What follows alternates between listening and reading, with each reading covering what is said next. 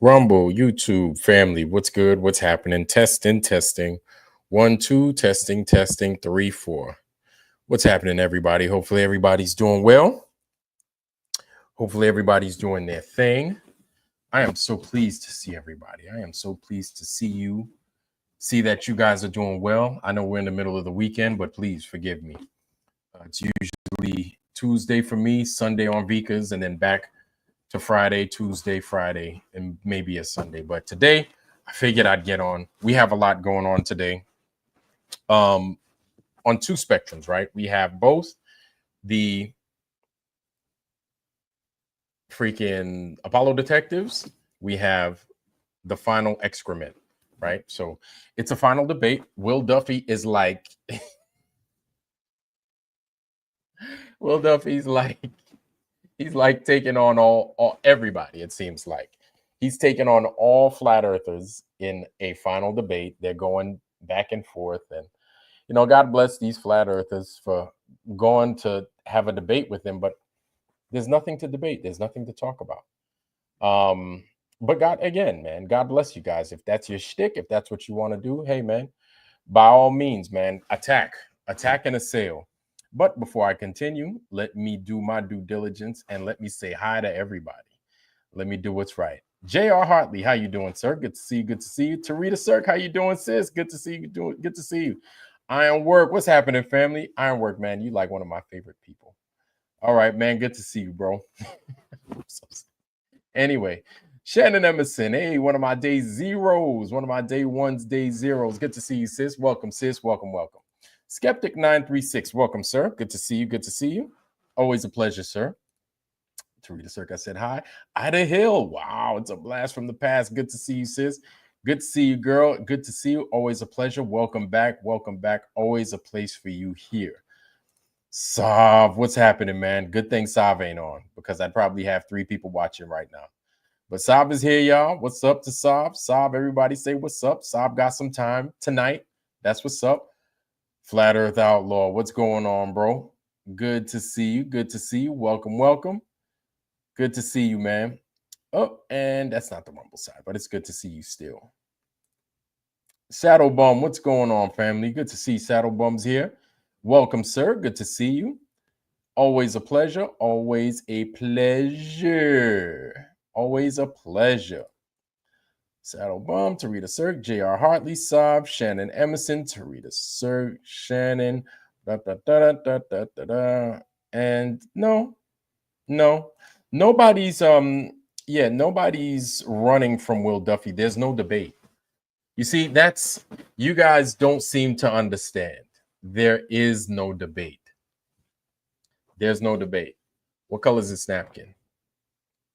This napkin appears to be white, right? That's because it is. We're not going to have a debate as to what color that napkin is. It's the same thing with this flat earth. Like, I'm not falling into y'all's trap. Here's the thing. The globe is irrelevant. You understand? The globe has now become irrelevant. So much so that you guys are fighting us. So much so. I was on the Apollo Detectives today, right? And if you look at the Apollo Detectives, you know, it may, you know what? I can better show you than I can talk about this stuff. So apparently, Dave McKeegan is having a little bit of a tiff with the guys on the Apollo Detectives, right? You know them, Gerald White, Marcus Allen, the guy Scott, another dude you never see his face, but you hear his voice all the time. Which, don't worry, I'll be doing them here shortly. You see these guys all the time. You hear about these guys all the time. But now Dave McKeegan is calling these dudes liars. How do you call the Apollo detectives liars? How is it that they're lying? That's my question. Where they lying at? It blows my mind. But let me see. What you got? Globe is the positive claim that requires proof as it goes against observable reality. Exactly. The reversal fallacy. Exactly. That's what it is. Yeah. They're going to tell you, well, you know, the maps are based off of a globe. It's like, oh my gosh, no. These maps are not based off of any globe. Listen, That's what's crazy. If anything was based off of a globe, we would operate this Earth as if it was based off of a globe. NASA wouldn't be saying we're doing this based off of a flat, non-rotating Earth. NASA would be saying, if everything was globe-based, we are basing this off of a curved, rotating Earth. Everything that they claim, they would be basing it off of a curved, rotate. You know what? Let's do an experiment. Let's do an experiment. Let's tell NASA that they're wrong. Let's tell NASA, we need to start telling NASA that they're wrong, that they're fucking up all their experiments by basing them off of a flat, non-rotating Earth. Instead, what NASA needs to be doing is basing everything off of a curved, rotating Earth. What do you say? Because it's curved and it's rotating, right? Why then would you fucking base anything off of a flat, non-rotating Earth if the Earth is curved and rotating? Then you need to be basing everything off of a curved, rotating Earth. I'm not flying shit. Let's get that straight. I'm not flying in a fucking thing if they start doing that. But no, we need to start correcting NASA. We need to start calling NASA, being like, hey, hello, NASA. Hello, Canada. Hello, NASA. Yeah, you guys. Yeah. So I was looking at some of y'all's documents, man. And you know how everything says curved or a flat, non-rotating Earth? Yes. I'm thinking that you need to correct it. Okay. Yes. No, it's already correct. No, it's not, because the Earth is curved and it's moving. Wait, it's curved and it's moving, but it's not when you do the experiments? That doesn't make any sense. So then it should be curved rotating Earth or curved moving Earth, correct? No. Hello. Just kidding. I didn't have NASA on the phone. But that's how the conversation should go, right? That's how we need to start approaching these things. It needs to be based off of a curved, rotating Earth. We need to start one-lining everything and putting in curved, rotating Earth. Why not? Because it's curved and rotating, right? Why not? What are we wasting our time for? Why are we sitting here fucking splitting hairs with these people? Let's make right everything that NASA has made wrong, starting with their documentation. How about that? Curved rotating. All in favor? The ayes have it. All against? The ayes have it, man. Curved rotating Earth, it is. Anyway, there's a reason why they don't say curved rotating Earth, because it's not curved and it's not rotating. That's why they say flat, non-rotating Earth, because they know that there are people out there that believe the bullshit that they're being fed, and they would try to operate whatever gets in the sky as if the Earth were curving. And listen, here's the thing. I'm not going to say that you're stupid for that. Well, I would, but I'm not. Okay, because it would be, for many people, it would be an honest mistake. You're only applying the things that you learned. So if you learn that it's curved and it's moving, then you would take into account that there's curvature and that curved Earth beneath you is moving at some degree. So then you would calculate in your mind, because you were paying attention in school, that, hey, you need to be moving yay fast at yay height, or you need to be moving in the opposite direction so it can meet up with you, so you can land somewhere, or at least close by to where you're at, or where you would originally want to land. So I wouldn't fault you if you crashed your plane because you thought the Earth was curved and it was moving. I wouldn't fault you for that. I'd say you're a little bit crazy and silly to believe such a thing. But there's a reason why they put that disclaimer in there. There's a reason why during your flight dynamic, right, they tell you the Earth is not curving and the Earth is not moving. No, that's like the first few bullets that they give you.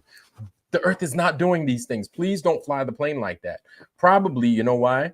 Because they had people fly the plane as if it were.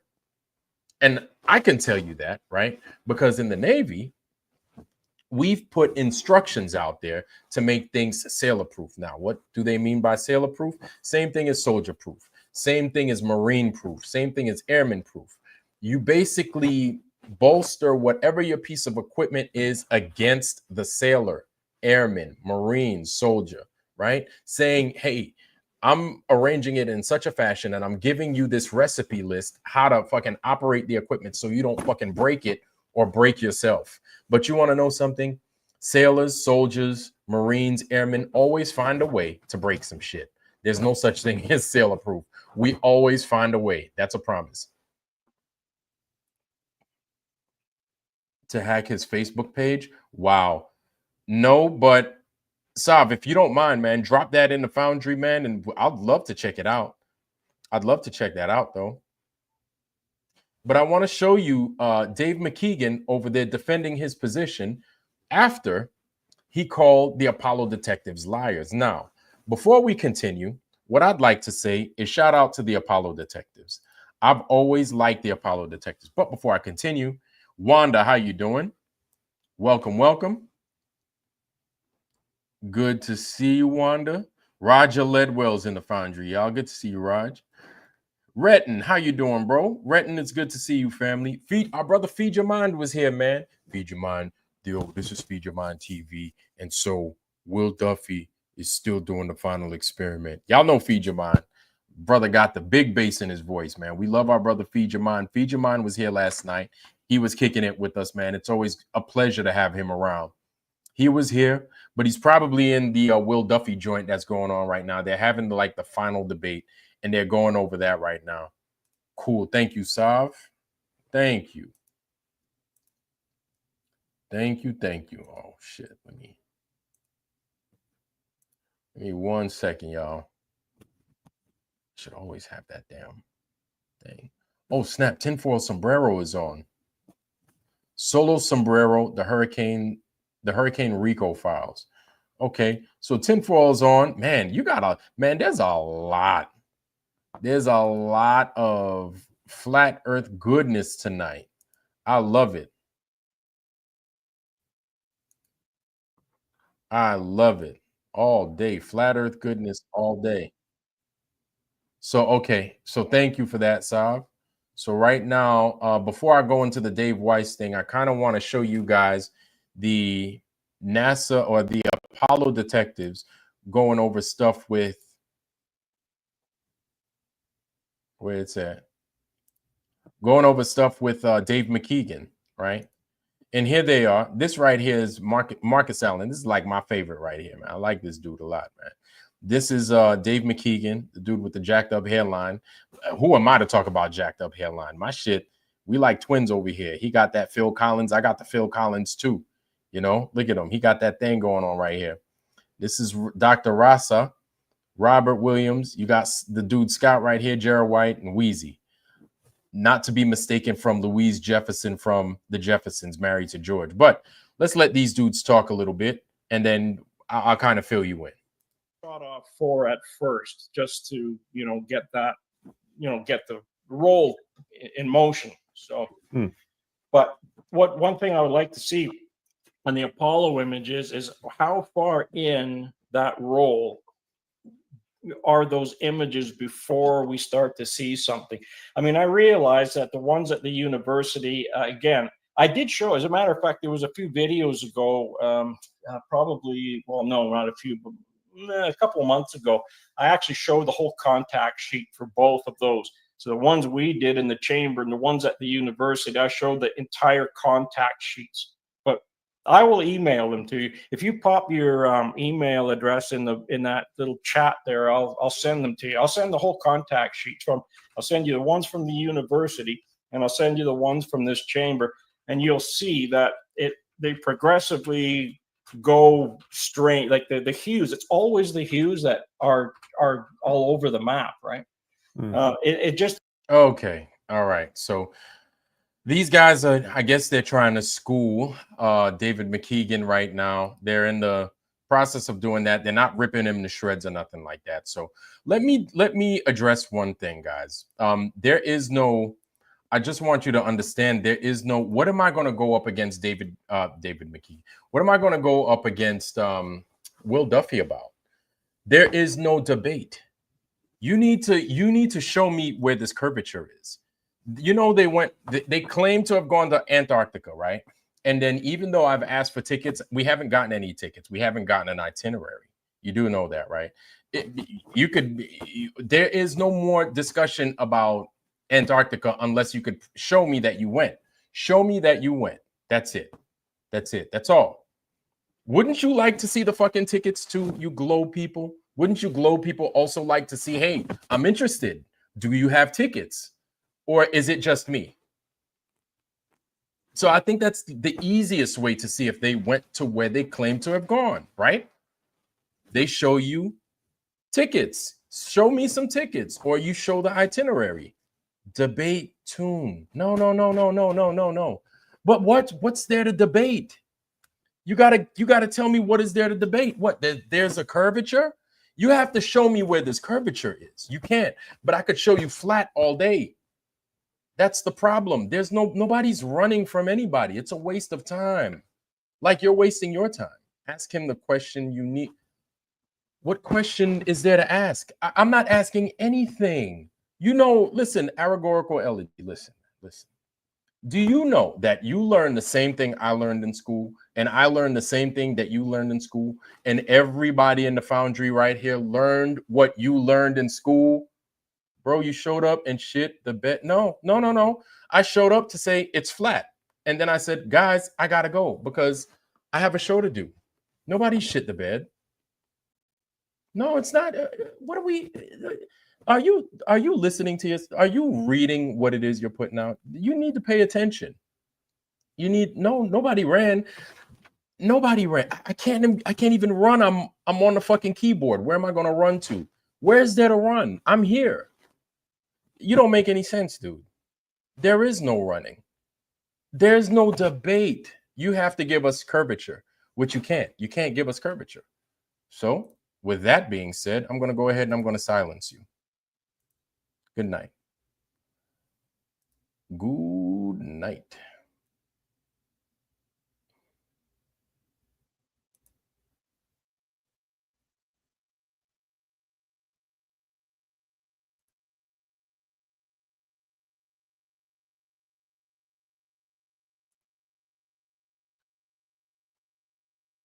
So you have to show us curvature. Really, that's all we want. We want this magical curvature you guys keep talking about.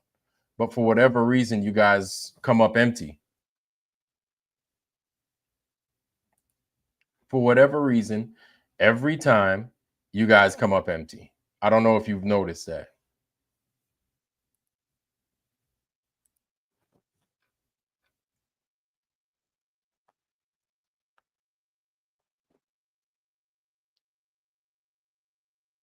There's nothing to gain. And here's the thing.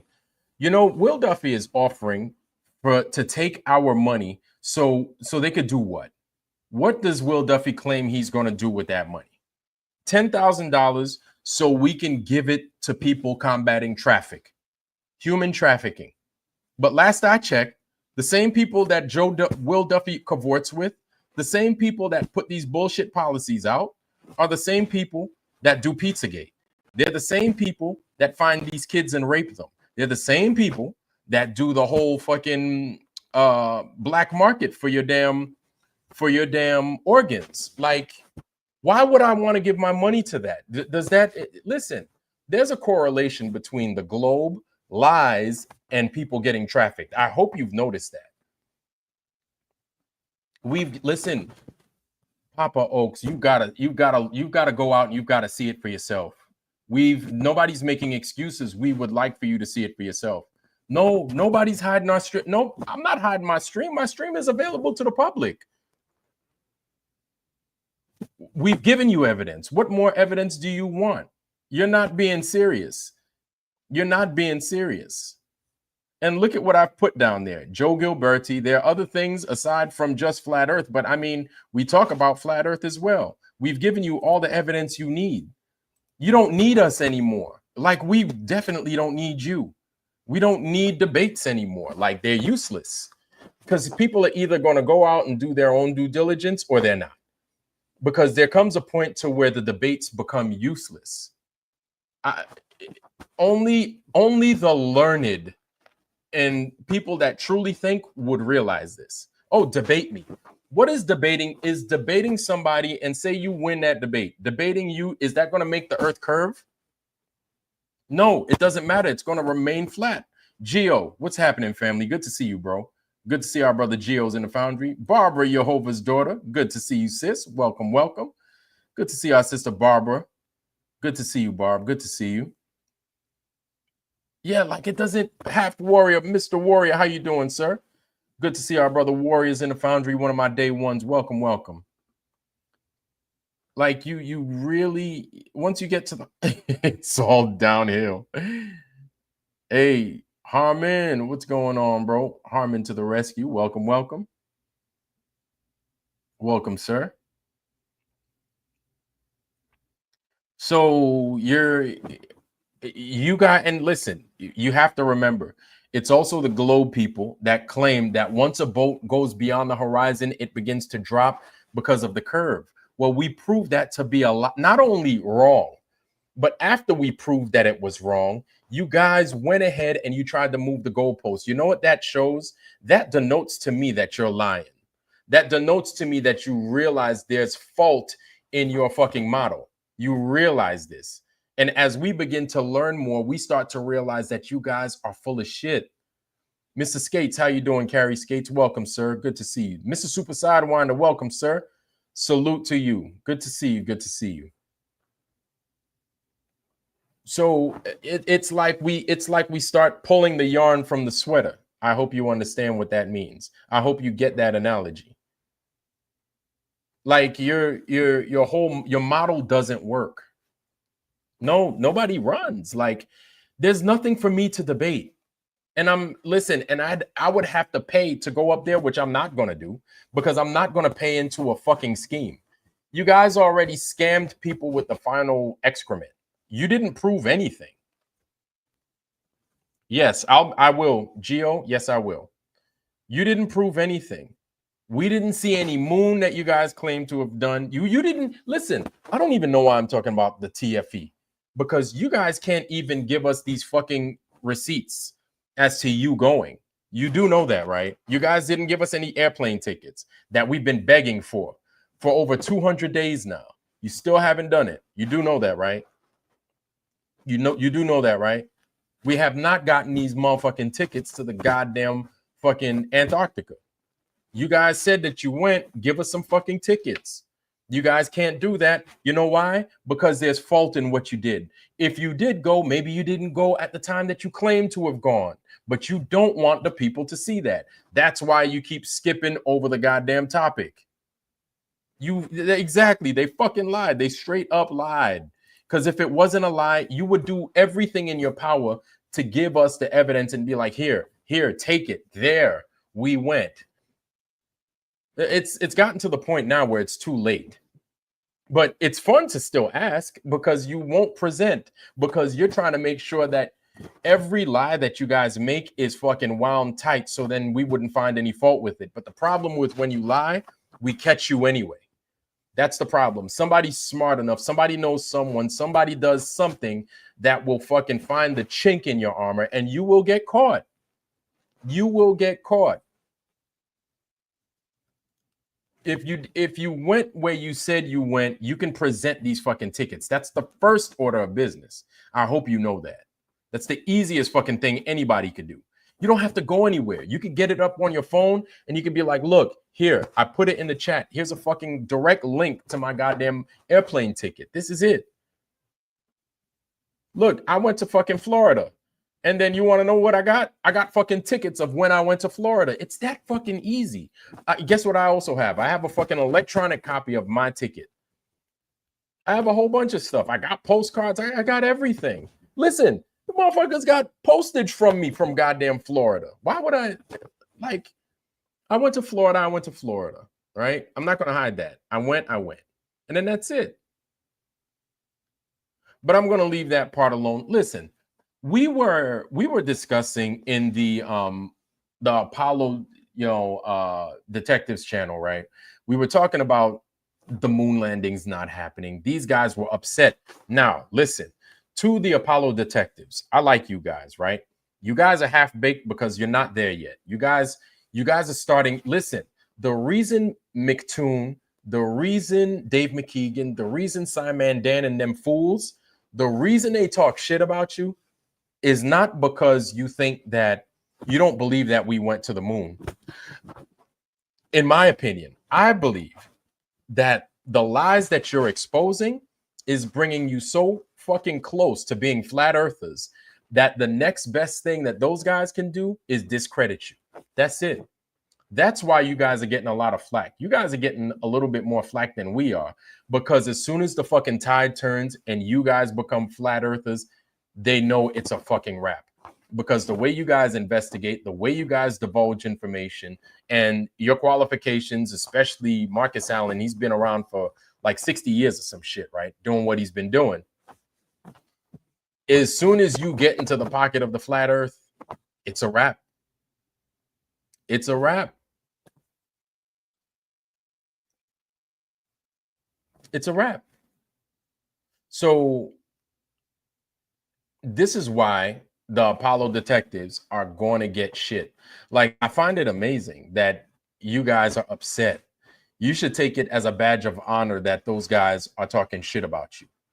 You should take it as a badge, because just like they say, man, the plane over the target catches the most flack, and you guys are getting a lot of shit from those guys. And it's because you guys are seeing something that they don't want you to expose to the rest of the public. And then at some point, you are going to get to where you are flat earthers. You may not want to admit it. This is why I was in your channel and I was like, guys, do the experiments. Guys, look into it yourself. Guys, take a look at it. You guys are plenty smart. You guys are plenty qualified. So yeah, right. Anything that, and you see, of course, I'm being called a Poe, whatever that is, Edgar Allan Poe. I'm being called a fake, but I'm as real as they come. We're real over here. We don't hide shit. We ain't got nothing to hide. We've got everything to prove as far as the earth being flat. Like, there's no fake over here. There's no fakery over here. We don't hide shit here. We keep it real here. Like, of course, they're gonna present my evidence. We go outside. Go outside. Present my evidence. Go outside. All you need to do is go outside. It's that simple. You don't need me to show you. You do know that, right? You can go outside. The same way we had to do it, you have to do it. It's simple. It's really that simple.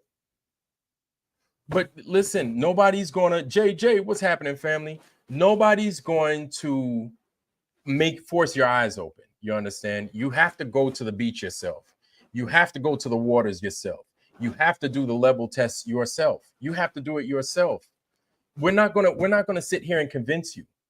Like, that's not gonna happen. You know, I had to do that myself. I got to do it myself. The only reason I'm a flat earther is because I got to see the evidence for myself. That's the only reason. Aside from that, I would be going by word of mouth of other people, and I don't think I'd be a flat earther that way until I got to see the evidence for myself. It's the only reason. I don't see people are going to come here and lie on me and say that I'm a fake flat earther. Why would you want to fake being a flat earther? Why would you want to do that to yourself? For what? What do you gain out of that? Please tell me. Somebody, please, in the next chapter. How you doing, family? Good to see you. Paul Hogston, what's going on, fam? Like, what do I stand to gain? What do I stand to gain? I get ridiculed. I get fired from my fucking job. What do I stand to gain? You know how many people ridicule me because I'm a flat earther? So why would I fake that? You think that shit is fun? For people to talk shit to you? Nobody likes it. It doesn't matter how right you are. Nobody fucking likes it. You think those Apollo detective dudes, you think they like that shit? They're fucking being honest with them, even though they may not be correct because they swear up and down the earth is a globe, but they're honest in their search. They're honest in their inquiry. The problem that they pose to them fools that I mentioned, McKeegan, Simon Dan, and everybody else, the problem that they pose is their proximity to the flat earth. That's the problem that they pose. That's why they're being ridiculed. That's why they're being called everything under the sun except for a child of God. This is why. You think them dudes like they so listen, these are old men, and I would figure that these men have tough skin. You think that they would come out and be like, why did they call me a liar? I'm not a liar. How dare you call me a liar? And then you have that other dude, Scott. Oh, yeah. And then that's when he called me a liar. And I don't understand. All we've done is look to see if the Apollo missions actually happened, but they didn't. And so Dave McKeegan gets on his high horse and he decides to call us all liars. And so you've got grown old men complaining. I thought they had tougher skin than that. You'd have no fun. Listen, no. It doesn't matter. This is the only reason that I made this channel is because of the flat earth. Absolutely. Why are you hating? That's why you fake it for a community. No, nobody's gonna fake it. Nobody wants to fake anything for a community. Really? Really? No, nobody wants to fake any community. Nobody wants to do that. No, you're crazy. You are crazy. Listen, I still have a small channel. I started out with the channel with like 3-4 people in here talking flat earth, doing videos, speaking the truth. Okay. We talk about other things than flat earth, man. You got a man down here that we talk about, Mr. Gilberti in the water.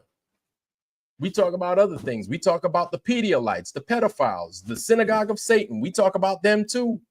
But it's all interrelated. It gets you the attention. No one wants to give you other. No. When I see something wrong, I talk on it. That's it. Nobody's looking for attention. Listen, guys in the Foundry, drop your channels in here. If everybody could do more, that's what I want to see.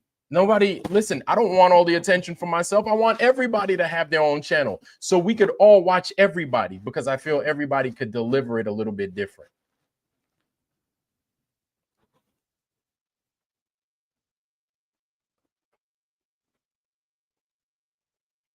Well, I mean, it doesn't make any sense. Why would I want just attention? I tell everybody, make your channel, because I want to watch everybody deliver the flat earth. That doesn't make any sense. So you see, I want my scalps. Like, you're being totally disingenuous, and you know that. You know you're being dishonest. There is nothing, listen, other than telling the truth, there is nothing to gain being a flat earther. Okay? It is not for the weak of stomach. It's not. There are so many people that quit their channels because it's too hard for them. I don't understand how you don't see that. Well, actually, here's my thing. I do feel that you see that this happens. People quit their channels when you make hit pieces on them. They get rattled. Some people don't like that. But, you know, people do hit pieces on me. It is what it is, because my thing is, you're going to have to prove me wrong. You have to prove my claims wrong. And like I said, we don't just talk about the flat earth. We talk about the synagogue of Satan. We talk about the truth in here. We don't lie on people. We don't lie about people. We don't do that. That's not what we do. And I would never want to do that. Yeah, I don't want to misrepresent somebody like that. And when I feel somebody might be off and then I don't agree with them, I bring them up here. I let them have their day in court before the rest of the team. I let them talk. I think it's only fair that I do that, right? Instead of me just sitting there talking bad about a person and then I don't give them an opportunity to speak their piece. No, especially if they're of this community. I want to give them a chance. I want to give them a chance. And then I'll let the Foundry decide. And see, here's the thing, man. When you deal in honesty, unbridled honesty, you don't have a problem fucking cutting people loose that you don't feel are being honest. That you know that they're not honest. You have no idea cutting them out your diet because it doesn't suit your purpose. It doesn't. So you know, with these globe folks that come in and they say I'm a fake flat earther, who wants to be, other than Jaren, because Jaren, he has his issues, whatever, Judas. What good is there in being a fake flat earther? Like, tell me. Like, what good do you? What good is there? You know how much you know how ladies don't want to talk to you. Nobody wants to. No girls want to talk to you if you're a fucking flat earther. Like, no girl does. Are you kidding me? Are you crazy? You're out of your mind. Like, people don't take you fucking serious if you're a fucking flat earther. And what I mean by people, I'm not talking about people in the foundry. I'm talking about the lay person, the extra lay person. So lays, they're wavy. Get it? Lays, potato chips, wavy. It's a dad joke. Hopefully you didn't miss it. But yes, they're so lay that they don't take you serious. Kids won't take you serious because they believe like everybody else. Listen, whatever setup that the globe has, it works, okay? Because it's so effective that even the kids think that their parents are silly. How can anyone prove you wrong when you just block anyone? No. When you come in here trolling, that's different. When you come in here and you start, all you want to do is start shit to make a hit piece. And then you see, and then you get blocked because you talk shit, you get blocked. You're not here for anything good. You're not here for anything good. Because if you were here for something good, then you wouldn't get blocked. You know what I'm saying? If you weren't here talking shit, you wouldn't get blocked. But here's the thing. We can't make you see the earth as being flat. I hope you realize that. We can't force you to see the flat earth. You have to go out and you have to see and experience it yourself. That's, you know what? Here's the thing that I realize. Globers don't understand flat earth because of how you receive the globe. You didn't receive the globe the way we received the flat earth. We received the globe the same way you received the globe. Listen, we were told what to believe. We were forced into what to believe. The flat earth, you didn't have to force us to believe that. You understand this? You bring me outside, you bring me to level water and everything else, and then you let me see for myself, and I'm honest with what I see. The earth is flat. And what I get, then the earth is flat. Based off of your math, the earth will be flat, will remain flat, will never change forever and ever. Amen. That's how it stays. But with the globe, you have to force that into my head. I have to swallow that. I have to accept it. I have to believe it. And in every waking moment of my life, that's how I have to proceed. That this place is moving, spinning, falling, and doing all this other bullshit that now we understand it never fucking happens. Oh, but as soon as you guys claim to have gone to Antarctica, now we've proven that the earth is a ball. How? With all that I've said, so you found this curve. The curve is actually down in Antarctica. That's what it is, y'all. The curve is in Antarctica. That's what they're trying to say. Yeah. They found the curve in Antarctica, which we know you didn't do. We know you didn't find no curve nowhere. You ain't finding no curve nowhere. You understand? Nowhere. And so you have to fake the final thing, the final experiment. No. After you guys did what y'all did, and I told you that there is no debate. There is no debate. There is no debate. Listen. You're coming to my channel. You don't have to be here. Matter of fact, you get kicked off my channel a lot. You do not have to be here. You can go somewhere else. You don't have to be here. Listen, everything is on video. Nobody's denying anything. You don't have to be here.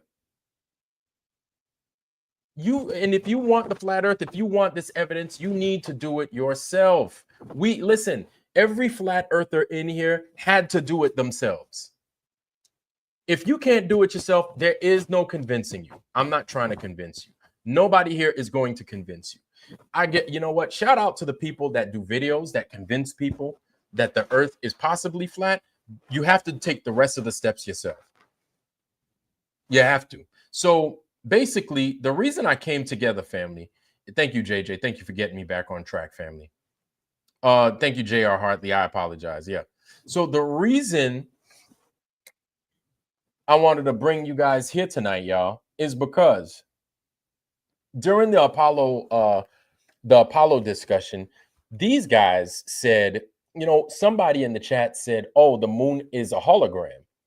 And then I said, hey, you know what? I don't know what the moon is.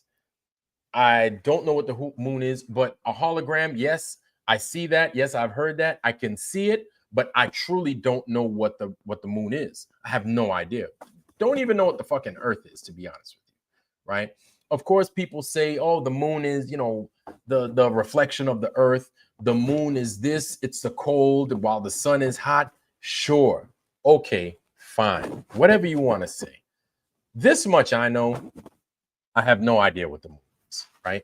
Now, of course, is the moon a fucking satellite in space that's opaque? Everything else? Yes, we know the story that we've been taught. I'm not talking about that.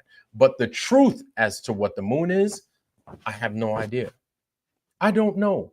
And neither do you, unless God is somewhere in here in the foundry right now. Nobody knows what the moon is. Nobody does. Like, I have no idea what the moon is. Carl, right? FE Nation, I know you're probably listening. And shout out to FE Nation. I know you're probably listening, but nobody knows what the moon is, man. And I don't know if it's transparent. I don't know if it's opaque. However, transparent, translucent, there is a good possibility. Guys, Foundry, listen, I'm not even going to say the rest. Why then would I say that the moon is possibly transparent? Why would I say that? Anybody in the Foundry, answer up, please. All your answers, go ahead. Why would I say that?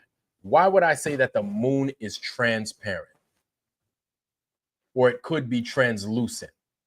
Or we've seen it to be translucent? Why would I make that comment?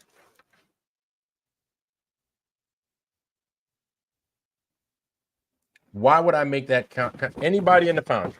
Why would I say that the moon is trans? Thank you, Mr. Bean. Eldon Bean, right on the money. Because you can see stars through it. You want to know all the shit that I got? You want to know the shit? But yes, you've seen stars through it. Listen. I didn't have to say anything. You guys said it. I said, yes, the moon is transparent because we've seen stars through it. Do you want to know what I was told?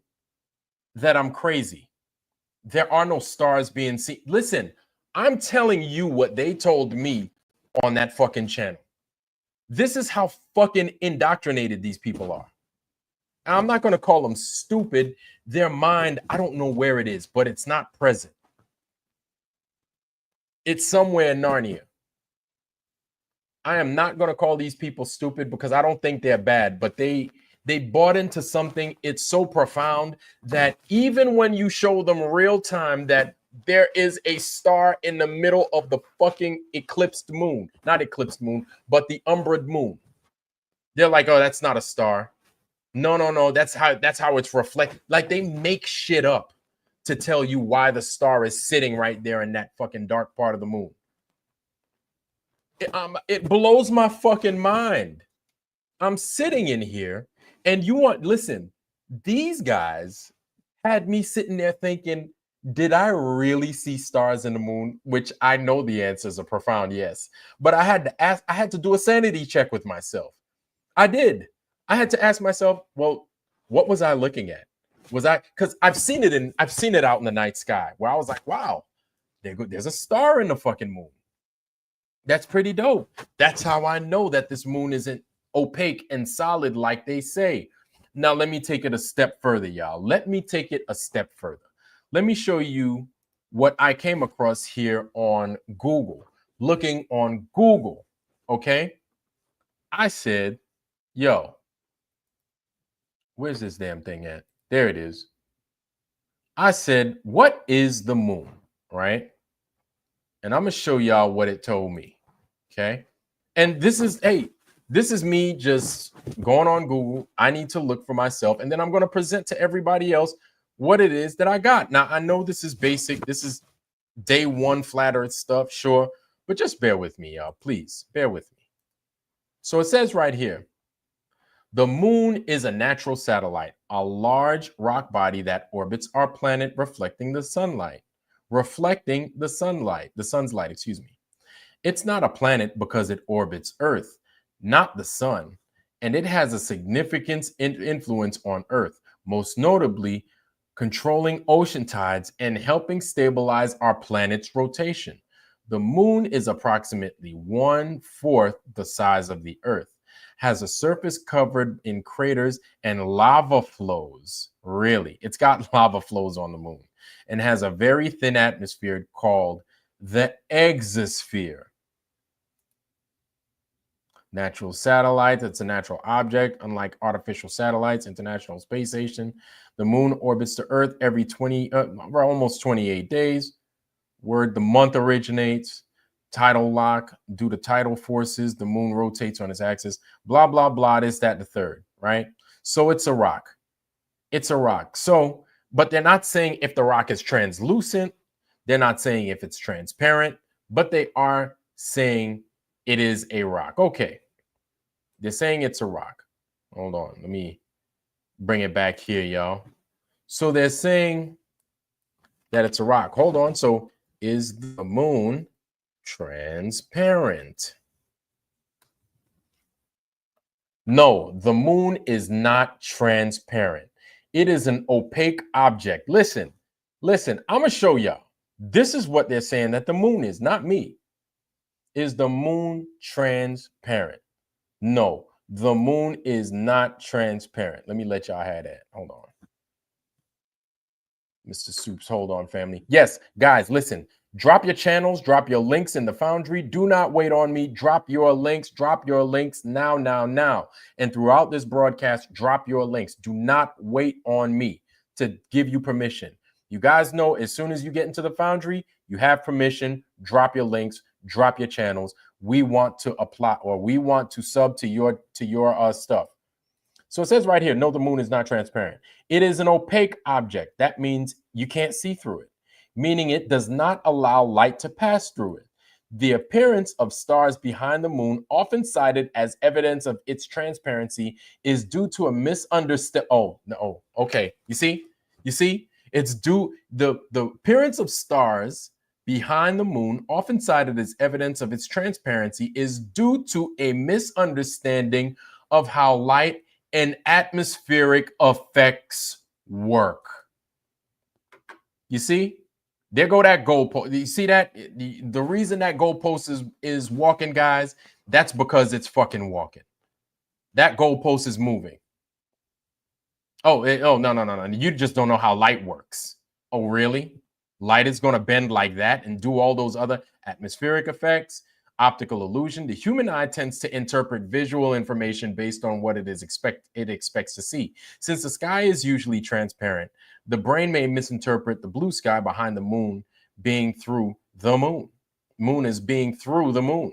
Misconceptions. Some people, particularly those who subscribe to flat earth theories, incorrectly believe the moon is transparent and the stars can be seen through it, seen shining through it. Physical properties. The moon is a solid celestial body that's not a translucent, light behavior. Light from stars cannot pass through the moon's surface. Then why the fuck do we see stars through the moon? When a star disappears behind the moon, it is because the moon has physically blocked the star's light, not because it has passed through the moon. Guys, we know this to not be true. Listen, this is what they're saying. We know this to not be true. Listen, I'm not claiming that I know what the moon is. I never did. Never said that I knew what the moon was. I have no idea what the moon is. I don't even know what this earth is. I have no idea what the sun is. I don't know. But I do know that we saw fucking stars through the fucking moon. We do know that shit. But this is what they're telling. This is what they're telling us. No, you didn't see that. That's not what you saw. Real time. Meanwhile, every once in a while, you'll see fucking stars through the moon. We're not making that shit up. Everybody fucking sees it. This isn't hearsay. Everybody fucking sees it. So what? Because I say that we see the star through the moon, I'm making it up? Exactly. Thank you, DeWitt. How you doing, family? Good to see you, man. Yeah, I'll take crazy all day. Because here's the thing, it's the crazy people like us that turn out to be right. And then it's shortly after that, you're going to hear people say, oh, well, you know, the earth's been flat the whole time. And it's like, yeah, you motherfucker. Now you're starting to parrot everything that we're fucking saying. To the rules, not a follower. A march to drums, others ignore. Exactly. The downbeat or the upbeat, whichever. Yeah, exactly. So that's what NASA's going to say. Those guys in the Apollo detectives were like, oh, oh dear. Those flat earthers, it claims NASA says that they're a cult. And I'm like, we're a cult? But NASA's the one that goes out and kills people like Gus Grissom. They're the ones that kill that dude with his whole fucking family because he had fucking secrets on a railroad tracks. These guys are the ones with the deep whole black budget. These guys are the ones that perform Operation Paperclip and the like, hiding fucking Nazis. Meanwhile, you got the synagogue of Satan on the fucking loose trying to chase down these Nazis. Now I'm looking at it. Now I'm thinking about it. Why were the synagogue of Satan, right? Why were they chasing down these? Why were they chasing down everybody but the Nazi scientists? That's what I don't understand. How is it that Werner von Braun was able to live out the rest of his fucking life into old manhood until he got cancer and died? How? How do all these fucking Nazi scientists live, but every other Nazi has to die? How does that work? How does that happen? But the synagogue of Satan is chasing Nazis, and then they leave those guys alone. It almost appears and listen, it just looks fishy. It sounds fishy. It doesn't do this right here. It does this right here.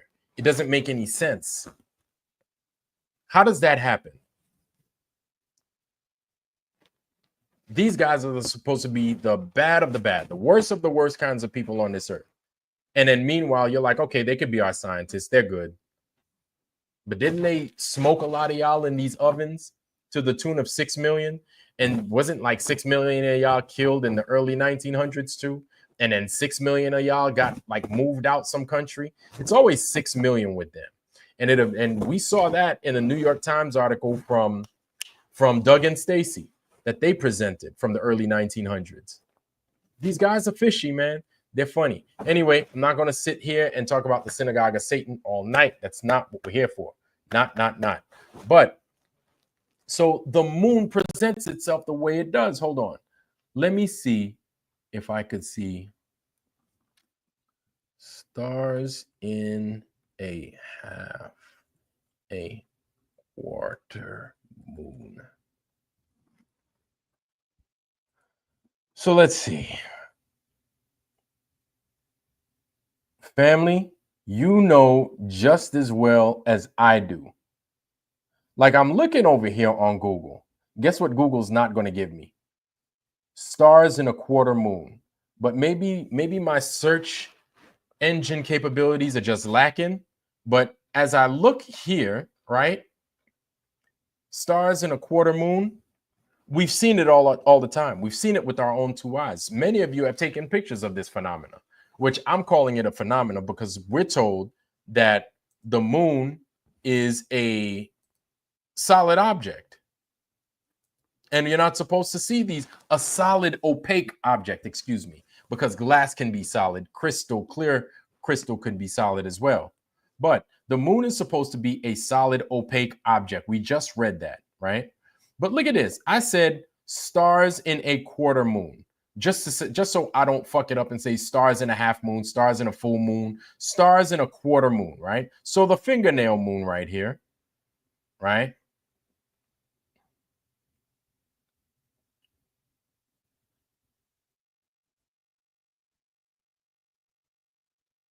So I think this one's waxing. Look at that.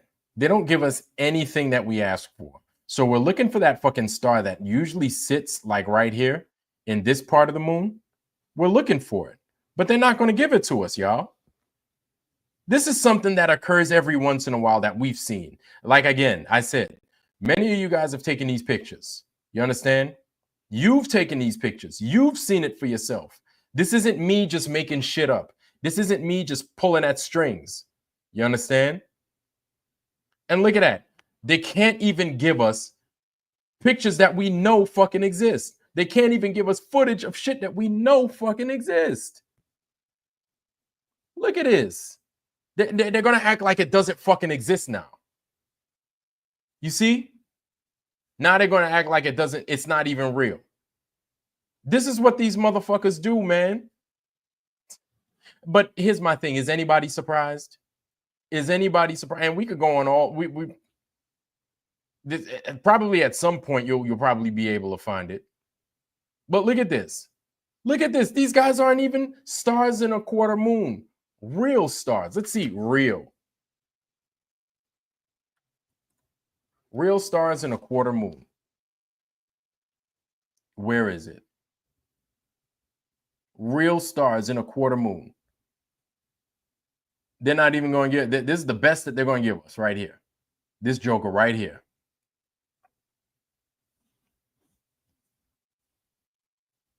That's the best that they could give us right now. But they're not going to give it. They're not going to give it to us. These people aren't fucking serious, man. They're not serious. They show their hand when they do shit like this. You know, I know, everybody and their mama knows that you could see these stars through a fucking fingernail moon. How? When this fingernail moon is supposed to be shadowed. How the hell then are you seeing stars through it? How's that even possible? Well, it's possible because the moon is not at all what we once thought it was. Doesn't have to do anything with the trick of light or anything else like that. This is these people pulling bullshit wool over your eyes. You see? And then this is them at it again. This is what I'm talking about. This is what I'm talking about. And this is something that's observable by everybody. Everybody could see this. This isn't something like, this isn't me just making some shit up. So now they're not even going to fucking show it on Google. But like I said, many of you are like, thank you. Yes. The fucking, what is it? The Turkish flag, the goddamn, the Pakistani flag. I think it's the Pakistani flag. Is it Pakistan? Green and white. And it's got a crescent moon on it. Or no, maybe not. I forgot. Right? All these different flags with the freaking crescent moon and the star in the middle of it. Like you see it with the star. Like we're going to be called silly, crazy, everything else, but you see it for yourselves. Why is there stars in that motherfucker? Why are there stars in there? How is it that stars appear in there if the moon is goddamn opaque? Now, if the moon's not opaque, or if the moon is not what we once thought it was, then that makes sense. Or it's not that it makes sense, but I could see that. Then it's like, all right, I understand. We don't know what it is. We don't know why that does that the way it does. Or maybe we do, based off of what we read from the scriptures, right? From the Bible, from all these other publications from way back in the day. They tell you what the moon isn't. It ain't no fucking rock floating in space, running around, you know, around the earth like that. No. Good grief. Nobody will ever land on the moon. It's plasma. 1958 scientist. I think that was a 1963 or 1962 scientist. Mr. Something Foster, his name was. I remember Logan's Run. I remember him. The Elks Lodge. I think so. It's funny because the Elks Lodgemen, they got that hat with the little tinsel, that little tassel on it. They got that little hat with the tassel on it. They look like little Turkish hats. The Elks Lodgemen. I used to do every year I'd go to the Elks Lodge back in the day when I lived in Whidbey Island. I would do Thanksgiving and I would freaking golly, what's that? I would get Thanksgiving and I would go to old folks' home and drop it off. Yeah, man, they used to have that and I volunteer. I used to love that shit, man, at the Elks Lodge. Which reminds me, Thanksgiving. If I do Thanksgiving this year, I'm probably going to do the same thing. Probably go to the VFW American Legion and just volunteer. But yeah, man, I used to do that every year at the Elks Lodge when I lived in Whidbey Island, Washington. Yeah. And I was in Whidbey Island twice, not just once, twice. Yeah, man. It doesn't like, look. So this is what I mean. For all you Globers out there, you guys are and have been so disingenuous. You know what we're trying to say. You know what we know, that what we don't know, right? We don't ever make claims to know exactly what the moon is. Some people may, some flat earthers may. Don't quote me on that, because some flat earthers actually make claim to know what the moon is, i.e. FE Nation. Shout out to you, bruh. I don't necessarily agree with you, but I hear you. You know what I'm saying? I'm not gonna raise smoke in your direction, but I'm just saying I don't agree with you thinking the moon is solid. I don't know what the moon is to think that it's solid, but I know what it ain't. If you've got stars appearing on it, it can't be all that solid. What the fuck? Are you kidding me? It can't be all that solid. Like these guys are trying to take us for a ride. But here we are living on the same world that we were the last 40 years, 50 years, however old you are. And you see it for yourself every once in a while. And again, I'm going to say it again. Some of y'all have taken the picture of the star in the sky. So recently, we just had this, right? A couple of months back when we had this lunar eclipse, I think one of those moments, stars appeared in the moon as well.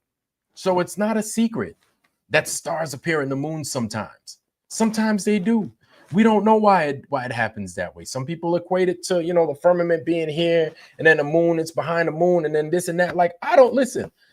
Once it gets to that point, I'm like, that's nice. That's cool that you think that. I'm going to err to, I have no idea. I'm going to be like, listen, what I do know is that the world is flat. That much. It just gives us more evidence that we don't know what the fuck is up in the sky. We have no idea. Right? It's always good to speculate. It's always good to try and figure it out. Like, yes, I don't mind trying to figure it out. I don't know what is up there. But but you want to know something that makes me happy about it? It strengthens our resolve. It just makes our foundation that much stronger. Logan's Run. Oh, wow. Plasmic at Logan's Run, Dr. Plasmic Moon, Logan's Run. I'm going to check that out. You guys want to watch some Logan's Run? Let me see what that's all about, Skeptic.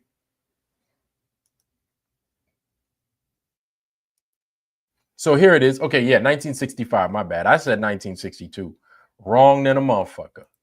So what I'm going to do, y'all, we're going to go ahead. We're going to play that. Thank you, DeWitt. Appreciate you. Appreciate you, Harmless. Thank you, sir. Skeptic 936. Welcome, sir. Schneider's in the Foundry.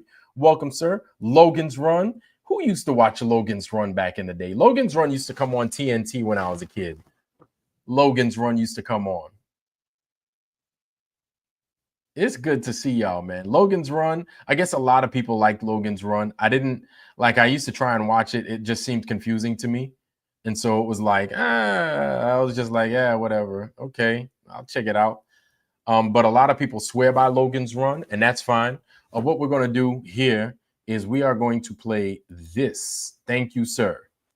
1965 scientist, right? Here we go. Professor Foster. Here he is. Check it out, y'all, just in case y'all don't know.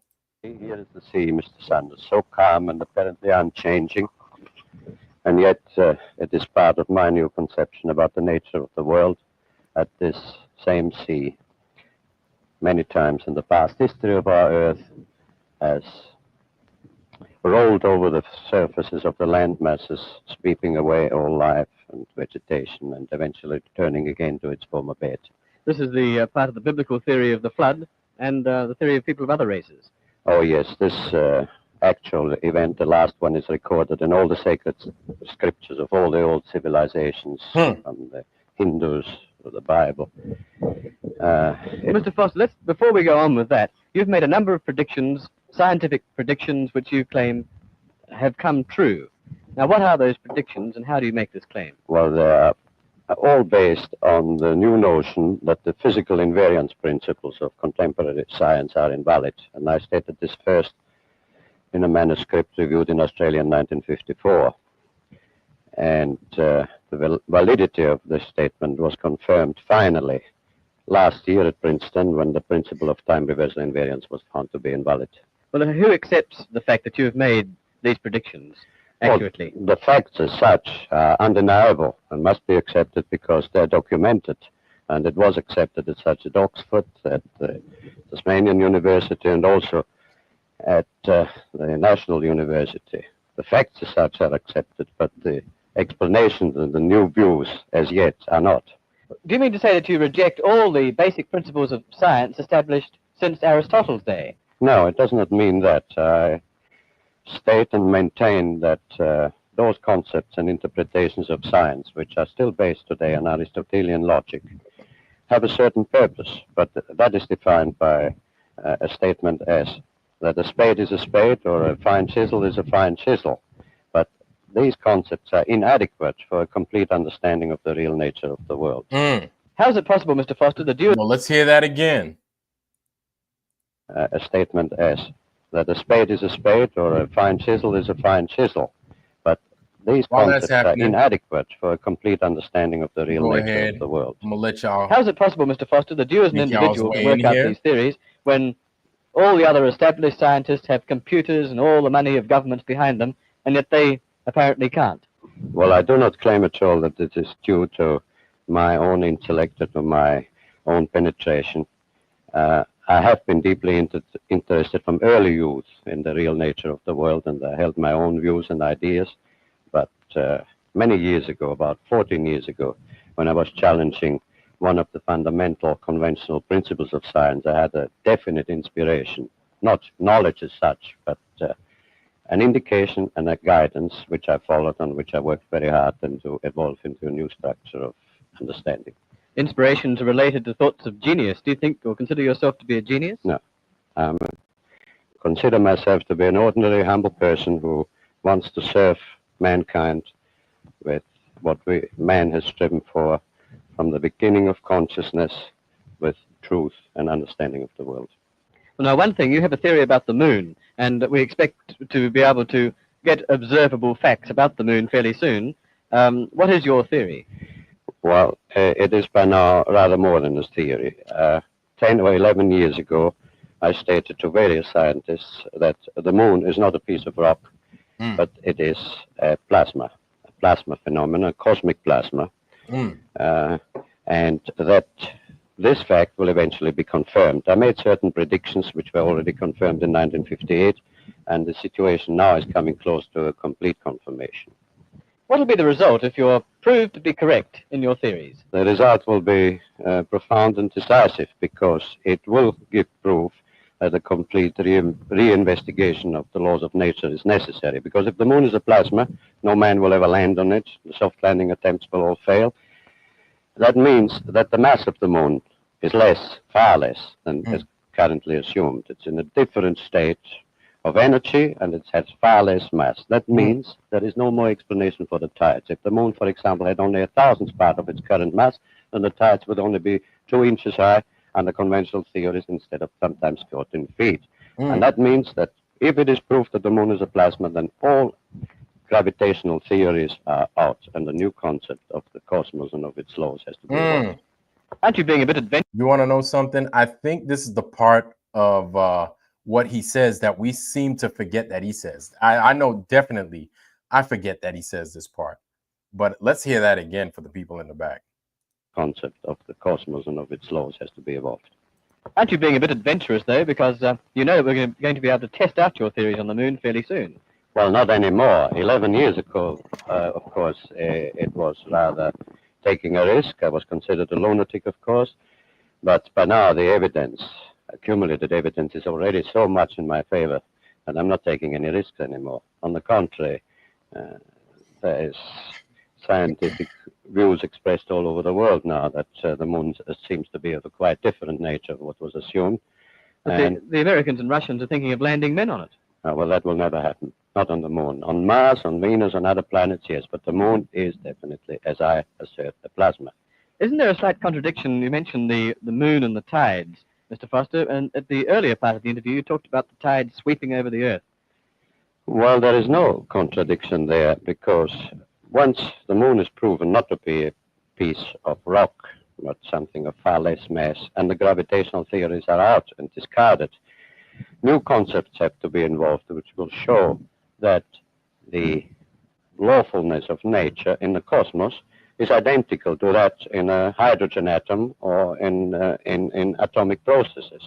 And when this is understood and worked out in full, it will be found that the physical processes of the Earth are quite different in geophysics of what is at present assumed, and that lawfully in certain periods, mostly during the ice ages, which occur every 200 million years, and there is a reason for that, the axis of the Earth suddenly tilts over. And when this happens, then you get the floods of the Bible, which were recorded before. The tides, the ordinary everyday tides have an explanation, even if the moon had almost no mass at all, because they are field effects. They're induced by cosmic pressures which exist in the field of our solar system. What's the benefit to mankind in your theories? Well, the first one, and the most important I would briefly put down is this. I think it is a new conception about the nature of the cosmic world and about the nature and the veracity of consciousness, conscience, of morality. At present, we have a glaring contradiction in the assertions of fundamental science. Scientists assert that they are completely uninhibited in their pursuit of truth, that they're completely uninhibited in their pronouncements, and that they produce for mankind, out of their knowledge or understanding, means which man can use according to his moral nature. So if the scientist produces a television set or a jet car, jet motor car, or a hydrogen bomb, it is up to the common man then to use it in a manner which he finds according to his human nature. Yet, the very same processes of dialectics of science also declare that morality, concept of man's moral nature, is an illusion, that it is merely behaviorism or something due to conditioned reflexes or to herd instinct. And this, of course, is a contradiction which must be resolved and must go out. And it will be found as a consequence. So, I agree with you on that. Yes. It's tough, man. Like, you have to kind of like them dudes used to say, man, you got to eat what you can, spit out the bones, right? So these dudes are going to sit down and they're going to talk about how the moon is not solid and everything else. And then they're going to associate the not solid moon. I don't know how they do that. But here's the thing, man. They find a way to include a not solid moon, possibly projected moon, I don't know, into some kind of space, and then call the place space as space, and those other things in the sky, those stars in the skies, is still as places. That's what blows my mind too. That blows my mind too. Trust me, it blows my mind. Hold on. It throws me off just as much. Like, I'm sitting here like, wait, so you know that this thing is, you're claiming that it's a gas, that it's a plasma, that it's got less mass than A, B, and C, based off of your theory. Cool, we hear you. But you still think those other things exist as they claim to be? That throws me off too. That's a really good point, Skeptic 936. And like, I'm like, yeah, you know what? We'll let this dude live. Well, he's probably dead now. Funny I say that, right? But we'll let this dude go, because it's, my thing is, at least he sees through the bullshit. At least he sees through the bullshit. Hold on. Right?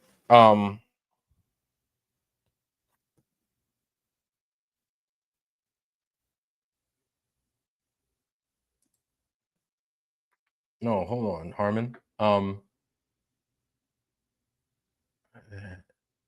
Has been terminated. No.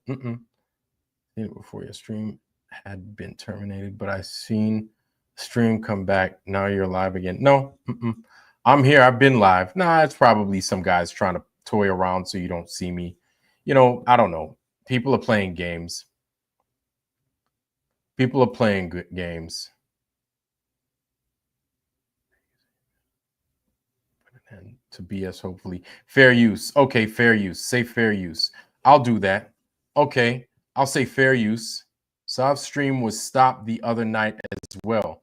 Tells me there's snakes in the grass lurking. Huh. Okay. Well, happened to me a couple of times. Come back.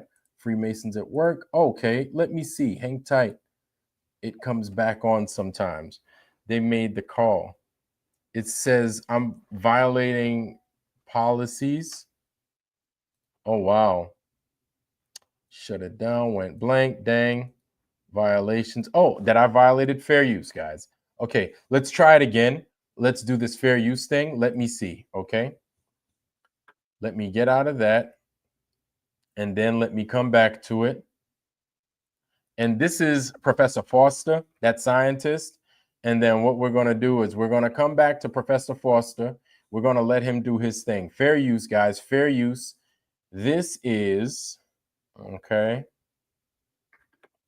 history. This right here is, 1965. This is from the ABC News out of Australia. This is 1965. Scientists claim the moon is plasma. Uncut. This is the uncut version. So what I'm going to do, fam, is I'm going to grab this, right? And I'm going to give you, which usually I do. I'm going to give that to y'all here in the Foundry. Boom. There it is. I'm going to give that to y'all so you guys could watch it as well. Yeah. Fair use, fair use, fair use, fair use. How many more times should I say it? I'll say it again. I'll say it more times. Fair use, guys. Can you guys see me? Can you guys see me? Am I here? Can you guys see me still or no? Hopefully you guys can. Hopefully you guys can see me. Can y'all see me? Hold on. Can y'all see me? Can y'all see me? Because I'm here. I'm still here. Okay, so you guys could see me. We saw most of the first time. Okay. Okay. So fair use, fair use. I'm going to go ahead and I'm going to put this thing in there. 1965 scientists. This is from ABC out of Australia. ABC News Australia. Check it out, y'all. You see here, can y'all see that? Fair use, so fair calm use. And apparently unchanging.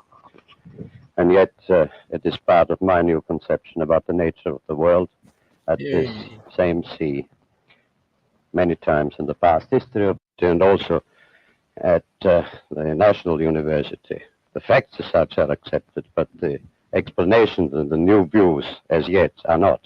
Do you mean to say that you reject all the basic principles of science established since Aristotle's day? No, it does not mean that. I state and maintain that those concepts and interpretations of science, which are still based today on Aristotelian logic, have a certain purpose. Yeah. But that is defined by a statement as that a spade is a spade or a fine chisel is a fine chisel. But these concepts are inadequate for a complete understanding of the real nature of the world. How is it possible, Mr. Foster, that you as an individual can work out these theories when all the other established scientists have computers and all the money of governments behind them, and yet they apparently can't? Well, I do not claim at all that it is due to my own intellect or to my own penetration. I have been deeply interested from early youth in the real nature of the world, and I held my own views and ideas. But many years ago, about 14 years ago, when I was challenging one of the fundamental conventional principles of science, I had a definite inspiration, not knowledge as such, but an indication and a guidance which I followed and which I worked very hard and to evolve into a new structure of understanding. Inspirations are related to thoughts of genius. Do you think or consider yourself to be a genius? No. I consider myself to be an ordinary, humble person who wants to serve mankind with what man has striven for from the beginning of consciousness, with truth and understanding of the world. Well, now, one thing, you have a theory about the moon, and we expect to be able to get observable facts about the moon fairly soon. What is your theory? Well, it is by now rather more than a theory. 10 or 11 years ago, I stated to various scientists that the moon is not a piece of rock, but it is a plasma phenomenon, cosmic plasma, and that this fact will eventually be confirmed. I made certain predictions which were already confirmed in 1958, and the situation now is coming close to a complete confirmation. What will be the result if you're proved to be correct in your theories? The result will be profound and decisive, because it will give proof that a complete reinvestigation of the laws of nature is necessary. Because if the moon is a plasma, no man will ever land on it. The soft landing attempts will all fail. It is.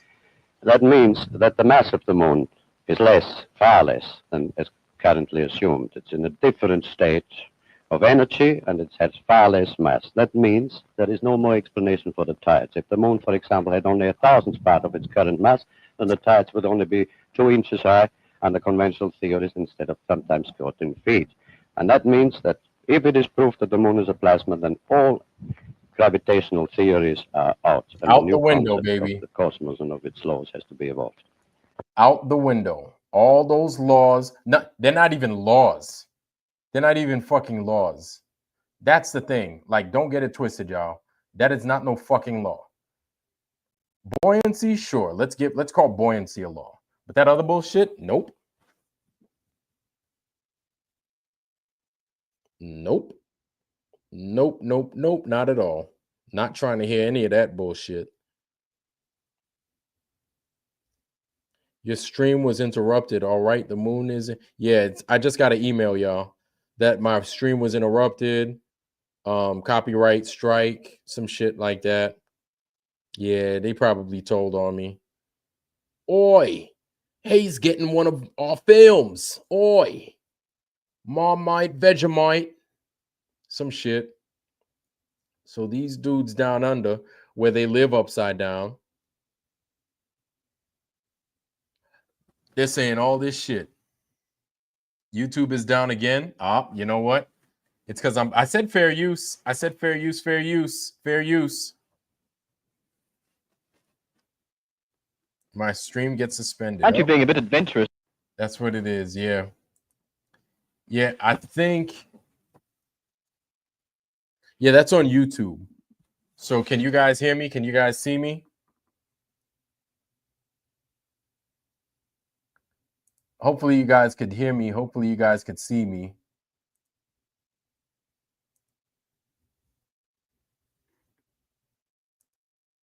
Here we go. All right, how about now? You guys got me? Can you guys hear me? Can you guys see me? All right, cool. Perfect. Now, here is David Weiss. This is David Weiss. So you guys, listen, I sent you that. That was Dr. Foster, okay? I sent that to the Foundry. You guys have it now, so you guys get to watch it, all right? This is David Weiss. Hopefully we can watch David Weiss knock off this damn hacker guy and see what this is all about. This is pretty interesting. This is pretty interesting. So let's roll over to the David Weiss side of things. Share screen. Hacker spills the beans on who hired him. Check this out. Let's listen. Try to scam me to hijack my Facebook page. They said I'm going to be on the Amy Poehler show, and they want to do a setup call with me. So I'm recording it. I've created a fake Facebook page that I'm going to let them hijack just to see how they do it. Holy shit, David Weiss has a hydrogen machine. I have one of these, but it's in blue. Pretty cool. He's got a globe as well. So, guys, just because you have a globe doesn't make you a glober. But I have a couple of them in my house, so... Hello, can you hear me? I can. Hi, how are you doing today? I'm good. I'm very excited to be on the Amy Poehler show. So, we are excited too. Yeah, this is David Jason here, manager of Miss Amy Poehler. Really glad to get in touch with you. And, you know, we are also very excited to have you join us. And, you know, I'm here to, like, you know, just to make sure about our upcoming podcast. and just want to make sure we're everything. JJ, I was not. I was thinking that same thing, JJ. I was like, yo, man, what if this shit is fake, man? Then I was like, you know what? Before I even say all that, let's go ahead and let's watch it. I don't want to say he's making it up or he's lying. Yet we want to watch it. We want to give him a chance. JJ, trust me, man. I thought the same thing. I ain't even gonna lie, bro. I ain't gonna lie. But okay, let's let him do his thing. This is pretty interesting still. It's good to go for our upcoming session, so that we don't face any kind of last minute challenges or stuff like that, right? Do you know how she came across the flat Earth information? Yeah, like our team, continuously researching about content creators around the world, and we just find your content on the Instagram and on both Facebook. So our team reach out to us and suggest kind of a great idea if we you and Amy can discuss about things we discussed earlier on email. So we are every day we are researching about content creators and creators around the world.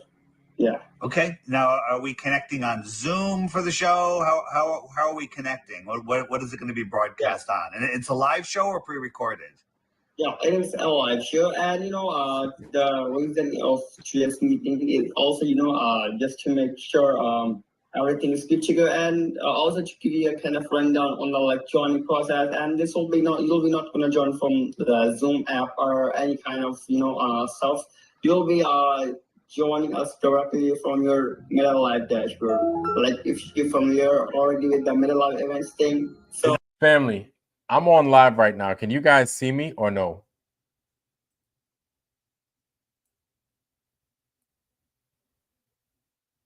Hold on.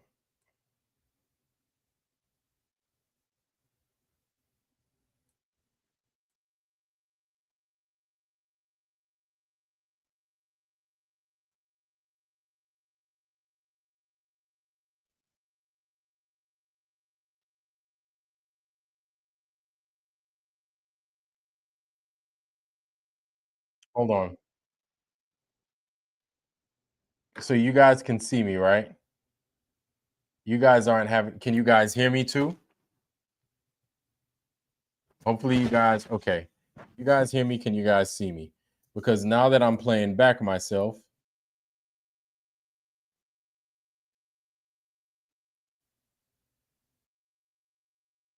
Okay, good. Okay. Let me let this thing play. My bad. I think it's easier for you. It's a straightforward process. Is that on Facebook? Yeah, on both. It's kind of a meta stream. Okay. So it'll be on Facebook. Yeah. Okay. So what do I gotta do? So before we move forward regard to technical logistics, so I just want to make sure about a few things here. So let me pull up this calendar real quick for you. Just give me a moment.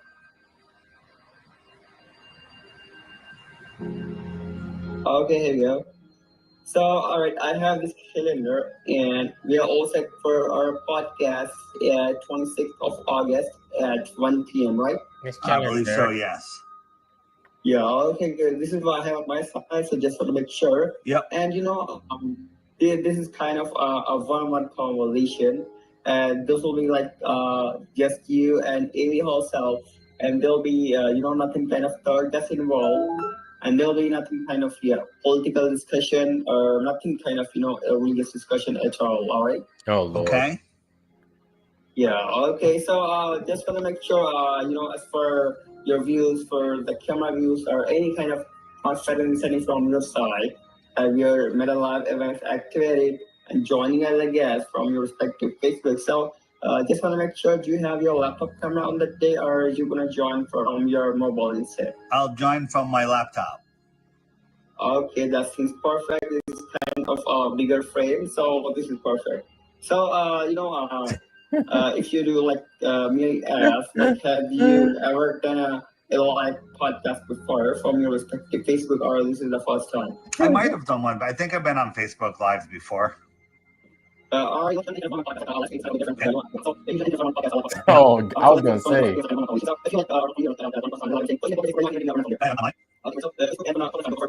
Professional dashboard. On the left menu, group update. Download. Hi. Individuals. This group. This is an out. This is admin assist, requests, and posts. This is on my growth engagement and group effort participants. On my page, on my group, and my profile. Download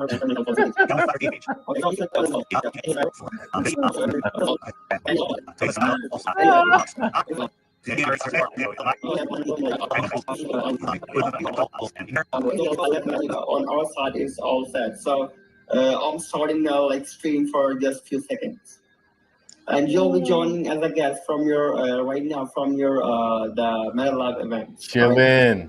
I started the last stream on my side. Would you mind joining the guest again? Click on join the guest. And what happens when I join as a guest? At what point? At what point do you try to hijack my page? I'm sorry. Yeah, I said, at what point do you try to hijack my page? I'm so sorry. I don't understand. Like, do you know what the word hijack means? Hijack. Yeah, but why should I hijack your page? What should what will I do with your page? You have nothing to do with Amy Poehler. This is a scam. You guys try this all the time. I'm friends with Amy. Okay. So if you're a friend with Amy, can you hope Amy on the Zoom call so we can discuss this thing with Amy? No, you're not. You don't have anything to do with her. What is the plan? Like, did you just say, hey, he's got a lot of listeners, or did somebody put you up to this? You're lying. Amy is not. I don't care. It doesn't matter. Do you just decide to go after people with over 100,000, or did somebody put you up to this? Like, is there a reward to hijack my page? Just tell me. You can tell me. You're misunderstood. No, I'm not misunderstood. You guys have tried this again and again and again. You tried it with Katie Couric. You tried it with it's the same thing. You guys need a new script. You need a new script. I have your IP address. Listen, we're tracking you right now. Tell me. Listen, I'm not, it's not me. I got other people on the back end. So tell me my address. Well, I don't have to tell you anything. Okay. All right. Tell me my address. Let's see. Yeah. So I'm just curious. Are you going to tell me what your plan was, or are you just going to pretend that you work for Amy Poehler? Which one is it? Do you have my address? How is your life? Is your life okay? Are you all right? No, my life is not okay. It's not okay. Are you in India? Where are you? I don't know, but Pakistan? I think so. Did you say you have my address? I don't care about your address. I'm just saying I'm concerned about you. Like, this is what you do for a living? How do you sleep at night? I'm kind of broke, so I understand you're kind of, but what do you get paid for this? I'm curious, because maybe we can find another way to make you money, like an honest way. Like, what do you get paid for hijacking my page? Really? Yeah. Like, I hire people. You can find me a real job. Like, okay, I'll do a real job, and like, are you seriously? Yeah, I'm asking you some questions. Let's see if you could be honest. What do you get paid for hijacking my page? I think we can discuss this thing later, not on a Zoom call. I think that you're recording this. I am recording this. Of course I am. I'm actually streaming this live. I'm streaming this live. So why don't you tell me what you get paid? And is it just any page, or were you directed to my page? I think so. No, this is none of your business. Okay, well, so here's the thing. If you expect anybody to help you, you have to start off with honesty. You're not an honest person. You're doing a dishonorable job. I don't know how you sleep at night. Your life is horrible, in your own words, because of the things that you do. You create your own reality, right? Doing this is not going to make your life better. Not at all, right? All right. So what should I do? Well, you should not scam people. You should, So you could reach out to some people and ask if they have any work you can do, any digital work. What are your skills? I don't know your skills. You're a scammer. That's all I know about you. Well, why don't you put a little resume together, something short and sweet, and reach out to some people and say, hey, I'll do this for you for free for the first week. And if you like it, you can start paying me. This thing I understand. Fiverr, on Upwork, on many platforms. Yeah, you know? There are a lot of folks on Fiverr, man, looking for good work. There's some actual talent on Fiverr, like no joke. Let's let these guys rock. Understand, but doing this isn't going to make your life better. So I'm sorry you're having such a hard time. But would you mind telling me what you get paid for doing this? Like, I don't know what you would get out of it by hijacking my page personally. So did somebody put you up to it? Did somebody say hijack his page and we'll pay you? What is it? The people behind me, honestly, people behind me is your people. Your America's people. Yeah, so there's American people that. Oh, I see you. Dude ends up saying that McToon hired him to do these things or something like that. I learned it from you. I learned it from watching McToon. Talk to your kids about falling for the bullshit from McToon before it's too late. Sponsored by the Church of Jesus Christ and Latter-day Saints. Don't like me that said, hey, hijack this page and we'll pay you X amount of money. Is that correct? Exactly. Right. Exactly. How about this? Do you have PayPal? No, I don't have PayPal. Do you have crypto? Crypto. I have crypto. How about I'll send you $50 in crypto if you give me the name of the person that put you up to this? How can I believe you? Well, you don't have to. I'll give you my word. How's that? I don't believe you. Well, so you don't believe me, but you're the scammer, right? I made you an offer. I'm not a scammer. I don't like this word. I don't like this. Well, word. you are. You're a scammer. You were trying to hijack my page. I don't you like won't even admit it. You won't even. Well, don't hate yourself. That's the thing. Don't hate yourself. You should hate yourself doing this. Stop doing this, and then you don't have to hate yourself. You don't hate yourself. Wow. I'll send you $50. You give me the name. You give me the name. You give me your crypto address. You could take USDT. Is that all right? Or USDC or Ethereum? Yeah. How about Ethereum? Yeah, Ethereum is right. Solana is right. Yeah. I don't have any Solana. I'll send you $50 in Ethereum if you give me the name, the information on the person that put you up to this. So if the thing is here, if I'll give you the name and the address and all about the shit about the person, so the person will kill me. Have you ever met this person? Yeah, sometime. You have in person?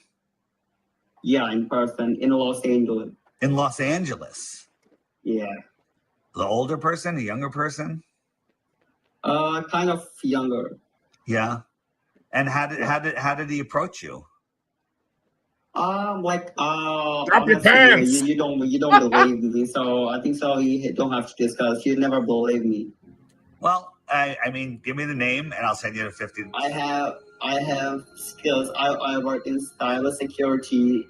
All right, like in the past, I work in cybersecurity on dark web. Yeah, and from there, they approached me via the dark web, and we connected from there. Kind of. Big Pine. Can I take a guess at the name? Is it Ryan Scott Krueger? No. Is it Michael Toon? No. There's a little pause there. Is it Michael McToon? How do you know all these names? Right. Is that who it was, Michael McToon? Because if that's who it is, you don't have to worry about him killing you because he's a pussy. Damn. How do you know all? How do you know these names? How do you know? Because I know who's after me. All right. So you know all of these persons, and so who else put you up to this? I think so. These are the main characters. So Michael McToon is the main one, and that's the only one you met with? Yeah. Can I ask, how do you know these persons? How do you know? These are so private persons. So how do you know? Go to the website McToon, MCTOON.gay. All right? And there's all the information on who Michael McToon is. I'm serious about the website, by the way. It's not my website, mctoon.gay. Just check it out. It's all the information on Michael McToon. It's a funny name. Whoever. You know what would be funny is if he sent him to that website and it was like a phishing scheme and he reverse fished him. Oh my Lord, that would just be one for the ages. Ay. That would just be hilarious.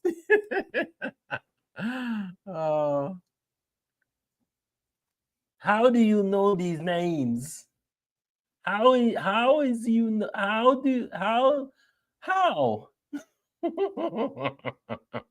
It's hysterical, but it's all it's all the information on it. McToon.gay.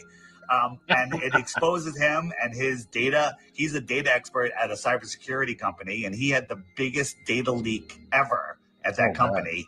God. All his fault, So, the guy does work for probably bigger people that may not be happy with you telling me. But guess what? You didn't really tell me. So, unfortunately, you blew it. All right. So, all right. Well, listen, I would, choose your thoughts carefully, choose what you do carefully, and maybe you will one day you'll like yourself. Right now, I understand why you don't. All right, so I'll think about it and I'll touch you on email. Well, you can try, but you need to start by being honest. So you need to give me something. All right. Good luck. Okay. Good luck. Good luck. Bye-bye. Goodbye. Have a nice day. Have a nice day. I tried to scam your ass. Have a nice day. These people got some nerve. If this is true, but you guys bring up a good point, man. Y'all ain't let that motherfucker live nothing down, boy. They be like, yeah, he bullshitting. He trying to sell pillows. He trying to sell CDs out the back of his car. That's all he's trying to do. He ain't about shit. He lying. Like, God damn. Good scammer would never give in that easy. He claimed to be worried about being killed. Yeah, right. By baboon. Still caved. Oh, man. One scammer at a time.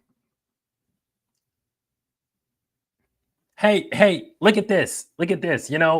I used to be a scammer too. All right. And okay. It's like, let me stop. An ace is an ace and a spade is a spade. Exactly. Well, yeah, like it's funny that you say that because it's almost like so McToon is a hitman. So yeah.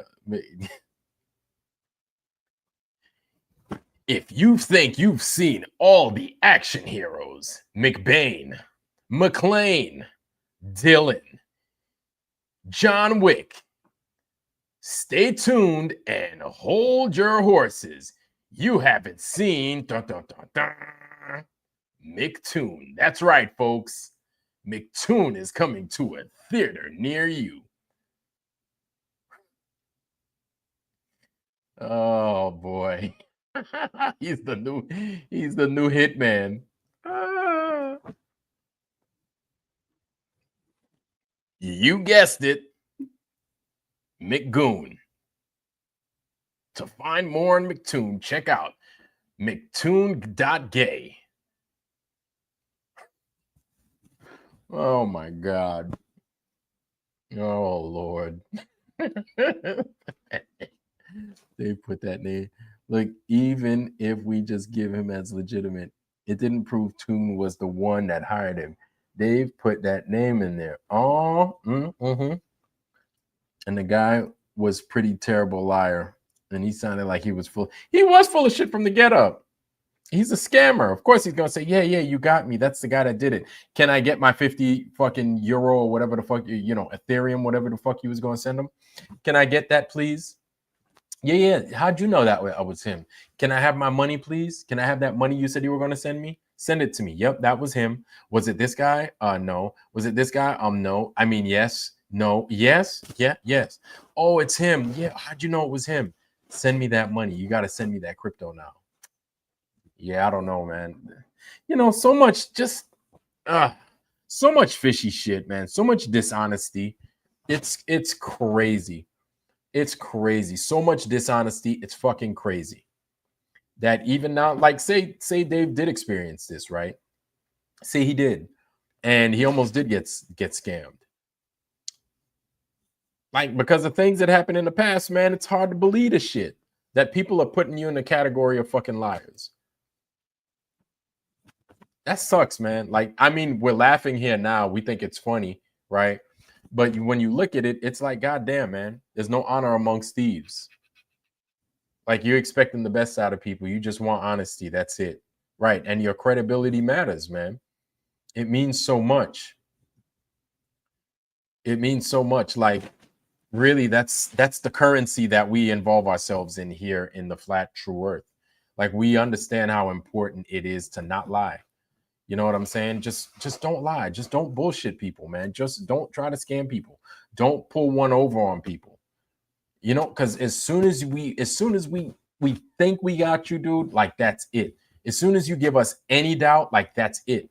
It's hard. It's hard to win favor with people when you're seen as a liar in this community. I would imagine it would just be so fucking hard, man. And I'm not saying listen, I am not saying I'm perfect. Not at all. Never have I said that I'm perfect. Never said that. Never made that assertion either. I have been a liar, man. And I lost a lot because I've lied. And I've said this time and time again. This is no secret anymore. You know what I'm saying? It's not a secret. It's the truth. But I understand what I've waged to have lost. You know what I'm saying? I understand what I put my lies up against, and it cost me big, right? And now here I am, wiser for it, but without certain people in my life. And that's just what it is, because I lied. And that's the price you pay. Sometimes that's the price you pay, right? No matter how justified you feel in doing it, there's no justification in doing what I did, right? But lies do that to you. But, you know, my thing is, you got to own up to it. You grow up, you be a man. And despite what it is you lose, you still learn, right? You lose, yes, but it's a lesson. It makes you grow. It forces you to grow, and it makes you better. It's totally worth it. But involving yourself in this community, involving yourself with these people in this community, looking for what we're looking for, we can't tolerate lies. We don't have time for lies. We don't have room or space for lies. We don't have the stomach for it. We don't have the patience for it, and we shouldn't. You understand? Because we're this old, we've gotten to this point. I think we have learned, or we should have learned, enough life lessons to know this is not the time to be bullshitting people. We've learned enough life lessons. We're 40 some odd, 50 some odd for the most part, right? And it's like, this ain't that time. It's not. There's no room for that bullshit. Like, I find it, like, when people say that I'm lying, or they say that I'm faking it, I'm like, no, that's lying. Faking it is lying, right? And I don't even take offense to it. I'm like, where and how? How is it possible that I lie? To get made fun of, I'm going to lie? You know what I'm saying? To be ridiculed for the rest of my life because I cavort and I am a flat earther? Really? Trustmebro.com. That's a good one. Trustmebro.org.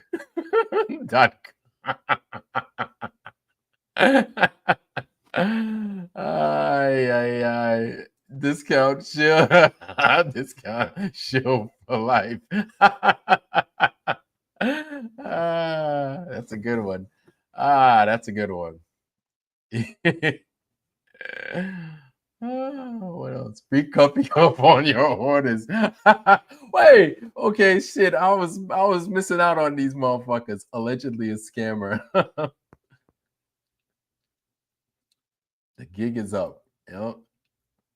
Make a movie poster. Now I gotta make a movie. Yeah, half warrior, man. Warrior, do that, man. Do that. I know you got them skills to be making that crazy stuff, man. Warrior, I know you got them skills. You could probably whip it up in like an hour. I could see it. Do it, man. Do it. I'd love to see it. Yeah, man. Yeah. Free coffee cup with if you order now. You're gonna go in there with your little fucking Dale Earnhardt mug and shit. Shills for life.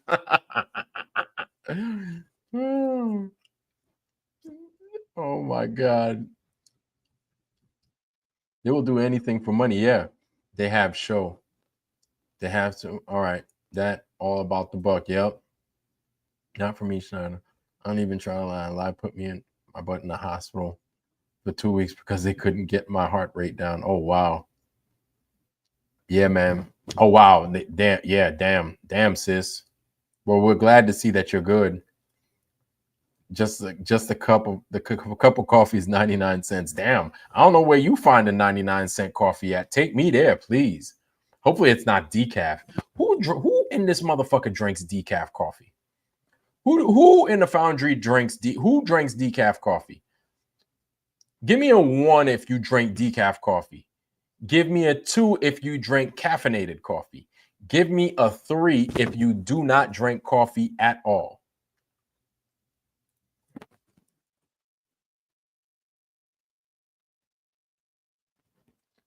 That's probably how much coffee I drank in the first 5 minutes of the day.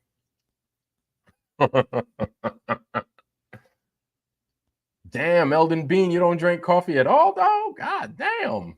Tarita Cirque, my sister over there. So J.R. Hartley drinks coffee. Horse Sheet drinks coffee. Tarita Cirque, fucking, she puts that motherfucker in her veins, it looks like. Tarita Cirque is like, I've got a coffee IV first thing in the morning. She just puts that thing in her arm.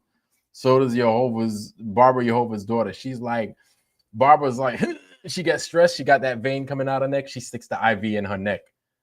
And then it's like drip. You know how the fucking IV just drips? That shit's just a consistent stream running through the tube. And it's like, you know what I'm saying? DeWitt, you too. You drank. Eldon Bean is a cappuccino. Oh, excuse me. Mr. Fancy over here. I drink espresso. Tarita Cirque is like, yeah, coffee and lots of whipped cream. So, okay, she eats dessert. She drinks dessert. You drink dessert. Yeah, man. I love coffee. First thing in the morning, nice, hot, piping hot, blazing hot. I'm trying to peel the skin off the roof of my house, the roof of my mouth. Want coffee at night? Yeah, man. Yeah, I drink coffee at night too. And I'll take a spoonful of collagen, some black pepper, and cinnamon, powdered cinnamon. I put that in there. I put my almond milk in there. Boom, a drop of that. Mix it up, and that's my beverage for the morning. Love that shit. I have like 6 of those, and I like it spicy too. So I put a little bit of extra black pepper, a dash of heroin. Oh my God, you crazy. One hell of a lie. Glad you're all right now. That's right. Me too. MT intraconnectal pump. Got my spinal column maybe. Oh yeah. Then you hook that thing up to your spinal column. It'll bathe your spinal column, your spinal cord and your brain with freaking coffee. You'd be running fucking sparks flying off your head. You'd be walking around there looking like Zool from Ghostbusters. Are you a god? Then you must die.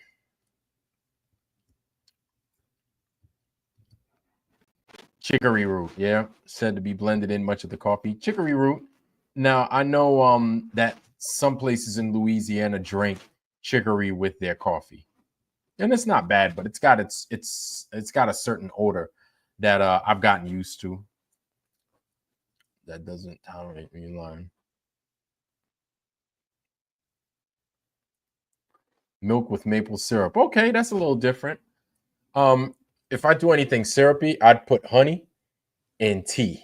I never put honey in my coffee. I don't put sugar in any of my beverages no more. I haven't done that for a while now. It's been a while, like a few years now. No more sugar.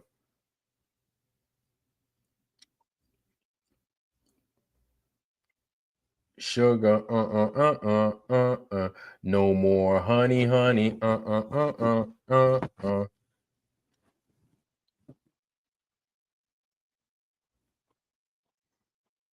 Chicory is a blue flower weed on the side of the road.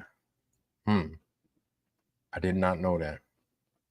I know they have it again, like in some Louisiana coffees. With all due respect, that ain't worth a velvet paint number whale. The dolphin getting it on. Honey and chamomile tea, my evening bedtime drink. A lot of times my evening bedtime drink is coffee. Yeah, I just love coffee. I love coffee. Nice, piping hot. Love coffee. Play the Weiss thing. If y'all didn't see, it's worth the thing. So Wanda, we just played the David Weiss thing. Guys, what I wanted to show you was this. I'm going to show you a clip of Redacted. Redacted is that news show that comes on. Hopefully I don't get cut off for, some fair use. This is Redacted. I've gotten on their show. I paid a little bit of money because I wanted these guys to go ahead and talk about flat Earth. But Redacted has talked about 9/11. Redacted has talked about the moon landing. Redacted has talked about the Pedialites, the pedophiles. Redacted has talked about trafficking.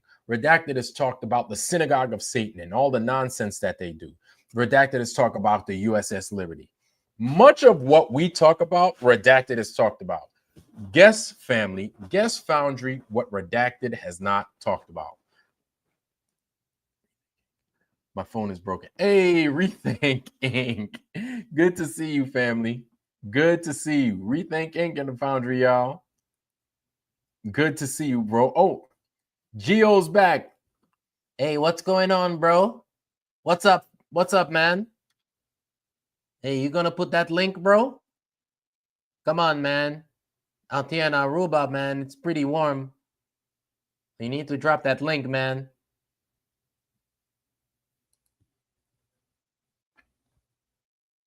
Yeah, man. Come on up, G. Come on up, man. You know what I'm saying?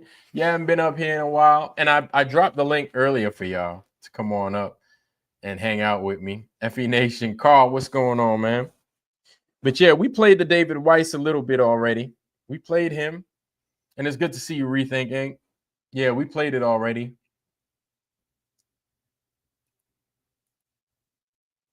Yeah.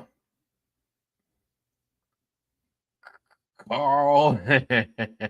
Good to see you, man. It's always a pleasure. Yeah. So, yeah. So Redacted, again, Redacted does all of this stuff. Family, take a guess at what Redacted does not play, has not played. Take a guess. Just take a guess. Any guess. Take any guess. Take a guess at what Redacted refuses to play. They want to talk about every fucking thing else, but they don't talk about this. Take a guess at what Redacted doesn't talk about. They seem to know about everything.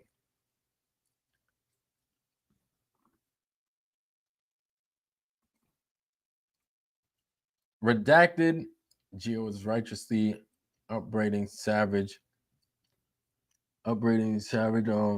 Bluffy's final deception. Oh yeah, man, come on up, dog. Come on up. I dropped that link down there. Come on up. Let's hear about it. Geo, give me a fist. Geo, can you hear me? Geo, can you hear me? Give me a fist. Give me a fist. All right. That's Geo. Can you hear me? Yeah, you're faint. You're really faint. What about now? You're still faint, even with the mic. You might have a couple of things on. You might have more than one thing on that's interfering with your noise. It's a nice background, by the way. I like it. You almost look like stained glass. You almost look like Jesus in stained glass, though. With the long hair, yeah. Am I still faint? You almost look like Jesus in stained glass, bro. Like, I'm serious. It looks like that right now. That's what you look like. I can't unsee it now. Can you hear me? Yeah, we can hear you. You're just a little bit faint, but I can hear you. We can hear you. Anybody in the chat saying that they can hear me good? Can they do a mic check for me? Guys, can you hear him? Because I can hear him. because I want you to hear this shit. Yeah. Hold on one sec. Jesus. Geosis. Geosis. It's glass, flat Earth glass. Okay, they got you 5 by 5. Wanda's got you. Did you see the TFE debate? I was there for a few seconds, and then I was like, "It's the Earth is flat, y'all." Then they were like, "Vlad is a coward because he doesn't want to." I was like, "No, I'm not paying that shit. Get the fuck out of here. They ain't getting none of my money. Fuck that. I'm no coward. I'm just cheap, and I ain't paying my money to that shit." But go ahead, tell me. So before I got on, okay, somebody commented. There was a guy. I don't know who it was. Like he had a couple of people, so I don't know who it was exactly. I cannot specifically pinpoint it out because I was busy the whole day fixing my freaking mom's car, and luckily I got time to get in. And you sound good, by the way. Okay, cool. And I heard somebody said, "Hey, can you control the people in the chat because they're saying like really bad stuff in the chat?" And he's like, "Well, to be fair, I'm here by myself and I'm not looking down the chat, so I'm sorry about that. I cannot do that." And I was like, "Oh, give me a wrench." I was like, "Oh, okay, he's all by himself, right?" I don't believe this motherfucker's all by himself, bro. He's not. He has a whole setup of people helping him out, and this is how he's out. I'm gonna explain it to you. So I got in, and I called him bro a couple of times because I want to be chill and try to get into him. Right. And he's like, right away he went on to the question, like he was gonna like impose me a question. I was like, "Oh, stop. Can I ask a question after you ask me a question?" And he's like, "Nah, not yet." And I'm like, but after you finish your question, can I ask a question? And he's like, "Yeah." He said, "Yeah, I'm editing the video. I'm doing all that shit. I've been editing for like 2 hours already. It's freaking taking a long time, bro." Okay. Yeah. So I'm not an editor. I'm just using an app and trying to fucking edit. That's it. So it takes a long fucking time to learn while editing. Okay. So before you continue, I have something I need to send you. Please remind me. I have to send you. I need you to do something for me. It's not much, but if you could do it for me, I'd definitely help. But go ahead. I'll try with the little time that I have. I'll do my best, bro. I appreciate it. So then he went on to force the question on him. Like, okay, go, because I know he's gonna try to do some stupid shit and try to force me into a question that is obviously fake, bullshit. And he showed a simulator, and he's like, imagine yourself being in a VR glasses and you're standing on a globe that something is a globe. How would you go about proving that it's a globe? It took me a while because it was an off-guarded question. Right. But I have VR, so I understand how it kind of works. And I advise everybody in the chat not to use the wired version because I have stories behind that shit. I mean, not to use the Wi-Fi version because I have I have a really good story behind that shit. Okay. I've got a headset. I've got a VR headset with my PS4. It involves somebody being unalived. Yeah. Oh, wow. Hopefully you're not using Wi-Fi. I have proof. I have proof and everything. I can show it to you in the back because it's personal information from somebody in Canada. And I tried as much as I can not to use it. I'm just trying to make a flat Earth app that's also available with VR, and I'm probably not going to do it ever again. Okay. Okay. Anyways, I want to hear about this after the thing, but yes. Yeah. Sorry about that. No. I have to say this, bro. Yeah, I have to say this. Okay. Yeah, I have to say this because a lot of the people in the chat have kids, and Oh, totally. Yes, I need to know. What I mean? Absolutely, we need to know. So he shows in a simulator that shows like a guy standing, just a very simple shit, like a guy standing in a horizon line, and he shows the horizon line straight to the guy's eye level. Like Globies don't claim this, but okay, that's fine. I didn't say that though, but he goes up and he's like, "Oh, this is the way that you would prove a globe, and you can go up." But he tried to force me before he showed me all of that. He tried to force me, like, how would you imagine yourself being on a globe in a VR glasses? I was like, I know how a VR glasses works. VR glasses gives you nauseous, and it will give you what do you call it? Vertigo. vertigo. And I was like, with your programming that you have, I cannot imagine being on a globe because I know I'm on a flat Earth. I was like, and then I was like, so you that are programmed can imagine that. I cannot. Go ahead, explain to me how it would be. And then he was like, thank you for being honest. Yes. And he went on to like, he went on. So you have to be at 6 feet, and then when you go up, he showed going from 6 feet to like 30,000 feet, a curvature on an airplane. God. I was like, bro, there's no curvature on an airplane at 30,000 feet. He's like, yes, there is. I'm like, no, there's not. He's like, yes, there is. And then I brought up hopefully I can share the screen. Yeah. I'm gonna give you parts that I'm gonna talk about in the video that I'm making. Give me a second. So I told him that Dwayne Kellum is a guy a long time ago that did like 20 different weather balloons, and at 90,000 feet to about 120,000 feet. It depends on the and the balloon material and all of that he got at that time. That's when that's how high it reaches. I'm like, that's very high. So that's very, very. That's like if it's 90,000 feet, that's 3 times as much as an airplane side, and we don't see curvature up there. And it's like, yes, we do. And I'm like, bro, not even. I swear to God, not even 15 seconds after I said Dwayne Kellum, he wasn't moving his hands. He wasn't researching anything. He already had the debunking of it. And they cherry-picked a small thing from him, and they put it forward. Now, I'm going to show you the real video that he has, the guy, and the part that Will Duffy cut out and picked a very tiny bit to show how there's curvature up there, supposedly. Give me 1 second. What? This dude over here just making up shit, and he's trying to edit it and present it in such a way. Are you kidding me? Well, he took a part. He didn't edit it. Just he took a clip. He didn't hear the whole explanation that the guy gave at the beginning of the fucking clip. Okay. Yeah. Nice. Give me one second. I was like, I know that this motherfucker is a flat earther because his profile photo shows a flat earth map and a camera in front of it. And he's what's his name? Dwayne Kellum. I'll put it in the chat. Yeah. If he's got a channel, put it in there. No, he does, man. Just look up his name. You'll find him. Dwayne Kellum. Got him. Okay, Dwayne Kellum. Yeah. Go ahead.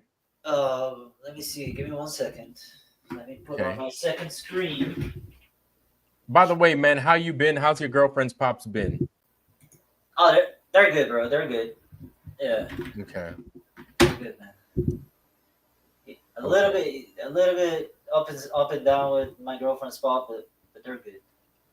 Yeah, you know, it be like that sometimes, you know. Yeah.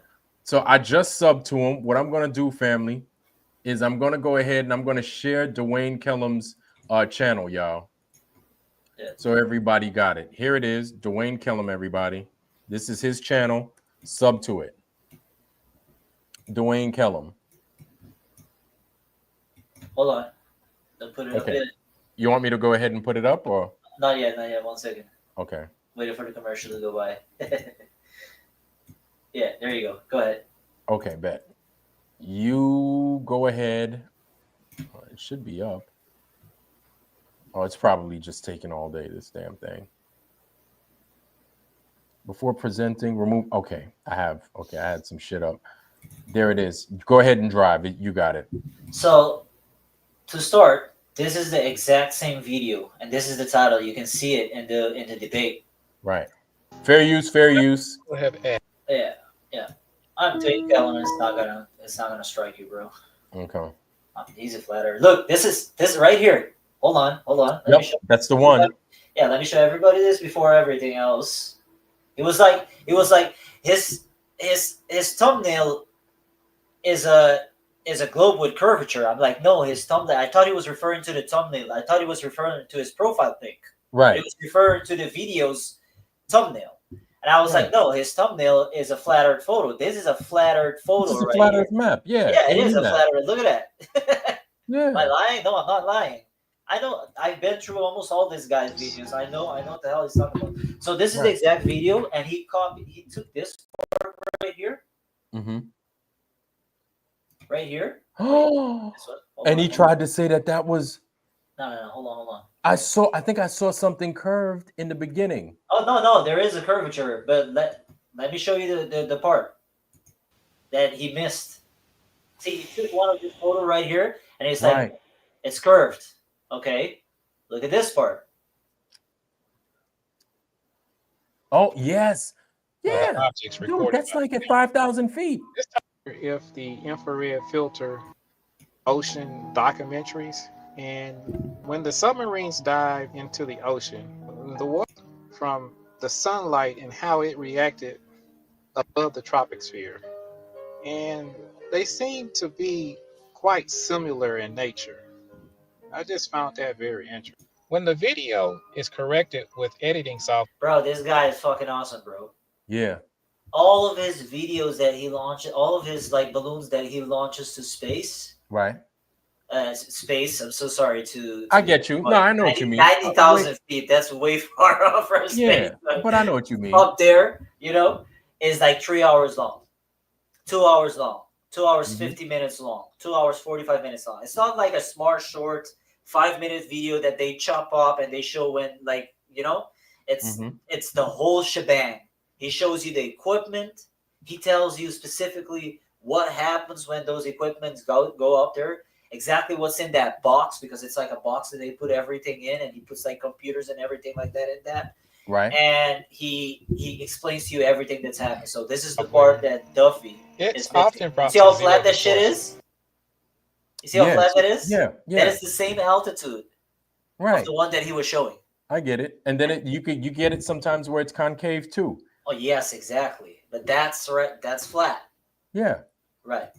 But here we go. But I don't know of any board camera that can take a picture or a video with zero distortion. Wide-angle lenses distort the image more than rectilinear lenses. Can you hear the audio? Sorry. And most people. Yeah, guys, I can hear it. Can you guys hear it? True Earth Whisperer, what's going on, family? Mark Rizzo, how you doing, sir? Good to see you. Good to see you. Can you guys hear the audio of the video?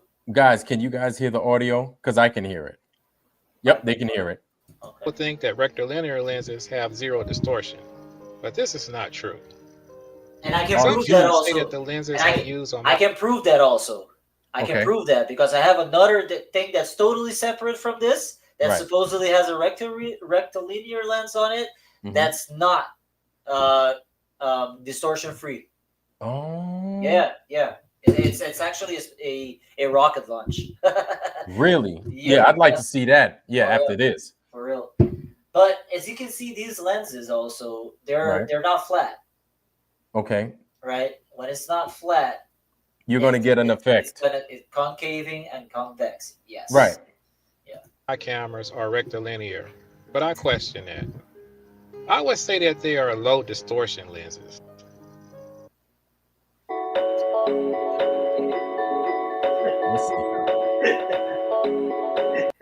But for the sake of argument, I'll call them rectilinear. The lenses I use have a distortion rate between 1 and 2%, above and below zero, with zero being no distortion. 1 to 2% is a small amount of distortion, and it's hardly noticeable when the object recorded by the camera is relatively close. I would say about maybe 5 miles or so. But these lenses don't do so well on cameras recording large objects that are a long distance from it. Before I continue, I need to tell you a little more about the cameras I use. The cameras I use are small and lightweight. This is what makes them a good choice for recording video on a weather balloon.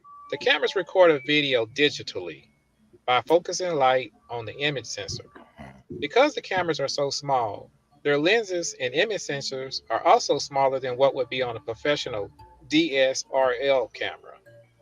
When manufactured, these cameras came with wide-angle lenses.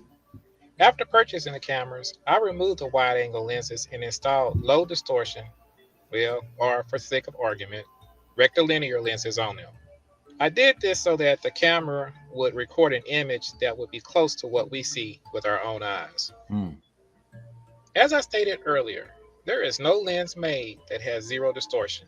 The lenses I use in my cameras are M12 board lenses that have a focal length of 4.35 millimeter, 5.4 millimeter, and 7.2 millimeter. As I stated, you saw that right there. What's that? You mean the shape of the lens? Yeah, you saw that. Right. Is it flat? No. Exactly. Once it's not flat, but they say that it's rectilinear and it doesn't distort, it's gonna distort. You're gonna have some, of course.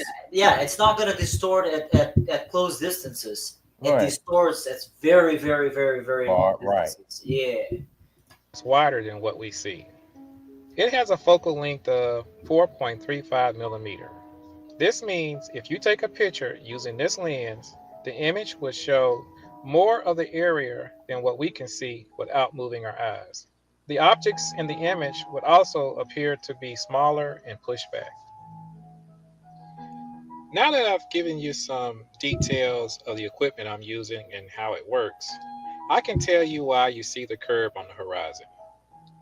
Earlier, I stated that my lenses do a good job on a camera that is recording objects that are close to it, but a not so good job on objects that are large and far from the camera. I will assume that everyone can agree that the horizon is a large object. The horizon can be recorded up close, and the horizon can be recorded at a distance. Imagine you are on the beach looking out over the water, and you take a picture of the horizon. You're using a GoPro Hero 4 with a 4.35 millimeter lens, just like mine. Peace, JJ. Let's say the elevation where you took the picture was 9 feet above sea level. That would put the horizon about 4 miles from the camera. That would be relatively close to the camera.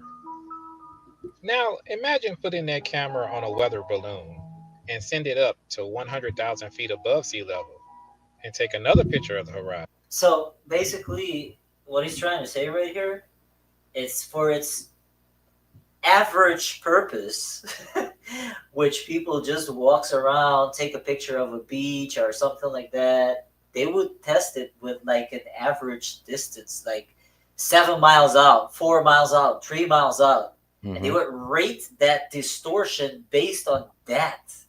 Okay, right. You understand what I'm saying? Because nobody's like these people that are manufacturing the lenses are not thinking that, hey, let's test it on the guy that is sending the weather balloon 120,000 feet and measure the distortion away. No, they're not going to do it. They're going to mark that distortion based on a percentage of the average consumers placing what they use the camera for, right? Yeah, maybe at 30,000 feet on an airplane, fine. You know what I mean? But not 190,000, 100,000, 110,000 feet. Right. Vara, good to see you, man. Welcome. Can't hear it. Can you hear us or no?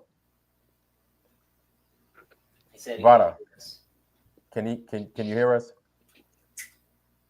I don't think he can hear us. Vara, can you hear us? Oh man, I got 15 minutes, bro. All right. Okay, keep going. Yeah. Can't hear anything. No? Vara, we're here. Can you hear us? No, he can't. Vara's on like he's on a bicycle. No, he's muted. You're mute. Oh shit. I might have muted him. Oh. No, he muted himself. Well, he can't hear us, so. Because they choose. All right. You muted yourself. You muted yourself. Okay, now I can hear. Yeah. All right. Okay, Vara, we're playing this, so listen in. It's good to see you, though. Yeah, long time no see, man. Long time no see. Go ahead, Gio. What just took was a horizon that is now 426 miles from the camera. The horizon is also. Yeah, imagine that. 426 miles. Nobody's rating a lens to distort on this based on distortions on 426 miles. You understand what I'm saying? A lot wider than it was when you took the picture at 9 feet above sea level. Remember how the camera works? The lens focuses light on the image sensor. This is when the 1 to 2% distortion will come into play. The object is now so large and far away, the distortion caused by the lens is easier to see. That distortion was always This is the in the last part. lens. Okay. It's harder to see when the object recorded is small and close to the camera. It is easier to see the 1 to 2% distortion on a much larger and further back horizon. The bending distortion, also known as barrel distortion, is present in all lenses, even rectilinear lenses. The difference is you would have to have a much wider and longer shot to see the distortion with a rectilinear lens. You see it. You're starting to see it. Matter for all the folks who had questions about it. I will now show you what the balloon. Yeah. So that's Wow. that the whole part right there. This is the same video that he pulled up. Right. The whole part right there, he didn't talk about it. He didn't mention it. He didn't do anything with it. And I'm like, I got caught off guard right there. Oh. Bro, this happened just a couple of hours ago. Right. So and I'm looking at this video and I'm like, what the fuck? This motherfucker missed this whole part right there, or he's being the way he is. A snake's oil salesman. You know what I mean? Yeah, and you want to know something? He put that out there, and then really the only way to redeem yourself is to show his sleight of hand. But how many people sat there and watched him? And how many people was going to sit there and watch us? So, you know what I'm saying? Yeah. So I was like, I got caught off guard, and he was like, hey, what do you see there? Curvature. He's like, do you see curvature? And I'm like, yeah, sure. And then he's like, well, you just showed me this guy's, you just pointed me to this guy, and I showed you that he's showing you curvature. So what do you think it is? Do you think it's a globe? But this motherfucker had that info 15 seconds after I said it. You're right, bro. But you know what? He's working with a whole crew, my friend. Yes. And they're like pushing the information right behind that and getting it ready and making him, and he acts like he's all by himself. That's bullshit, thank you for letting me know that, and thank you for showing me that, because I'm just gonna put it out there.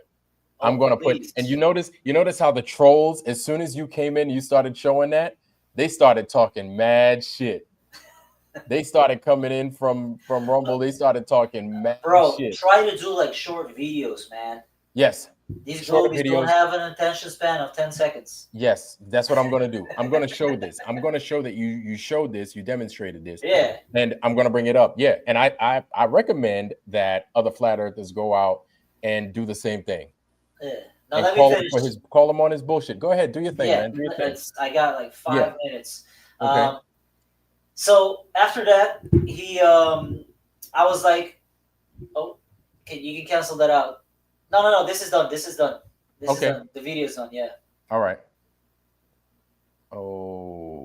Okay, boom. We removed that. Yeah. So after that, I was like, okay, before all of that, I asked him, are you going to allow me to ask you a globe question? Because I have a whole fucking Blender model that shows visually how the globe's spin is impossible. Right. Okay. It's a brand new thing that I have, and it shows everything with the numbers and with a real flight, everything. And I was like, I want to ask you a question, and I had it all prepared for that motherfucker right there. And I was like, he's like, after he showed me that, he does his part, right? I was like, can I show you this? And he's like, no. I was like, what? I'm like, and he really straight went to another question. I'm like, well, Duffy, you can't do this. You can't do this, bro. I asked you specifically to allow me to give you a question about the globe. And he's like, no, I just show you that's the globe. You see. And I was like, Duffy, be a man, and stick with your words, okay? Be a man, stick with your words. You told me that you were gonna, I told the other shit. It was a little bit different than I said. You can go look at it for yourself. But that's what I said. Like literally, that's what I said. Yeah. It was a man-to-man question. And you said yes. And he's like, no. And bro, I let it out. I was like, everybody knows that you're in about $750,000 in debt with the FCC. Everybody knows that shit, bro. What you're trying to do right here is you're trying to create content so you can sell it to the mainstream media and you can pay off your debt. I let it out, bro. I let it out. So he's like, so are you saying that you can't answer the question because they already posed me another question? And he's like, bro, you're a fucking loser, man. He's like, I'm trying to platform you. I was like, Duffy, I don't give a fucking shit about your platforming us. Everybody knows you're a scammer. He cut me off. Boom. Oh, you participated in the debate? It wasn't a set. It's not a. It's yeah. Go ahead. Let me just. Sorry. No, that's okay. It's okay. I have 2 minutes. He said it was a debate with 24 flat earthers, and I'm 100% sure nobody came, and that's why he made an open debate. Nobody was coming to him. No. Nobody buys this bullshit anymore. No, because that's the game they play. We know what they're up to. They play games. He's trying hard, bro. He's trying is. hard. His goal, his purpose to bait flat earthers was because of I will make a donation to the child sex trafficking bullshit. Yep, we know it's bullshit. Bro, he's probably giving the money to people that does it. That's you know what I mean? I said you're gonna fucking go against trafficking. I was like, they do the trafficking. Are you kidding me? He had a cheap excuse to try to bait people, and they're gonna do it like all crazy in the mainstream media and say that flat earthers, flat earthers are against child trafficking, are with child trafficking because they're not supporting this shit. This is what's gonna happen, guys. Yeah, no, I get it. We know the bullshit, and we called the bullshit before he even fucking started. We know the bullshit. Yeah, we know it. I'm sorry, man, but I had my chance. I took it. Hey, whatever, man. You have to. You got to. Because the thing is, man, I knew this dude was up to nothing good, man. We knew that he was up to nothing good. He doesn't bring anything of value to anybody.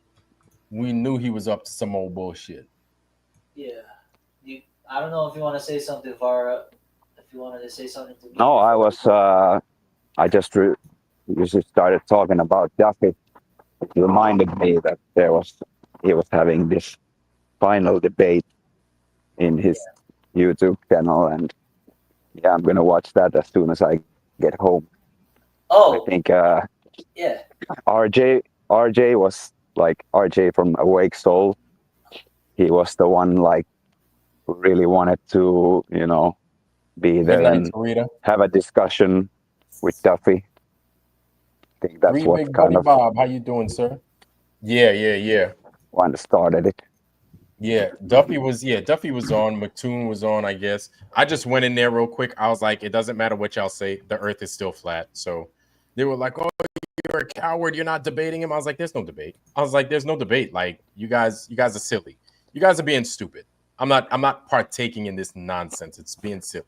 Come on. Yeah, I wasn't gonna do anything with this shit. Yeah. But so as soon as I got done with fixing the car, I was like, I'm gonna give it a chance. I hopped in, I waited for like 10 minutes, and then nobody was showing up just exactly at the time that I was free and in front of my computer, and I hopped in, and he you can see that shit. He let me in. But people before me and the guy after me try to show him the thing about that was the guy that was on here a couple of times. It was the guy that says he's making movies and shit. Vika. No. Lowry. Lowry. No, not Lowry. Making movie. He has a website. He's always telling people to go check it out. Oh, Ira yes, James. That was him. He came after me and he was like, well, this video looks like it's flat, this and that, blah, blah, blah, yada, yada.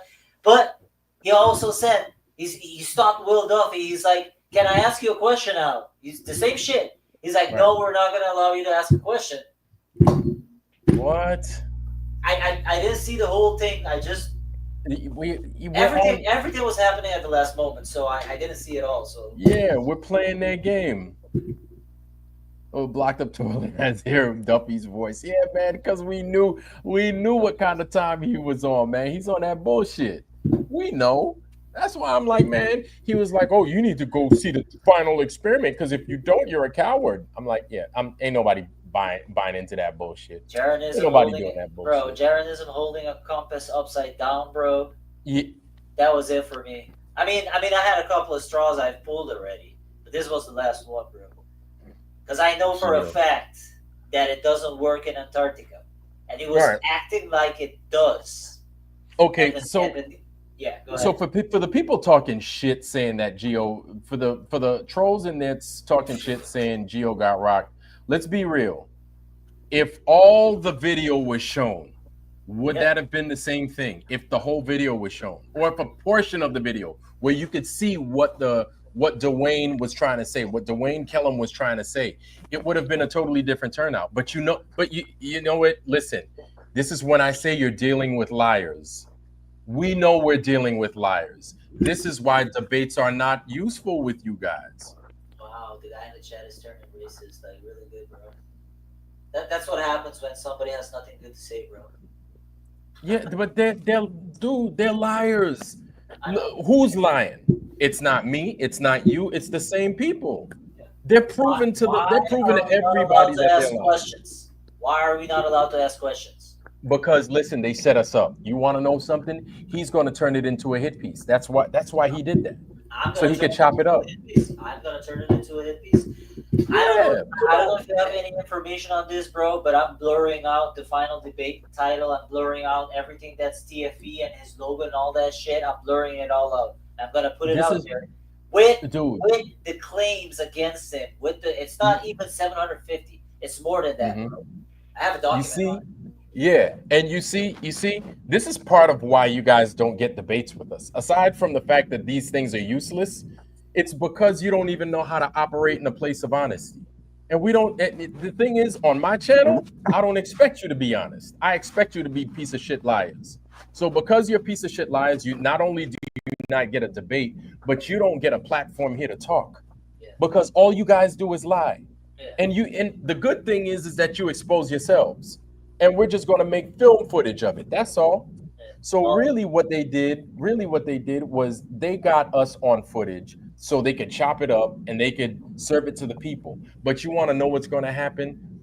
The people that just take the small information, like the first bit of information that they get, it could be the biggest lie in the world. That's what they're going to hold on to. That's what people, that's a lot of times that's human nature. A lot of people don't know how to research correctly. A lot of people aren't going to look for the truth. So they're going to be like, oh, I saw you, Gio. Oh, that dude looks familiar. Da, da, da. And my thing is, I wouldn't even be worried about it, because you know what's going to wind up happening?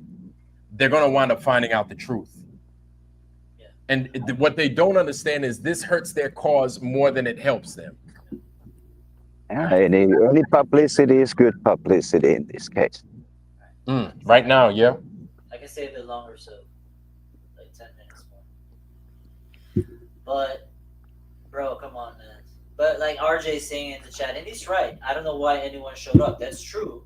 But if nobody rocks his fucking platform, bro, and catch the video and reshare that shit over and over, who's gonna fucking do it? You know what I mean? He's gonna keep on baiting, I'm gonna say stupid people. I'm gonna say people that are soft. You know what I mean? He's going to keep on baiting them. He's going to keep on screwing them over. He's going to keep on doing what he does.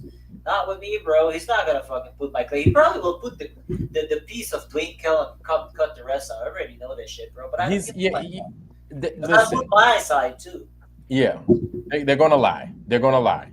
Just like when fucking they did the flatten the curve or whatever it was, where fucking Jaren fucked up the thing, and then with Flatter Dave, that's what they do. That's how they operate. They do that all the time. Carrie Skates is absolutely correct. Many of the flat earthers were plants, because I didn't know a single one of some of the people. Like literally, I didn't know a single one of them. And we debate people every day on TikTok. This is the thing. You record people like me live, but what does that do? As long as I'm telling the truth, I ain't got shit to worry about. You can record me live till the cows come home. No. What lie are we telling? That's the thing, is you have to prove where what lie are we telling? There is no all of them, Vlad.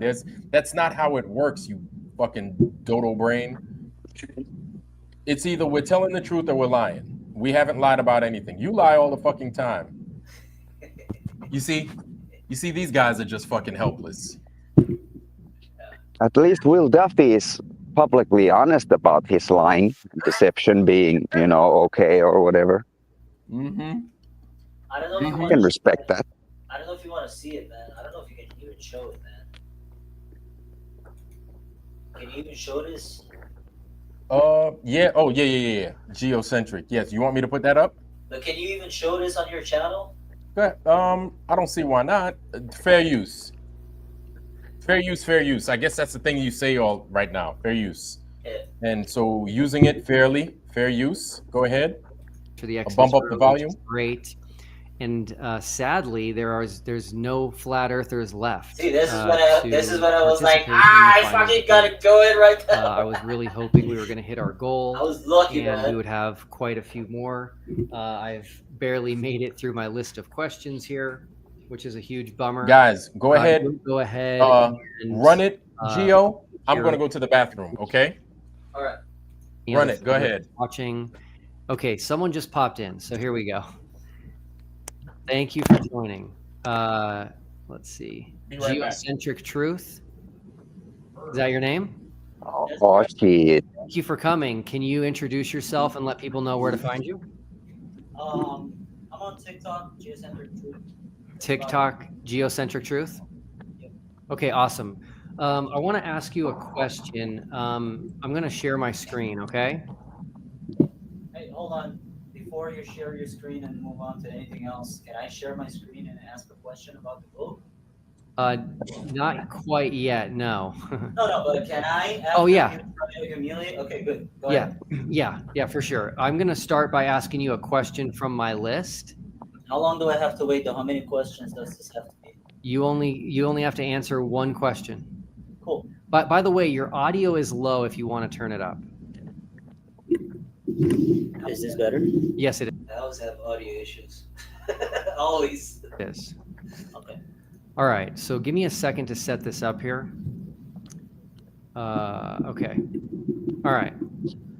I didn't create it. I asked somebody to help me create this program here for the final debate. Okay.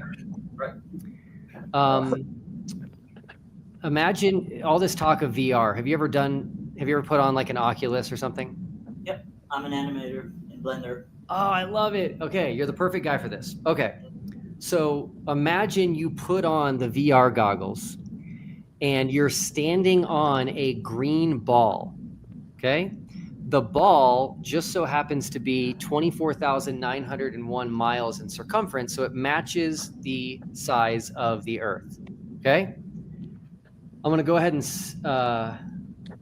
now ask you, what would you do if you had to prove that you were standing on a ball?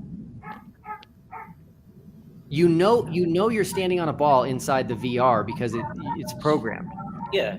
Well, first of all, what would you do to prove you're standing on a ball?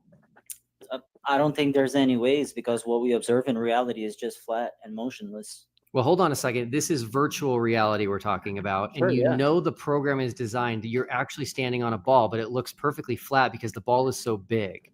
Sure. So you're tasked with showing the world that this is actually a ball. How would you do it? You go high up. I would make it because in virtual reality you can actually feel motion sickness and stuff like that. I would make it so I can feel motion sickness. He didn't expect me to say that, bro. Well, isn't that an easy question though? Like, what would you do? Like, you just go high up and you look at how the horizon goes down below eye level because it should. I'm not gonna give him the answer he wants, bro. I'm not gonna give him the answer he wants, so I gave him this. Okay, So, but I don't feel any of that because I don't feel. So he's like, when you're on a ball. So I was like, well, you need to feel motion sickness because you're on a moving ball.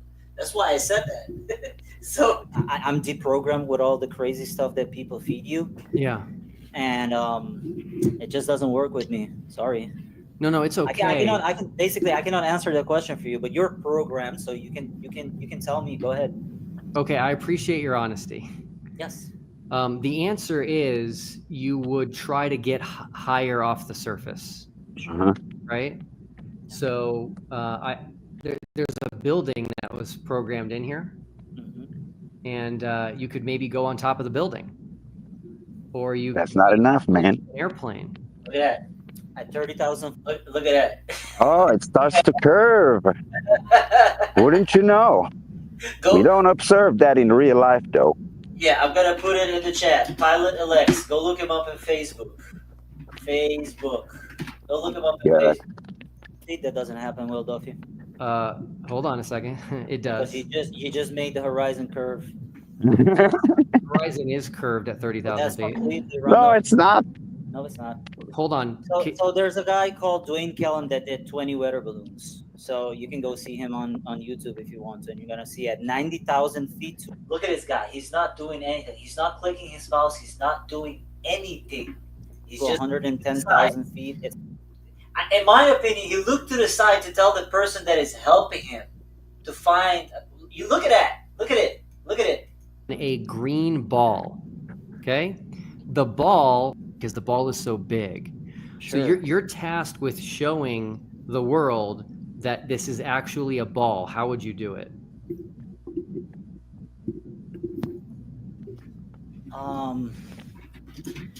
I would make it because in virtual. Look at his facial expression after I can't see, man. There's a text in the way. The chat, There's bro. a text. The chat box. Yeah, I'm talking to the chat. In reality, you can actually feel motion sickness and stuff like that. I would make. Oh, I know what you're talking about. Yeah, I can't see it, man. Sorry. Yeah, here we go. Yeah. Fuck. How am I gonna do that? Okay, you can see that, right? Barely. I can feel motion sickness. Look how he looks. Okay, though, but I don't feel any of that because I don't feel. I'm deprogrammed with all the crazy stuff that people feed you. Yeah. What is he doing? It just doesn't work with me.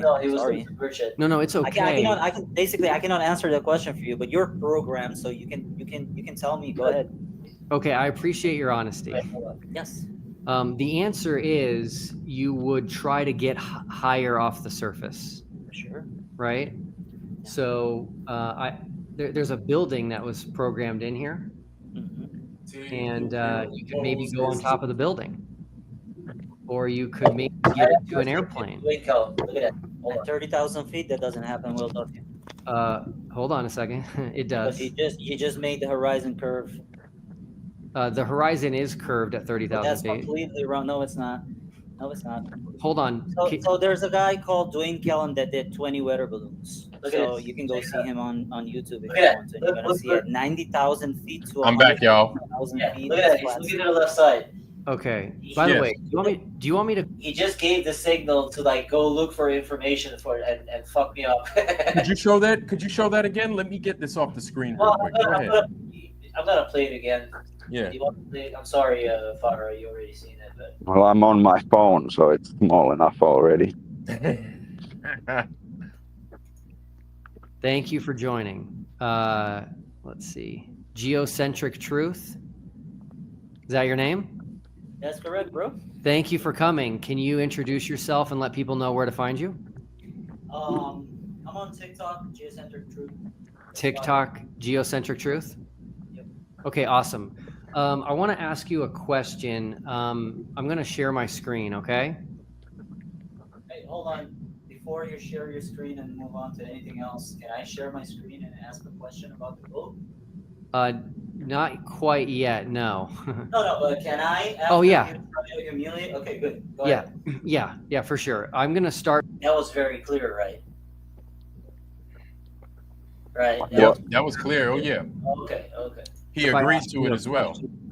Exactly. Yeah, he agrees. So he knows. How long do I have to wait, though? How many questions does this have to be? You only have to answer one question. Oh, boy. That was very clear also, right? Cool. By the way, your audio is low if you want to turn it up. Is this better? Yes, it is. Okay. All right. So give me a second to set this up here.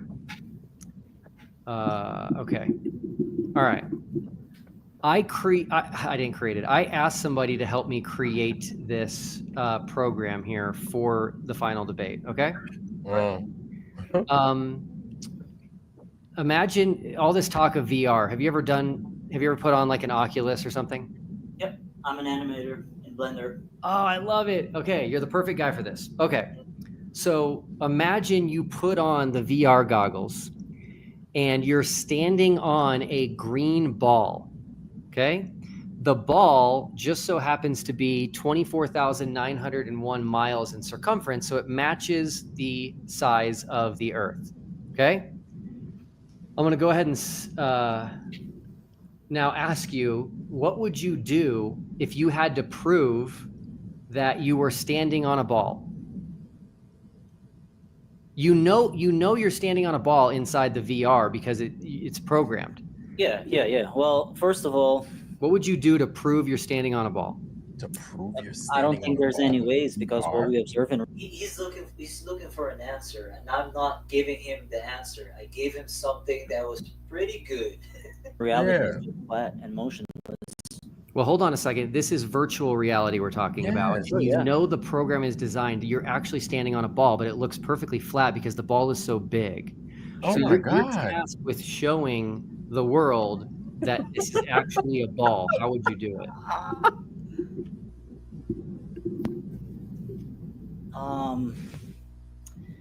I would make it, because in virtual reality you can actually feel motion sickness and stuff like that. I would make it so I can feel motion sickness. Okay, So, but I don't feel any of that, because I don't feel I'm deprogrammed with all the crazy stuff that people feed you. Yeah. And it just doesn't work with me. Sorry. No, it's okay. I cannot answer the question for you, but you're programmed, so you can tell me. Go ahead. Okay, I appreciate your honesty. Yes. The answer is you would try to get higher off the surface. Why I said motion sickness is because you're moving on a fucking ball. You understand what I'm saying? That's why I said motion sickness. I knew you wanted an answer, bro. That's all the fuck. He probably got a chat GPT generated questions for flat Earth. You know what I mean? Yeah. He's got a whole staff behind him. So yeah, exactly, bro. And he probably did this in chat GPT too. So there's a building that was programmed in here, and you could maybe go on top of the building, or you could maybe get into an airplane.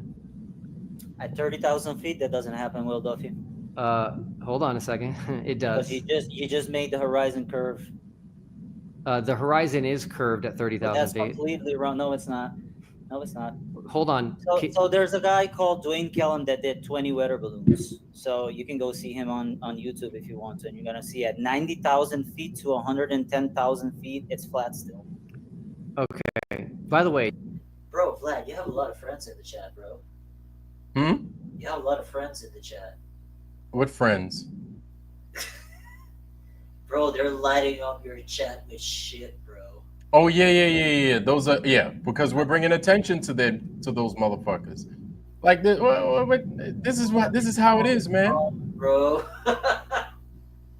Do you want me to call you? Sorry, bro. You geocentric truth, or do you want me to call you by something else? Doesn't matter, bro. You're irrelevant to me.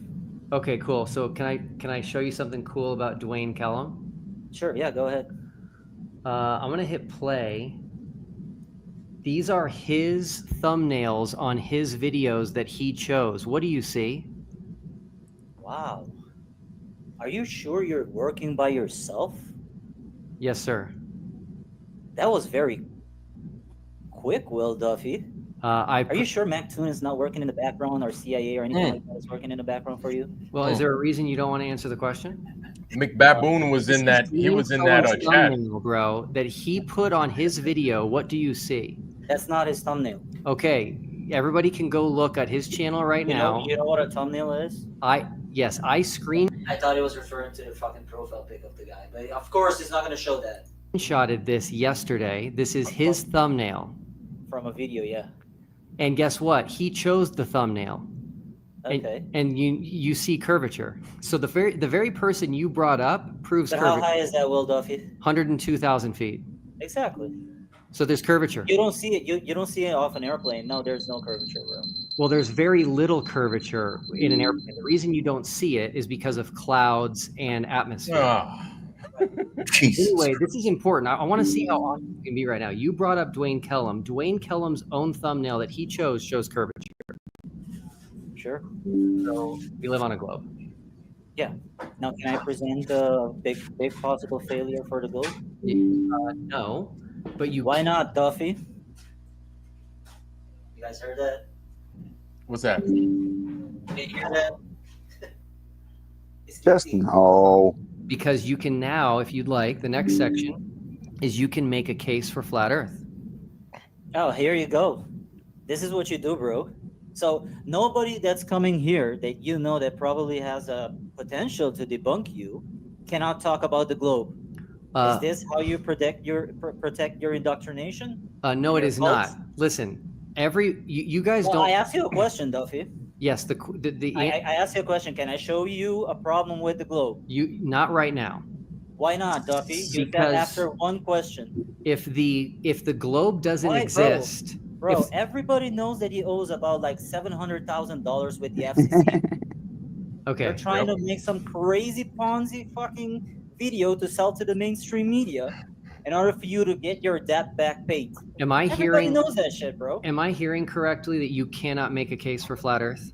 Bro, man to man, I ask you, can I present my problem of the globe that I have right here? And you said no because you understood that I can screw you over, but that is not allowing me to do it. That's not true. I am giving flat earthers a platform to prove the Earth is flat. If you can't do that, then we're done. I hope everybody's recording this. Will Duffy, yeah, man, I don't give a fuck about your platform, bro.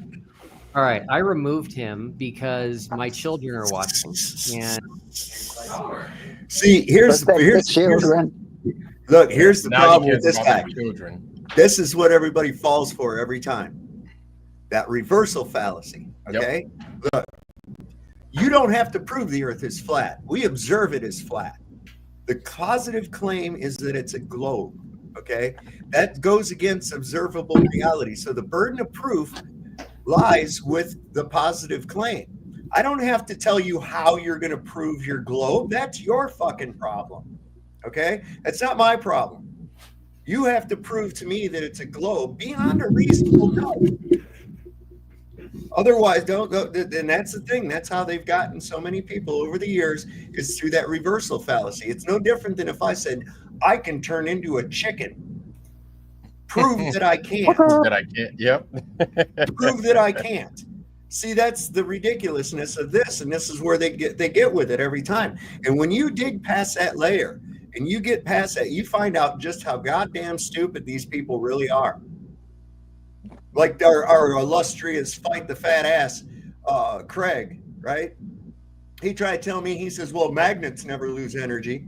I said, yeah, they do. Like hell. I've got 50 or 60-year-old covered magnets in here that don't stick no more. I've had magnets fall off of the fridge. And says, this was in response. He says, well, gravity holds the air. I says, why? Well, mass attracts mass. And I said, well, okay, why? Why does mass attract mass? How does something, just by volition of its existence, where is it getting the energy to convert into gravitational force? And why does it never succumb to entropy? Why does it never run out? Oh, that's a fundamental force. It doesn't need energy. No, all force requires energy. That's all there is to it. Bro, I gotta go. I can be back in maybe 15 minutes, bro. If you're still on. Hey, I'll still be on. Do your thing. Do your thing. I'll still be on. Geocentric truth. You're the only part of Duffy's whole thing that I caught. I took a break from mowing their lawn. I came in and I turned it on and I watched it for about 5 minutes. And when he said, well, can I ask you a question? And he said, no. And I went, that fucking asshole. And I shut it off and went back out. Yeah. You can't. Oh, I guess you don't know. Maybe in the chat, I'll just ask this question really quick because I gotta go. Like, does people know how many people he actually interviewed? Because I saw like 3. and they were all like stupid people, like literally. They were trying to get people to interview, and then I got in there. I was like, hey family, I was like, it's still flat. It don't matter what the fuck goes on in here. And I'm not putting my money in this motherfucker's pocket because that's where all the money's going to them pedophiles anyway. And then they were like, oh, go up there and debate them, go up here, pussy, blah, blah, blah. I was like, there's no debate. It's a waste of time. What am I doing? Think I'm gonna spend money to go up there? The fuck out of here. So this is all gonna be part of his movie, his little hit piece thing. But they waited too long. They waited too long. They waited too long. They didn't get the traction that they thought they were going to get with the whole thing in the first place. They filmed they hadn't even got back to the continent, and it was already calling bullshit on everything. And it didn't get the traction. They thought, like Dave Murphy said, he said, you hope that your plants would lead everybody back to sleep like a Pied Piper by quote unquote leaving the flat earth, and it didn't work, man. It did not work. I have a piece where he's standing in the woods and he's like, I'm gonna do something that's gonna finish flat earth forever. That was said like a year before TFE happened. Yeah, I remember when he said that. Bro, the planning is big because if you can get access to Antarctica, if you can get Wi-Fi and live streaming to Antarctica, if you can face the compass and all that shit and buy Jeranism and buy all these people over, bro, that's gonna take a long time for you to process that shit. It's a lot of planning. So my thing is still, I know you guys I know everybody probably gets tired of it. They still have to present these tickets. I gotta go, bro. You got it, homie. Take care. They still have to present these tickets. They still have to present tickets. I don't know what else to tell them. Like, I want to know what happened for that time. I want to know what happened. They left a day early. Remember? They were only there for 2 days, less than 2 days, really. Right, because they said that it was going to get either crowded or like a storm was going to come or some shit. They had an excuse as to why they were leaving.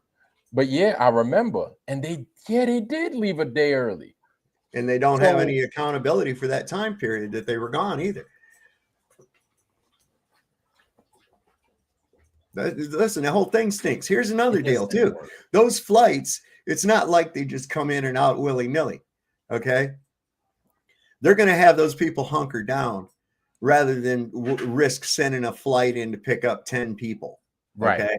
The reality of it is they went and they took all the marathon runners or whoever was coming in. The next crew, the next tour was coming in, okay? And theirs go out on that same plane. They're not just going to fly an empty plane from Argentina and go all the way to Union Glacier to pick up 5 or 10 guys. The staff stays there hunkered down, right? So it's just like now, and here's another thing too. They paid for 3 days. They only got 2. The tour coming in paid for a certain amount of days and they got an extra day for free. Did they get compensated for the day that they didn't get? Oh, that would definitely help Duffy out in paying off his fucking debts. See, there's a whole bunch of shit about this that didn't. And the weather cams, we looked at Union Glacier live weather cams when they were supposedly live, and they did not depict what we saw in their lives. They weren't live. Those were pre-recorded. They just ran them live. I did not know that. Nobody mentions that ever. Well, remember they were supposed to call Steve in the UK? That's why they didn't call Steve in the UK, because it wasn't live. Oh, I didn't even think about that. Who's Steve in the UK anyway? He's this guy that he'd been talking to Duffy and said, call me from there and we'll make some comparisons on our observations and stuff, right? Oh, big deal. And he said he would call him and everything. Now he gave him a shout out in the supposed live. Right. And that's his way out. I gave you a shout out. Yeah. Well, he was supposed to call him. He was supposed to call him, right? That was a pre-recorded video that they did, and they played it off like it was live. I mean, Roger Ledwell sent probably 5 or 10 freaking super chats about having him do a comparison to where the sun was at using a compass, just on camera. They never responded once to him because they weren't live. This dude is nothing but a lie. Everything that he does is a lie. His church is a lie. He's an atheist that pretends he's a pastor. He doesn't even know his He's scriptures. just, everything about him is a lie. Everything that he did Absolutely. with his financial bullshit was lies, and that's coming back to bite him on the ass. So, and they lied about what they saw, that they saw anything. Yep. They lied about the whole thing. And so I I mean, think this is pretty bold of Duffy to be doing. I guess he's strapped for cash big time. well, he's got So he's another trying to thing up on his broker check thing. Let me see. What? Let's pull that up real quick. Yeah, you could pull it up and then we could put it up here. We could show it. Did I get it? God damn it. Oh, there it goes. All right, let's see. We'll go here. 8. Yeah, the latest one was put in on the 24th of June. We're liars, yet we're the ones exposing this, right? Sure. Right. Yeah, I see how this works. Go ahead, Sav. There it is. It's down there backstage. All right, go ahead, drive. So this one here is from 6/24 of this year. Ooh. It's a couple of months ago. Breach of fiduciary duty, negligence and negligent representation, breach of contract, over concentration, failure to supervise, violation of regulation, best interest. Oh my God. And they were looking for $400,000 on that one. And then this one went on the 23rd of January. Right. Oh my God. This year. They don't have an amount listed on that one, but violations of federal security law, fraud in offer of sale of securities, fraud in connection with the purchase of sale of securities, violation of California security laws, unsuitable recommendations, misrepresentation, and omissions of material fact. And an omission is the same as a lie. Yes. Okay? California unfair, unlawful, fraudulent business practices, violation of California's financial elder abuse law. Oh, In other words, no. going after the old people and their pensions. Yes. Violation of Washington's Security Act, violation of Washington's Consumer Protection Act, violation of the Colorado Securities Act. I mean, this just keeps going on and on and on. Here's one from 10/17, asking for $120,000. No, I've never deleted. Hold on. Let's answer a question. Vlad has never deleted a stream. I don't delete streams. No, I've never deleted any of my streams. I haven't. That's not true. That's not true at all. I have. Maybe YouTube has deleted my streams. Yeah, sure. YouTube. I have never. Yeah, I've never deleted any streams. I don't delete my streams. What I say is true, and I stand by what I say. If I'm wrong about something, then I admit that I'm wrong. I have no problem with that. But yeah, man, I stand by my shit. Go ahead, Saab. You notice that all these are pending. Oh, yes. Pending. And you showed, yes, you showed a couple of those that were settled, and there were a bunch pending before. $225,000. Oh, Same shit. Same charges. It's a pattern. Damn. So this These ones dude is. here. So you know what, Saab? I think you need to like highlight what certain words say, because people just see like he's getting struck and he's owing money, but a lot of these terms many folks don't know. Hell, shit, I barely know. Well, You know breach what I'm of saying? written contract, that's pretty easy. Yeah, he lied. Yeah, You know, he broke it. you signed a document stating you would do something and then didn't do it. Breach of fiduciary duty. In other words, he didn't act when he should on the investments. He didn't stand by his word, right? Yeah. He just got the money and he was done with it. That's pretty much what it says. Misrepresentations. In other words, telling somebody is that something is something other than what it is. Leaving shit out that would be crucial to making those decisions. You know, a lot of this stuff, the federal security laws. Oops, misrepresent this too. There we go. Jeez. But you know, I'm surprised that federal agencies, and who knows, maybe they are, but I'm seeing all the time violations of federal security laws. He's lost his broker's license. He doesn't have that anymore. Vada, if that's you, give me a peace sign, homie. Let me get a peace sign from you, Vada. I gotta see it. I gotta see you. Yeah, so here's the thing, guys. That you guys are making strong claims when you say that we lie. we have no reason to lie. We got documented evidence. This motherfucker lies, man. Come on.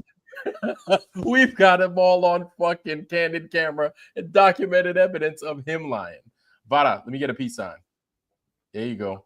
Then we saw Ryan Krueger, who was in the chat, I guess, over on the final excrement. Who's Ryan Krueger? Oh, you might know him as Michael Toon.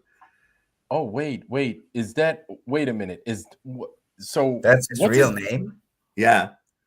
Oh my God. Oh, Krueger. Yeah. That's real name, bitch. It wasn't Freddy Krueger, like this pedophile janitor that got. He burned was a up pedophile. Yes. Yeah. And as soon as they caught up with him, they torched his ass. Yeah, right on. Holy shit! Yeah, he was. Wow. Well, ain't that a coincidence? Wow, Yeah, lying to the masses. Amazing. Yeah, you see all these, and I see some violations of federal security laws. And let's see down here in this next one right here, misrepresentation, violation of FINRA rules, violation of federal securities laws. Again, federal violation of federal security laws. Fraud. So he lies to people to make he lies to people to make his money, man. Fucking A right. And then takes that money to blow it on this shit. Dude. So yeah, anybody wants that link, let me put that in the chat. You go under disclosures, it's a yellow tab, and that should do it for you right there. There it is, y'all. So I've just dropped it in the Foundry, folks. Put us so back y'all go ahead. Yeah, I got you. So I put it in the Foundry, y'all. So everybody's got access to it. Go ahead, grab that, everybody. Everybody grab that. Grab hold to that. Wow. Where's that? I remember you showed that before, but I didn't. Now we've got updates. But this was like 3-4 months ago. You came on here, you showed that. Huh. Now we got updates as to like 2 months ago. Yep. Damn, and the hits just keep on coming. Is this? Oh wait, is this? So I find it, you know what? I find it interesting that we're the liars, but all we're doing is digging for truth, and then we come across these fucking nuggets every time. Every time when we dig, this is what we come across. Well, definitely, this is what you come across. You be finding some crazy shit, man. Yeah, there's some wild stuff here. I'm waiting. Yeah, that shit is crazy as hell. Oh, but that's how they operate, man. You saw how he treated Gio. Gio was over there going to ask him, but that's the thing. Look, this is why they don't hold audience with us anymore, and not here at least. We don't do debates here, not with those fools, because they don't bring anything. They're going to try and do a hit piece. They're going to be dishonest. We know how they get down, man. So it's not worth it. It's not, in my opinion, I think a debate is useless, totally useless. Once you expose the truth, there is no debate. The debate will never be over. Yeah. It will never be over. It's already over. Yeah, it's already over. Look, they don't have anything. The only thing that they've had is a reversal fallacy. That's it. That's what they've had this whole time, is a reversal fallacy. Okay. I look around. I do not have a firsthand observation of a globe Earth. No one watching this show right now, or in the chat or anywhere else, has a firsthand observation of a globe Earth. Therefore, the claim of a globe Earth is the positive claim that goes against observable reality, and that causes it to carry the burden of proof. So I don't have to prove shit. Yep. Okay. What they have to do is they have to reconcile the physical impossibilities incorporated in their wackadoodle belief. Yep. And that would be the basic physics of a fluid pressure system without physical containment, convexity of substantial volumes of water. You can't even get past those two.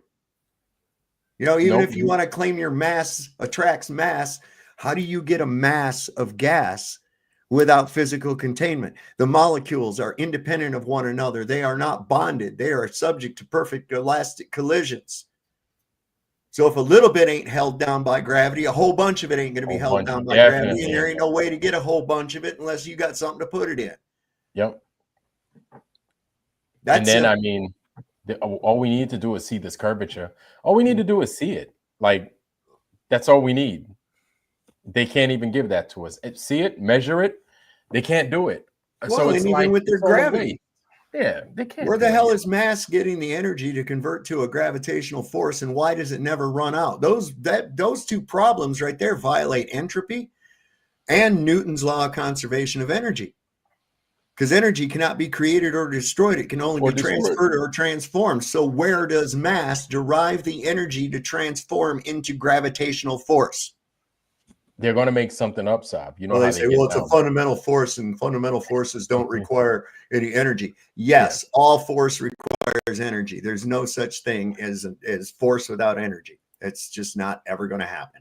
Yeah, they're going to make something. You know how they got that goalpost on wheels and it's greased up, man. They got people on it ready to move that bitch. So it's like, you know how they move it, man. They're not to be taken seriously anymore. So even while I think you were on, you were watching earlier today when I was mentioning the Apollo detectives. Yeah. They're about that far from being a flat earth. They're right there, and they don't even know it. So this is why they're fucking being attacked the way they are. They're a bunch of old dudes, and they're like, why are they attacking us? This isn't nice. I was like, bro, you're right there. You don't even know it. You're about to turn into a flat earther. Yeah. They don't want, you know what? They really don't want to go there. They don't want the stigma. No, they don't. But the stigma is going away. There is no stigma anymore. Yep. There is no stigma. Because anymore, it's like, and I always frame it this way, especially with people in this area, because a lot of these people are church going folk. And I'm telling them, I say, well, the earth's not a globe. It's exactly as God made it, just like the Bible says. Are you disputing the Bible? Are you disputing Genesis? Really? Are you going to do that? Really? Just because your 501c3 preacher up there told you that? He also told you that them hook-nosed fuckers are the chosen people too, right? Yeah. They had them fooled. They got us. Hey, man, they had us all fooled.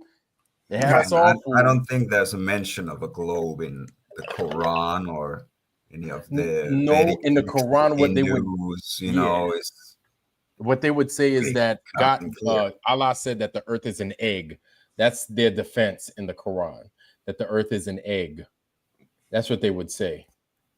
And I'm like, all right, well, if it's such an egg, then eggs got curvature. So show me just a dash of this curve, please, and measure it, please. You got to be able to measure this too. They can't do it. It's so exhausting that it's gotten to the point to where these guys, they're not serious. So then this is why your debates are useless. They're a waste of time. They're a waste of your time. What I would do if I were you in the globe, I would go somewhere and I would repent instead of wasting your time trying to debate us. Go somewhere and repent. Ask for forgiveness. See how you're going to approach the people here in the next few years that you all lied to. Because nobody here is lying. We ain't got time for that bullshit. We really don't have time for the lies. So you're going to have to find a way to get around to explaining your end of why you did what it is you did. So you need to figure that shit out. I'm not giving you any pointers. You're a bunch of grown men, mostly, and women fighting this foolish fight. So good luck. Good luck. I wish you the worst. But let me see. Oh, what I wanted to show y'all is this. There was also, I was watching Redacted. Are you familiar with Redacted? Are you guys familiar with Redacted? So I watched Redacted. Clayton Morris and Natalie, his wife. Yeah. Right. So they come on. I go on from time to time, and I'm sure y'all are like, oh boy, Vlad, we heard this already. But, well, I'll tell you again. So I go on from time to time. They talk about JFK assassination. They talk about the USS Liberty. They talk about the Zionists and the Synagogue of Satan. They talk about 9/11. They talk about chemtrails. They talk about the everything, right? The shot, the vaccine, you name it. They talk about it. These guys talk about it from rooter to tutor. You know what they don't talk about? They don't talk about flat earth. They don't talk about level earth ever. But let me show you what these guys figured they'd talk about today. Unreal. Like, I'm serious. Unreal. Let's go ahead. Fair use. I guess that's what I have to say before they decide they want to get rid of my channel. Fair use. I'm going to show everybody what these guys on Redacted was talking about today. Check this out. If you hadn't seen, check them out. And yes, Saab, go ahead, drop your channel in there. Guys, I'm going to go ahead. That's a Facebook page I just put in there. It's for Gay McGoon. McGay. It's a parody account on McToon. Oh my God. Yeah, it's pretty good. Can I do a shameless plug too? I need some subscribers. Yeah, man. Yes. Some blasters. Listen, drop your channel in the Foundry. Don't wait on me, guys. Do not wait on me. Drop your channel in there. Make sure everybody can get to it. Okay. That right there that I just dropped, y'all, is this episode of Redacted. So without further ado, let me go ahead and let these guys talk. Listen. Well, is there proof of the existence of giants or Nephilim as referenced in the book of Genesis in the Bible? And more importantly, are they being hidden by our government in places like the Smithsonian Institute, perhaps like in plain view, places that are visited by millions of people every year? Are they under? So I'm going to cut them off real quick. But every time I go to this channel and I'm like, hey, you might want to look into the flat earth. Like, I swear, these guys don't want to hear any of it. I pay a little bit of money, $2, $3, $5, and then they're like, nope, don't want to hear it. They skip right over it. But they go right to the Nephilim. Like, it's like, this shit ain't gonna make no fucking sense to you. It's not gonna make any fucking sense. You need to talk about the other stuff. But let them talk. Yeah, I was amazed that they actually took on this topic as well. I was like, okay, the mainstream, and this is what I consider to be mainstream anymore, is these guys, because let's face it, they're in the tank. They're in the tank. Okay. Yes. So they're about 6 to 7, between 5 and 7 years behind us.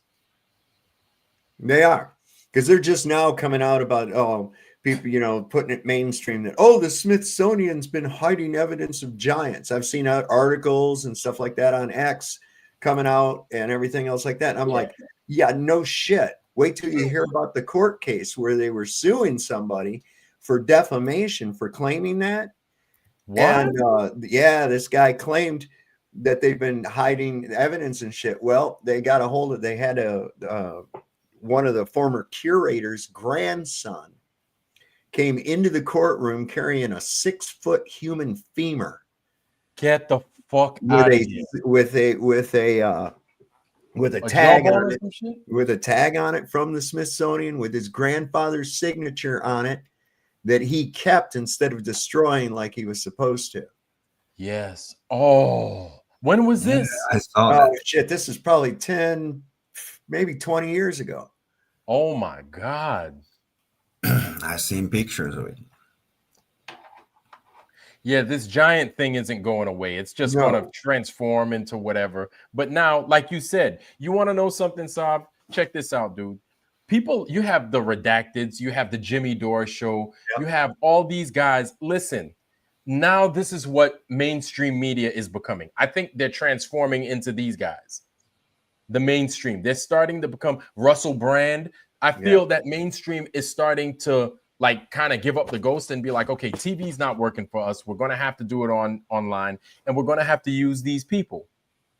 It's like they have to use the Claytons and the Jimmy Dores and them, where yes, there's some things that they may say that's true, but then if you step back, you're like, dude, finish it. Finish your fucking thought, but they won't go there. So it's like you're bought and paid for. Like you can't be that fucking silly. You can't be that much out the loop. And it's not like they're out the loop. They're holding back on information. And it's like, this is mainstream. This is what the mainstream does. Exactly what they do. But let me pipe down. Let me let this dude do his fucking thing. But listen, this just like you said, man, day late, dollar short. Check it out. What is the government hiding from us with this story? President Trump just called for a full-scale audit of the Smithsonian. So what will we learn from that audit, if anything? Does it relate to giant humanoids? Timothy Alberino is really a modern-day Indiana Jones who's traveled the world exploring and researching these mysteries. He's written a number of books on countless subjects in the esoteric realm, I would say. In fact, when I introduced Timothy to my son, I said, he's like a modern day Indiana Jones. And I've been waiting to talk about this with Timothy in our studio for a long time. Timothy, great to have you here in our studio. Nice to actually meet you face to face. So we're going to talk about giants today. I know for a lot of people, this might seem like, come on, this is Clayton. I know you talk about aliens. I know you talk about other things, but this seems like incredibly far-fetched. But it's not. And you've been researching. You spent how many years have you spent researching this subject? Would you Giants say? Specifically? Yeah. Probably 15 years. 15 years. And you've traveled the world researching. Yeah. That's incredible. Yep. And if you want to get a good book on giants, there's a book that I brought back, what was it, 13 years ago by Stephen Quayle. And it was entitled That Word, Giants, right? It's not, I bought it for what, like $15, something around there. It's now like $130. It's called Giants. It's a huge book, by Stephen Quayle called Giants. You could pick it up. You can find it on Amazon, probably used. But it's like it's over $120. It's ridiculous. But yeah, good book, amazing book. So when you hear about a story like that President Trump is moving to audit the Smithsonian, what immediately do you think of? Because for a lot of people are thinking, maybe there's exhibits they want to look at. I know CNN is upset with the amount of slavery discussions that might be cut back at the Smithsonian, other things. But my mind goes to the supernatural. Where does yours go? Well, I think that the intention of the Trump administration is to weed out some of the woke nonsense at the Smithsonian institution. That would be my first inclination. In fact, I believe that the president has made remarks to that effect. So we're talking about museums, some of the museum exhibits, some of the information that isn't exactly accurate, that has a political bent to the left. I think that is what the administration is targeting. I don't think that anybody in the administration has giants on their mind when they're doing this review of the Smithsonian, of the content, the material that the Smithsonian has been putting out. So, however, there is a unique opportunity right now. I think there's an opportunity for some of the congressmen, some of the senators to perhaps. Shout out to you, Saab. You're almost there, but do you see that? That's an automatic negative 50 social credit score. Oh yeah. Listen, they go with that social credit score shit. I'm gonna be a broke motherfucker. That's all there is. Yeah, you might not even be able to take the bus. But I come by it honest. I've been like this my whole life. I had a guy hit me up on Facebook and he was like, "Oh, you remember back in 6th grade when you said the United States wouldn't exist by the year 2000?" And I says, "Yeah, I remember that." And he goes, "Well," and I says, "Well, I was only off by a year. What do you want?" There we go. We don't. Good point. Yep. That's true though. That it's not a stigma anymore. Like what's that? I just recently watched a video about moon landing being a hoax. It's got 7 million views. But you know what? They dust it with their bullshit, because what they do is they include these bodies that we can't go to. They're going to say, well, maybe next time they'll actually make it to the moon. Or what about Elon Musk sending the car to Mars? So they still play in bull. You know what I'm saying? It's like, no. What we mean is none of this is going to happen. We mean none of that will happen. There is no, it's just the moon. No, none of it is real. None of that is happening. You know what I'm saying? So they're going to go ahead. They're going to talk that shit. Oh, well, he sent a car to the moon and he did all this and did all that. No, he didn't. But they do that. They're like, oh, but he didn't go to the moon, though. But we are going to Mars. So, yeah, they mix lies with the truth. No, but this one, I posted it in the chat. Mm-hmm. It's, he's even talking about, like, it's already in the title. It says Stanley Kubrick's greatest film. Like, it goes there. Okay. I don't remember what the conclusion here was, but yeah, like you're right. It does. They always kind of leave, room open, Yeah. But and that's anytime I see that, I feel that it's just a hit job. Like I'm like, you didn't complete the damn puzzle. Like you gave a little bit, you didn't finish it off. Like, why don't you finish it off? And I'm like, they don't finish it off because they're not in it to tell the truth. They can't be. They can't be in it to tell any truth.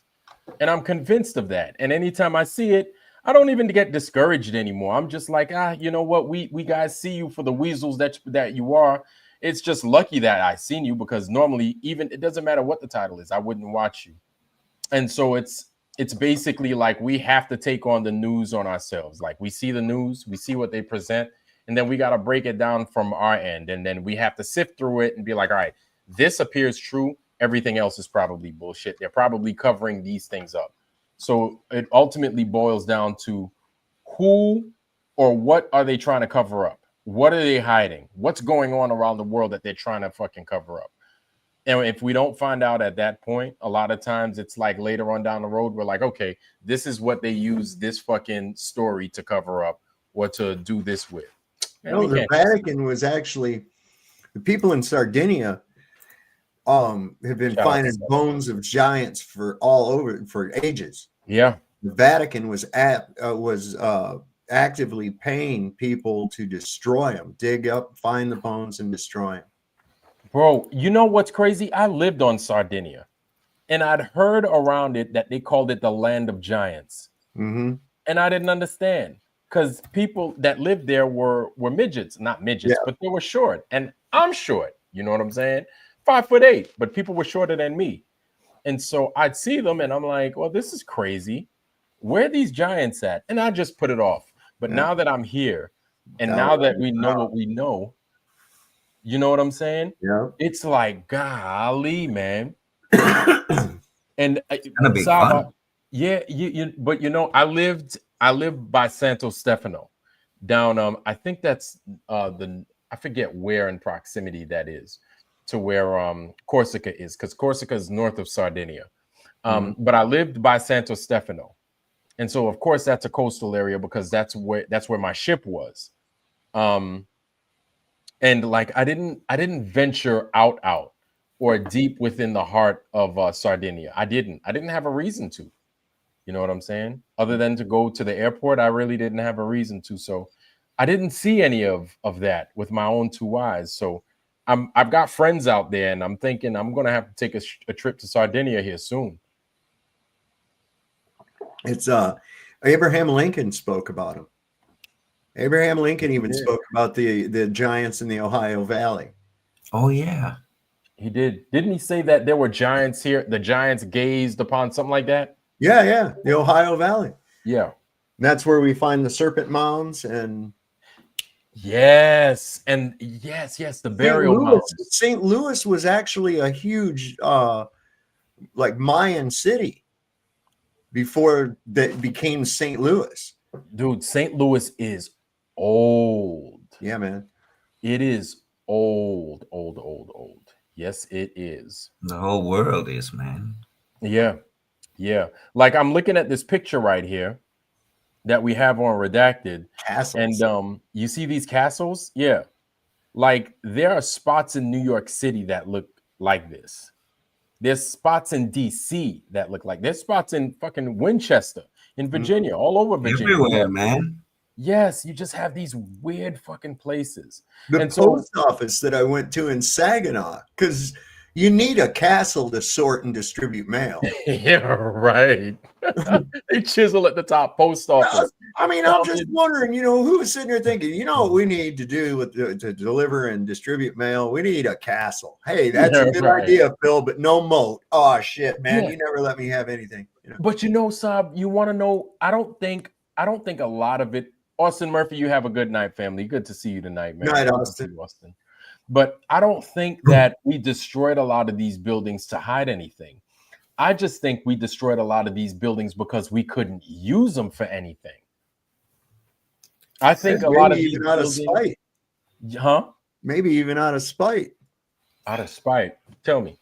Well, there was, and you see in the Bible that the men could no longer sustain these Nephilim, these giants, and the giants turned on man and was eating them and shit and stealing all their stuff and everything.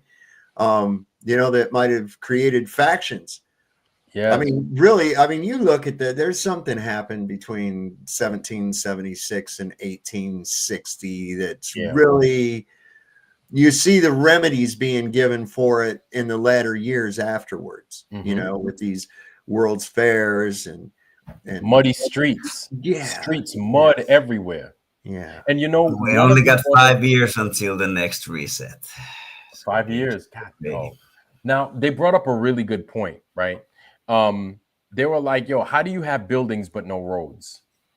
And then anytime you look at these old pictures of old videos, old pictures and stuff of New York and London, mud everywhere. Mud everywhere. And so I'm like, damn, man, like that stuck with me. I'm like, yo, that's what it is. You're not going to have these huge structures unless you have an infrastructure first, unless you have roads first, unless you have things to support what you're going to be doing or what you plan on doing. And all the streets are empty too in those pictures. By the way. Yes. Nobody anywhere. God damn. All right, let me go back to Redacted. My bad, y'all. My bad. Back to Redacted. Piggyback on this onto this review, and make some inquiries into some of the artifacts, some of the out of place artifacts, including the bones of giants that the Smithsonian Institution has. Yes, and actually that is the Smithsonian right there that they just showed. That's the outside of it. That's why I was like, it looks familiar. Well, that's the Smithsonian. According to their own documents recovered. And hold on a second. According to the Smithsonian's own documents, they have bones of giants. They do. They have, let's put it this way, they have artifacts related to giants. And I'm not reading into the documents, reading giants into them. This is what the documents say. Gigantic skeletons were found. Again, we can set aside the newspaper articles that were being published at the time, and let's just focus on the Smithsonian's own archives. They have, in one instance, they recovered a jawbone, a human jawbone that was so large it could fit around your entire head, just the jawbone. And this is on record. And they have these artifacts. They have full skeletons. How old did we know the age of the particular jawbones, the human skeletons? I don't think there was any information related to the age. It was just a registry that these are the things that were recovered in this year, some of the anomalies, and nobody knows where those things went. But this is the Smithsonian's own personnel writing a report, declaring some of the things that they found. And among the mundane artifacts that were uncovered in the mounds, this had to do with the excavation of the mounds, they found artifacts and human remains related to giants, or remains. Maybe we don't call them human remains, but humanoid remains that were gigantic in stature. I guess that's what I was going to ask. Are they human? Are they humanoid? Are they related to humans? I mean, in what capacity? I don't know. We'd have to do a DNA test, but my suspicion is that they are human hybrid, that they're not entirely human. And we're talking about, when we talk about giants, we're not talking about just NBA players. We're not talking about 7 foot tall maximum. We're talking about 8, 9, 10, 11, 12. Right. That's the range. 30 12 feet, is generally speaking the taller range. When I think, I also feel that when the guys say 8, 9, 10, 12, like they're afraid to say like 20, 30 feet, 25 feet. Like I think if you get a 6 feet femur bone, that's 30 feet easily. That's which to me, like I look at these trees that are outside, or I look at these posts, these lamp posts outside, and I'm like, that's 20 feet. And I'm like, man, a person that's 30 feet, it blows my mind. It blows my mind as to what this world looked like at one time. I don't think I could, I can't imagine it. Those old castles have gate doors in them, 60 feet tall. Yep. Them big old portcullises and stuff. There's some apocryphic texts that claim that Adam was 60 cubits. How much is a cubit? A cubit is the length, generally about 18 inches. That's around my penis. Oh my God. And It, Adam it, was it generally judged by the distance from your elbow to the tip of your middle finger. Anywhere between 18 and 20 inches is Oh what my they God. called it. And that works out to be like almost 100 foot tall. Oh wow. So, Imagine the penis on that thing. oh my Lord. Had to go there, didn't you, Vera? Had to go there, didn't you? Even Vlad will get jealous. Oh God, no, man. I'm not trying to look at no freaking. Oh God, that's disgusting. I'm good, thank you. Let's go back to the damn. Let's go back. It's like Terry Garr in the Young Frankenstein. Oh, that would mean he would have a huge Schwanzstücker. I'm just, you know, speculating openly. The giants. That's what I'm talking about. I mean, I guess when I hear this and I hear the old skeletons, so this is maybe in my brain, I'm thinking thousands of years, they're thousands of years old. But are they living among us now? Is there any evidence that they still exist somewhere and we don't know about it? I mean, there's anecdotal evidence. I'm sure you've heard of the famous Kandahar giant incident. Yeah. Can you talk about that? Well, I'm partly responsible for this story, but mainly I was partnered with Steve Quayle for a long time, and we created a company called Gen 6 Productions some years ago. And Steve was in contact with a gentleman who was an active duty AC-30 pilot, or rather C-130 pilot, active duty C-130 pilot. I almost said AC-130. No, it's a C-130 pilot, cargo. And he told Steve this incredible story regarding this giant that he transported from Bagram Air Force and from Bagram Airfield, rather. And then Steve and I brought him in to interview him in our studio for a film that we were making called Holocaust of Giants. And so Steve and I sat down with this individual. We vetted him. We asked him all kinds of questions. He showed us his credentials. He was active duty, C-130 pilot. And he related the story for us on camera, and we put it in the film. And to summarize the story, this happened back in 2005. He was always flying missions into Bagram Air Force Base. They would call him in to pick up sensitive cargo, which oftentimes would be Taliban insurgents, high value cargo. And he thought this was just a routine mission. He flies into Bagram, and he has, of course, his flight crew, his load master with him. But this time it was different because when they landed on the tarmac, he was met on the tarmac by a couple of individuals who he believes were either Army intelligence or Air Force intelligence. And they immediately told him, no pictures, this never happened. So this was unique. He wasn't usually met on the tarmac by intelligence officers. In this case, he's met by intelligence officers. And so he knew right away, whatever he's picking up today is something really, really high value. So that's why there's a movie out there that I want you guys to check out. And actually, I think it's for free on YouTube. Hold on. Give me a second, fam. I'm going to go ahead and I'm going to make it right. Give me 1 second. There it is. And what I'm going to do is I'm going to share it with everybody. I'm going to give you access to this movie. It's an amazing movie. And much of what this guy's talking about, you could see like traces of this in this movie. It's called The Objective. If you haven't seen it, which I'm going to assume you haven't because it wasn't that big a budget of a movie, this movie will bend your mind, but it's a little bit slow. Discard the link I dropped you. What pertains to giants? I reviewed the concluded it's generic junk. Thank you. All right, do it straight laces, no problem, homie. So yeah, so check that out right there. It's called The Objective. It's a free movie on YouTube. I highly recommend that movie. That movie didn't even break $1 million in the box office. So it made like $20,000, something like that. But once you see the movie, you'll see exactly why it didn't make that much money.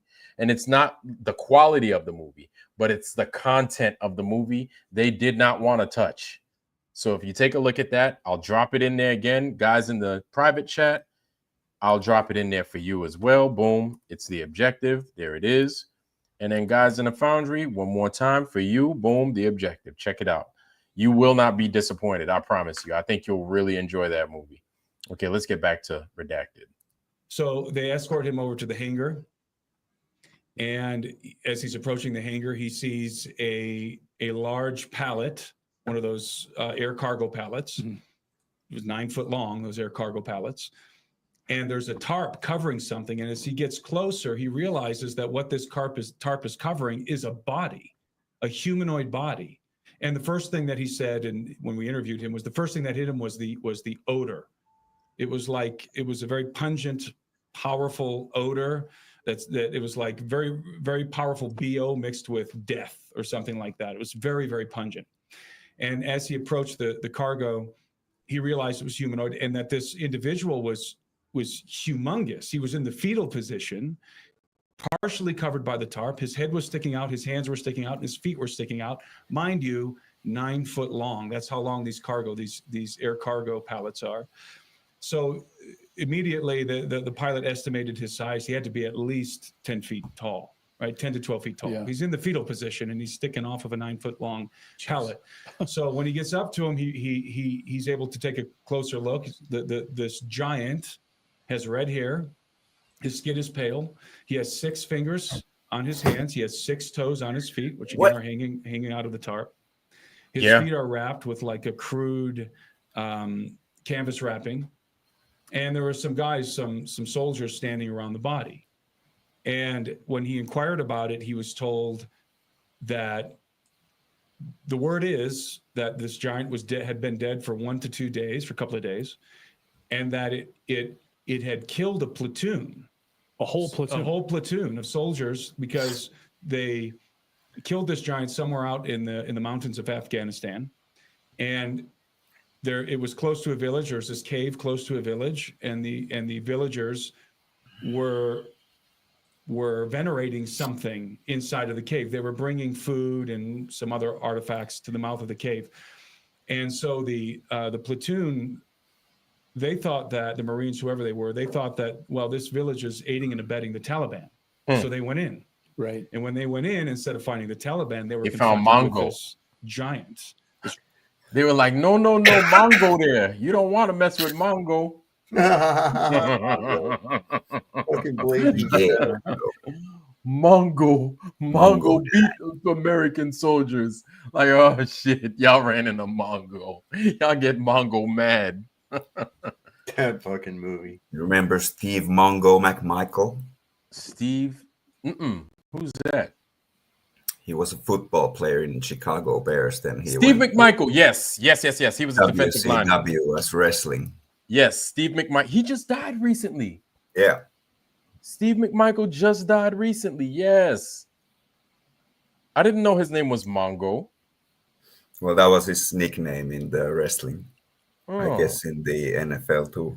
Yeah. George Karras is the one that played that character. And George Karras actually played Alex Karras. Yeah, Alex Karras. My bad. His name was George Papadopoulos on Webster. But Alex Karras, he was thank you, by the way. He played for the Lions, didn't he?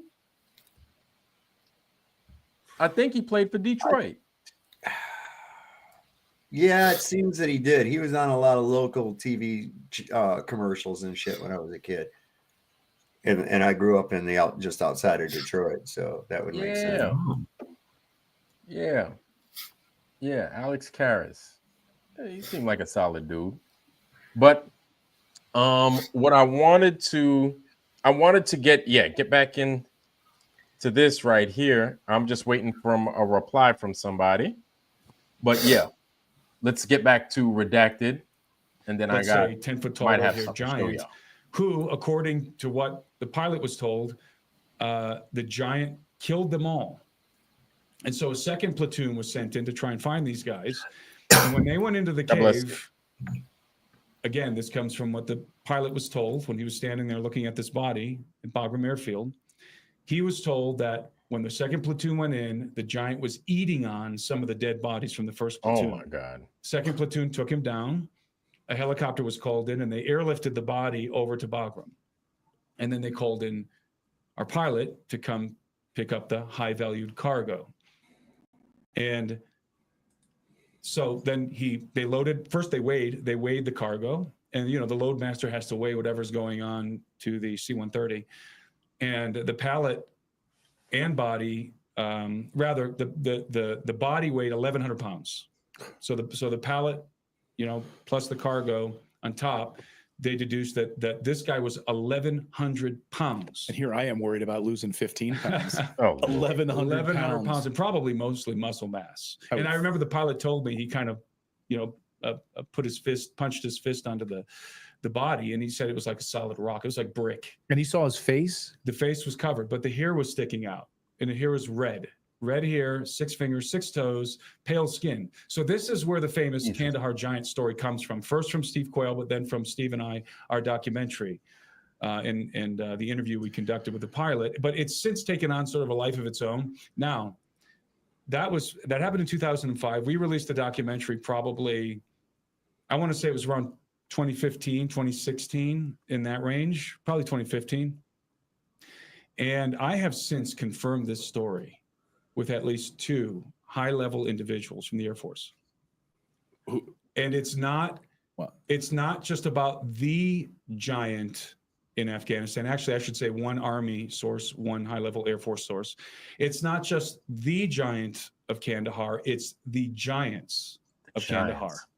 This is the one they killed, but they know there's more out there. So we're not just talking about one giant. This is not a one-off. Obviously, you can't have just one being. He has to come from somewhere. Right.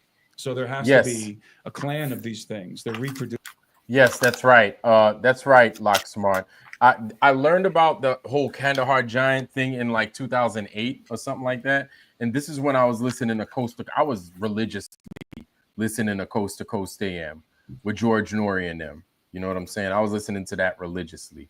So that's where I first learned about it. And you're right. Yes. Steve Coyle used to be on Coast to Coast AM. That's where I learned about that book, Giants. And that's where I learned about the Kandahar Giants, was during that time. Steve Coyle was always on, and he's a big time Christian. He's always talking about that. He's always talking about the Nephilim. Another one that talks about the Nephilim on Coast to Coast, I remember, was L.A. Marzulli.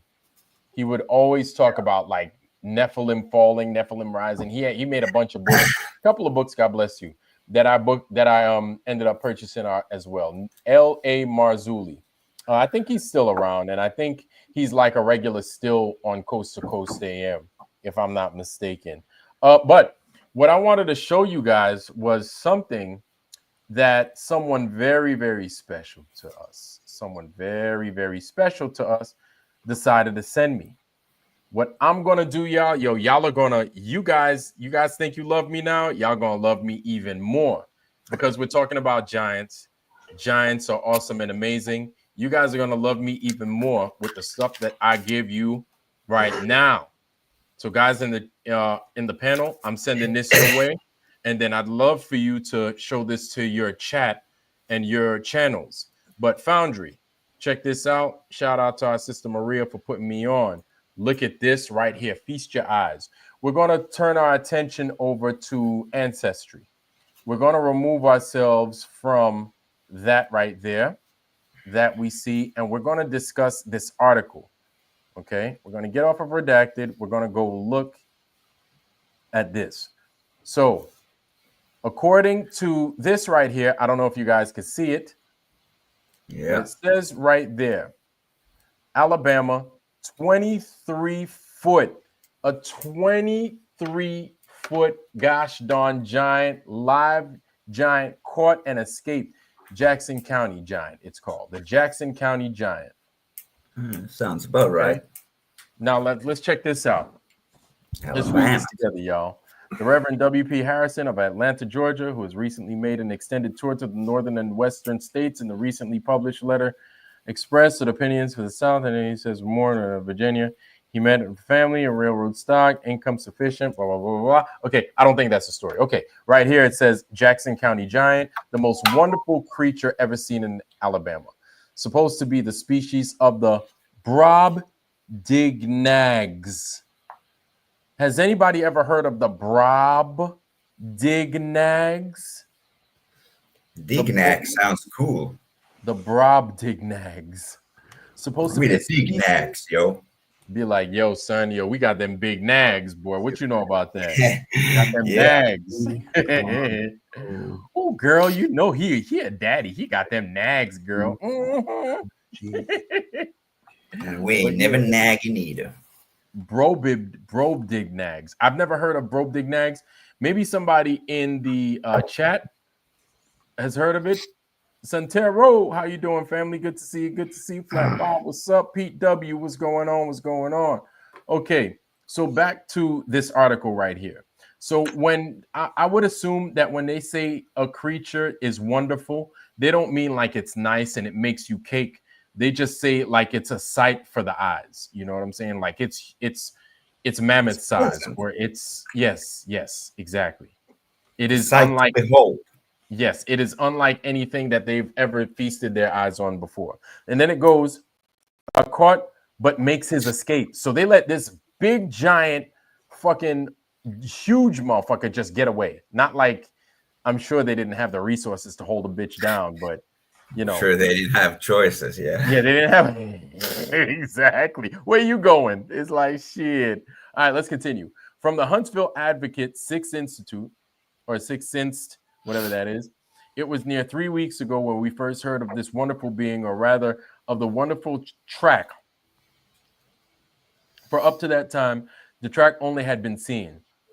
Our first information in regard to the monster was from our fellow citizen and neighbor, Dr. Clopton, who has just returned from a visit to Larkinsville.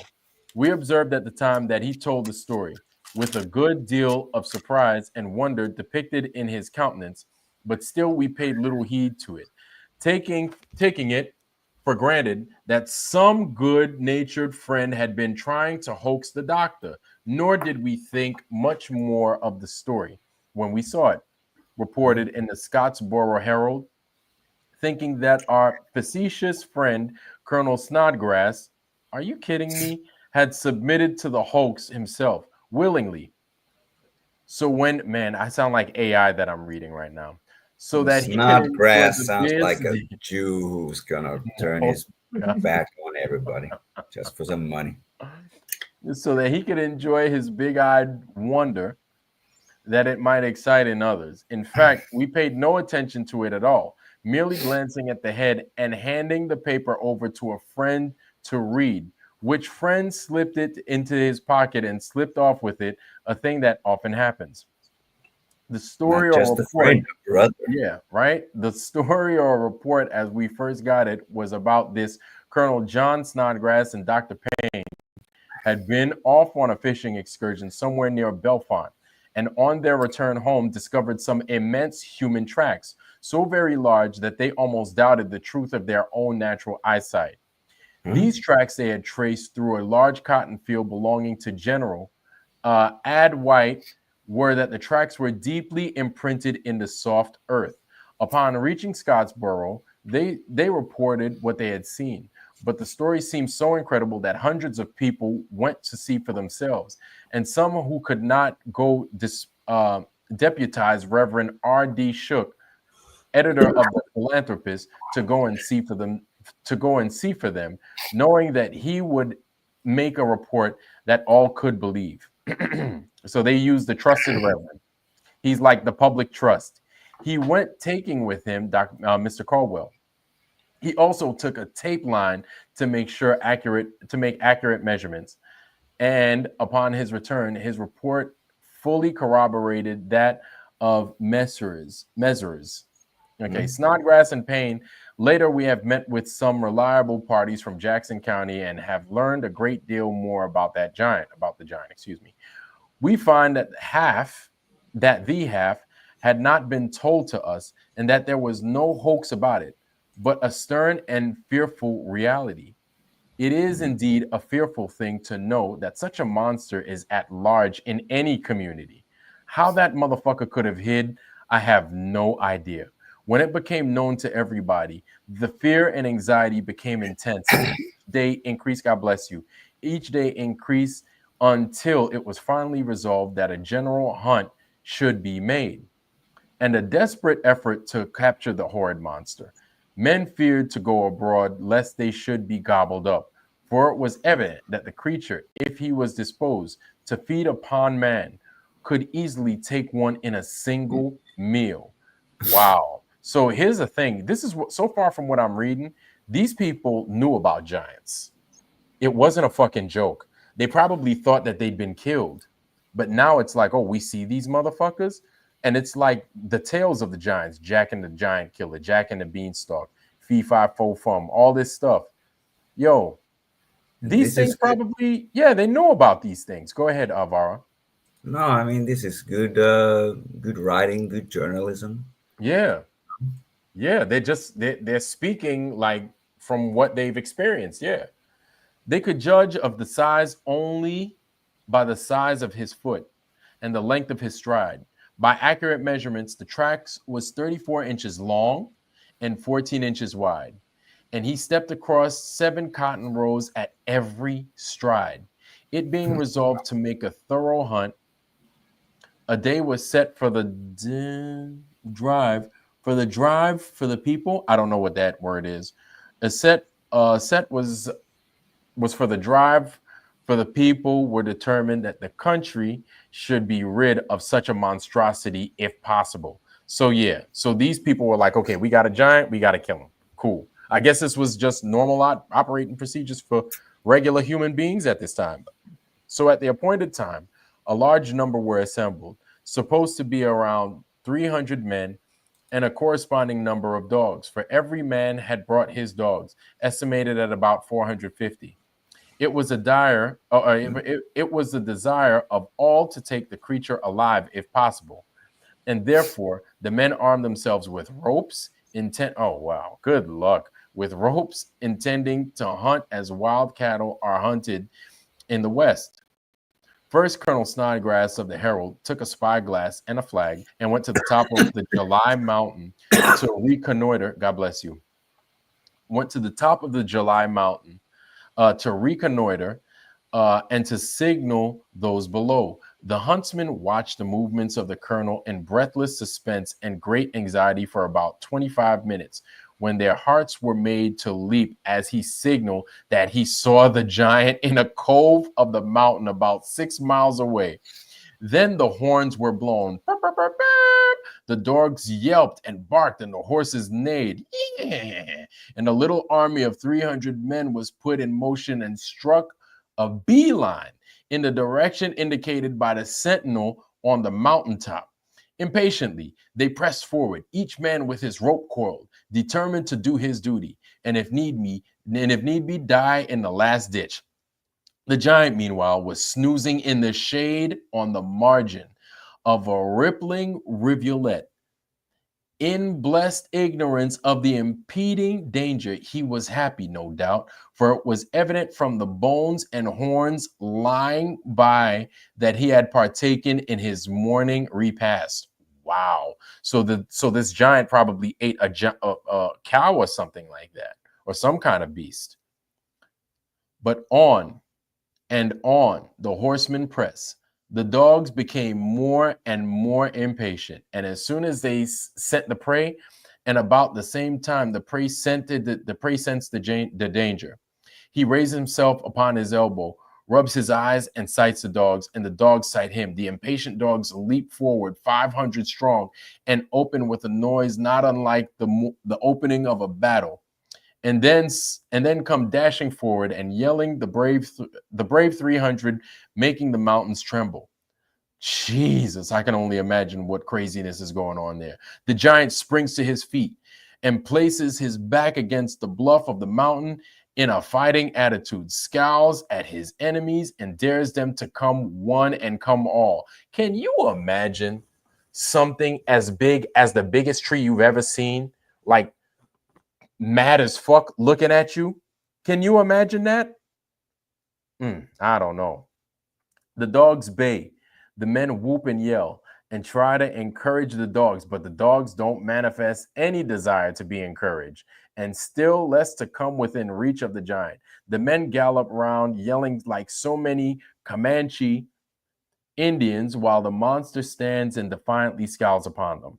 The dogs and men alike keep a respectable distance. The gallant colonel has followed around the ledge of the mountain and now stands perched upon a crag about 900 feet above, waving his signal flag and bravely encouraging the men below.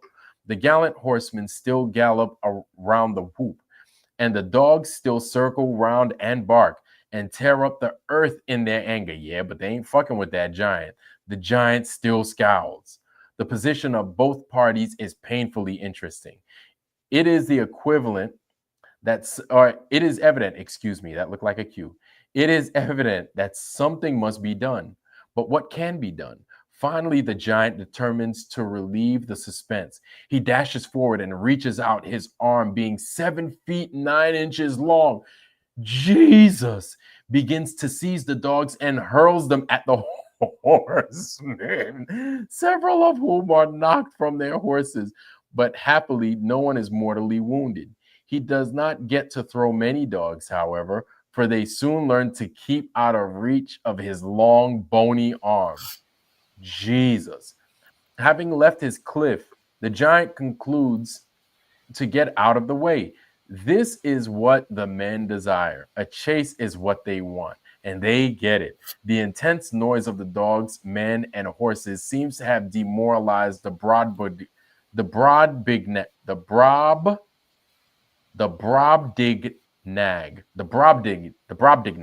I've heard that word before.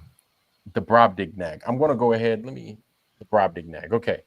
And he breaks for the mountains. I've got where that came from, Vlad. Yeah, tell me. Brobdingnag is a fictional land that is occupied by giants in Jonathan Swift's 1726 satirical novel, Gulliver's Travels. The story's main character, Lemuel Gulliver, visits the land after his ship on which he is traveling is blown off course. As a result, he becomes separated from a party exploring the unknown land.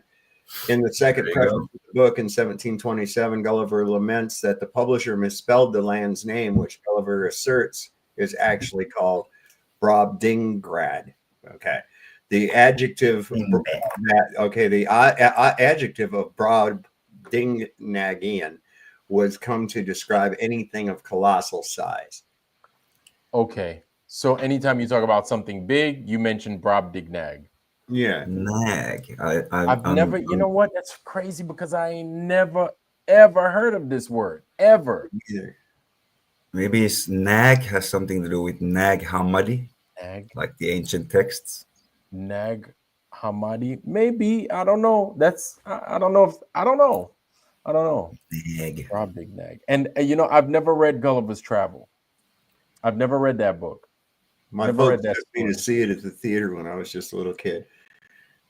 Gulliver's Travel. I'd like to, you know, who should make a movie about that? I think is Terry Brooks. Terry Brooks should make a Gulliver's Travels movie. There ain't no good actors out there no more, man. Mm-mm. They all died or retired. Yep. All right, let's get back to it. Back to the Brobdingnag. Okay, having his cliff, the giant concludes to get out of the way. Presently, it grows narrow. No. He runs into no. Okay, and he breaks for the mountains of the Hepsidam. Can you guys see this? No. Hold on. Oh, fuck. My bad. There it is. My bad. Okay, back at it. And then he breaks for the mountains of the Hepsidam. He runs up a long, deep hollow, closely followed by his pursuers. The hollow grows narrower and is now nothing but a deep ravine with perpendicular rock walls. Presently, it grows so narrow that the giant is jammed in a gulch and is wedged fast. He can neither go forward or backwards, nor can he turn upon his pursuers. He is helpless. which the men gladly seeing approach with their ropes in a very short space of time, have him tied with several hundred. By a Herculean effort, he is dragged forth and taken into an open glade, where he is viewed with profound wonder and admiration by the 300 men. Colonel Alex, who has just come down and joins the crowd, is in ecstasies and is heard to exclaim, "Boys, haven't we done a glorious morning's work?" And he waves his flag in great glee. Yippee, yippee, hip, hip, hooray. And yet it wasn't quite apparent to all that the giant would not have been taken but for his getting fast in the gulch. And now a slight description of this fearful creature will not be out of place and will be quite interesting to the scientific men in particular. First, he was carefully and accurately measured with a tape line, which Capitan had taken along with the purpose. His height is 21 feet, 3 inches, 6 feet, 8 inches across. Oh my God. 6 feet, 6 foot, 7 feet across the shoulders. So it's like the mandate. It's like, it sounds like he's measuring this dude for a suit. 6 feet 8 across for the shoulders, arms 7 feet 9 inches long, fingers 14 inches long, head is about the size of a flour barrel, 9.5 inches between the eyes. Jesus, you can't even give him regular glasses. Yep, tennis rackets and empty. You got to get rid of the net and put lenses in them. His beard is, he had a beard. He had a 6 foot long beard. Jeez. Big ass Rumpelstiltskin looking ass motherfucker. I could hide in there. You know what I'm saying? The eyes of the monsters are most frightful to look upon. They open perpendicularly instead. What? Oh, wait a minute. I've heard of this. What opens perpendicular? His eyes. Oh. Let me read that again. The eyes of the monster are most frightful to look upon. They open perpendicularly instead of horizontally. Oh, that's weird, man. The balls are near the size of cantaloupes and indeed look something like them, being striped and stripes coming to a focus at the center, variously colored. What? Ooh. Each alternate stripe being deep red, and what the hell? These are no, what? These are freaks. This is their eyes. Their eyes don't even open regular. Oh my God! Like I never thought about that. Ooh. This is the first time I'm imagining it, that to have your eyes like open perpendicularly. I thought it was going to go like lizard eyes, the pupils. Right, that's what I was thinking. Perpendicular or flicker or something, but no, they're actually positioned that way on the face. Like, yep. Wow, that's amazing. I can't even imagine how that would look like.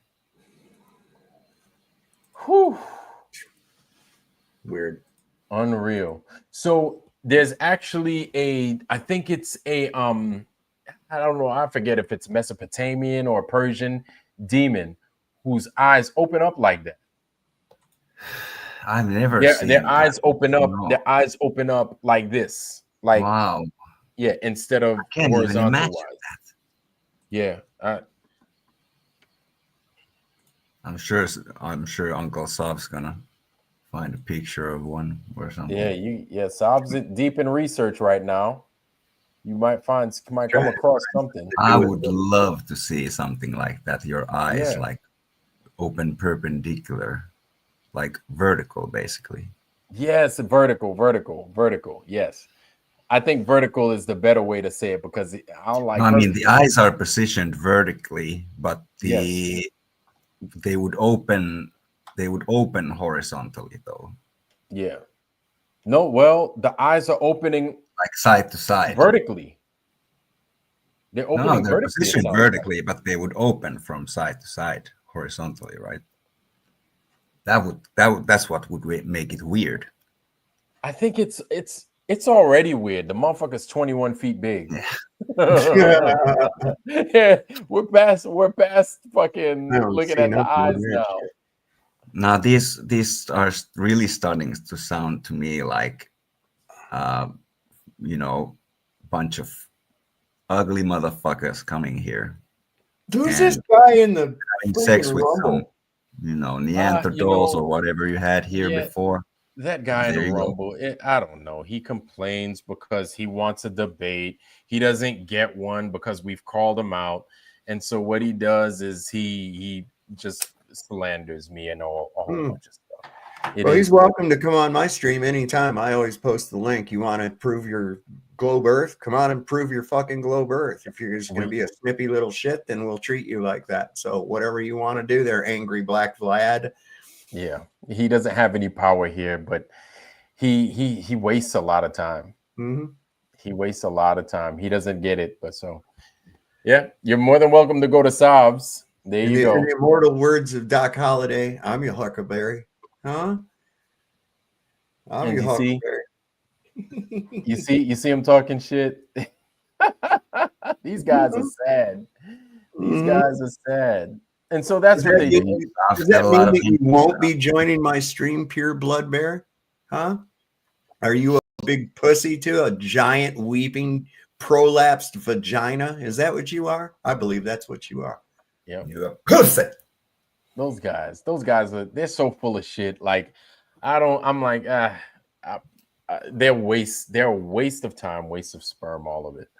So let's go back to the sideways eyed giant real quick. This is crazy. So you guys have it. What I'm going to do is I'm going to go ahead and I'm going to send it to y'all one more time. Let me get that. Copy. And then just in case you guys are joining a little bit late, you guys have access as well. And then you could look at the craziness that I'm looking at, that we're looking at. And then it says the eyes open perpendicularly. Can you guys see it? Can everybody see it? Mm-hmm. Okay. The balls are near like the size of cantaloupes. We said that. Okay. And then indeed looking something like them, being striped, and the stripes coming to a focus in the center, variously colored, each alternate stripe being deep red and the other green. And they glare most ferociously. Jeez. So it's like Christmas lights eyes. It's crazy. In fact, it was pronounced by the whole 300 to be the most wicked eye they had ever seen. So, whatever. You know this is a What the fuck? No. I'm reading the next line. His mouth is in the shape of a... Yes. You know what? I did see this.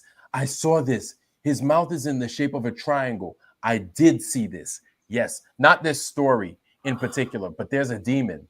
There is a demon. Listen, there's a demon that's Jesus Christ, man, I forgot the name, but there's a demon whose eyes open sideways like this, and the natives talk about it, and his mouth is shaped like a triangle. I've seen this. I've seen stories about things like this before. I've never seen this article.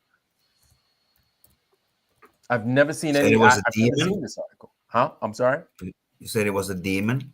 Yes, it was a demon. It was a demon. That is weird. Okay, let's go back to it. Let me stop interrupting. Let me get back to it. This is crazy. And they glare most ferociously. In fact, blah, blah, blah, blah, blah. Wicked eye they ever saw. His mouth is shaped like a triangle, and from it protrude a couple of tusks, 8 inches long. Tusks from his mouth. His complexion is between a pea green and a sky blue. So periwinkle? No. Pea green, sky blue? Like sea green, sea blue maybe. The nails on his fingers and toes are like claws and 4 inches long. While being measured, he was quiet and sullen. Some think him related to the gorillas. Being that big? I don't know about that. After the measurement was finished and all had a view of the monster, a discussion arose as to what to be done with him. A knotty question indeed. But it was not long discussed. He decided it for them in a moment when all had become to regard him as quiet and tame. He snapped his cords. He snapped his cords like so many threads, made a leap, cleared the heads of 40 men. Oh my gosh. And 3 horses, and was soon out of sight. He made for the river, which he crossed near Belafonte, and is now supposed to be roaming somewhere in the Sands Mountains. The dog refused to trail. The dogs were like, yeah, we good. And the men didn't feel like attacking him anymore. And thus ends the story of the Jackson County giant. And then Pan Presbyterian, a great council of church militants. Hold on, let me see if this continues. Every quarter of the globe, Christians in every quarter of the globe for almost nearly for the time, history, millions of people who hold the Presbyterian Church. Okay, yeah, so that's the end of the story right there. 1877, y'all. Wow. 1877. The Alabama giant. My goodness. Brobdingnag. Wow. That's crazy. That's absolutely bizarre, bonkers, nuts, crazy. Wow. The Brobdingnag. What I'm going to do, y'all, I'm going to go ahead and I'm going to leave you that with y'all one more time. Boom. There it is. You guys get to feast your eyes on that, break it down. What I would recommend is if you guys have access to them people, Lucius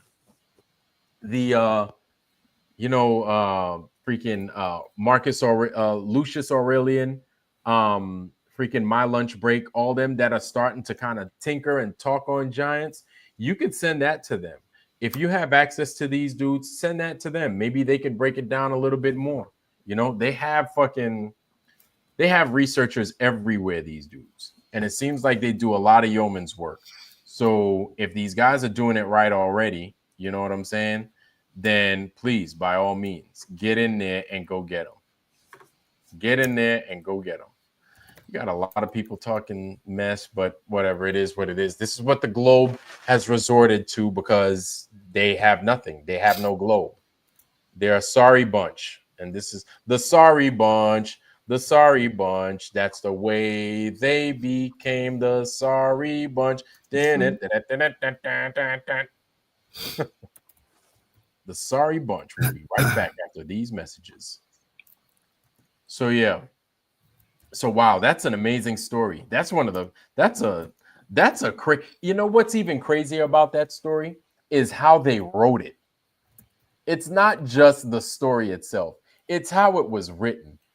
They were like, that was the biggest giant they ever saw.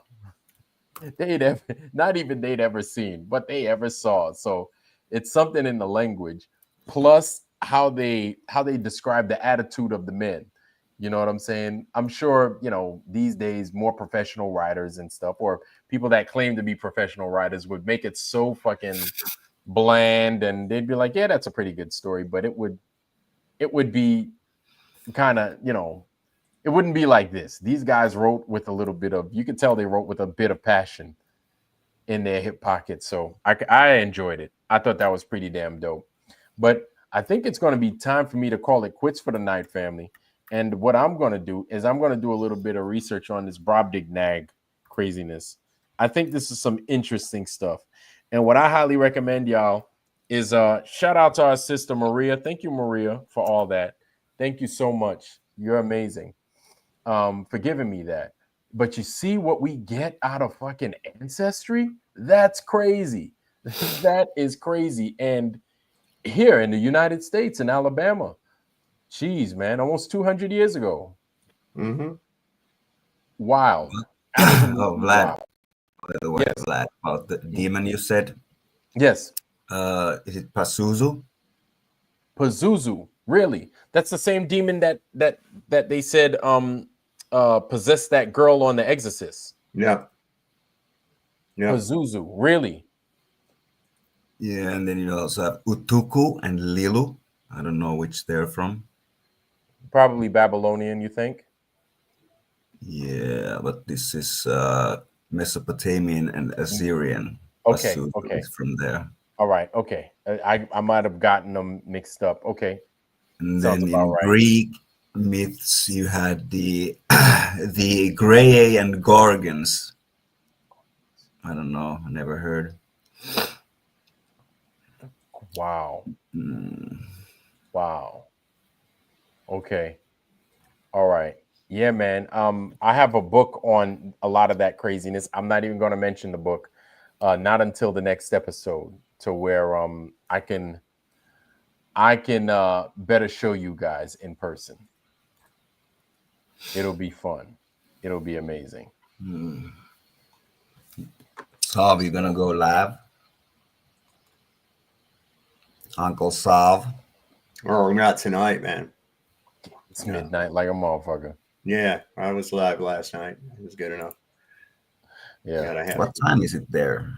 It's 12:15. Yeah, midnight. it's 12:15. Oh, you're going to sleep soon. Oh, so I see. Yeah. All right. Yeah, I'm gonna probably eat a sandwich and watch something stupid on the TV, and then go to bed. Yeah, man. really I'm gonna bad. go ahead and I'm gonna do a little bit of research into this thing. Kind of go into my book. Gonna go into my book. That's a weird way to describe a giant, though. Let me tell you, that is a weird way to describe a giant. Very, very strange. Very strange.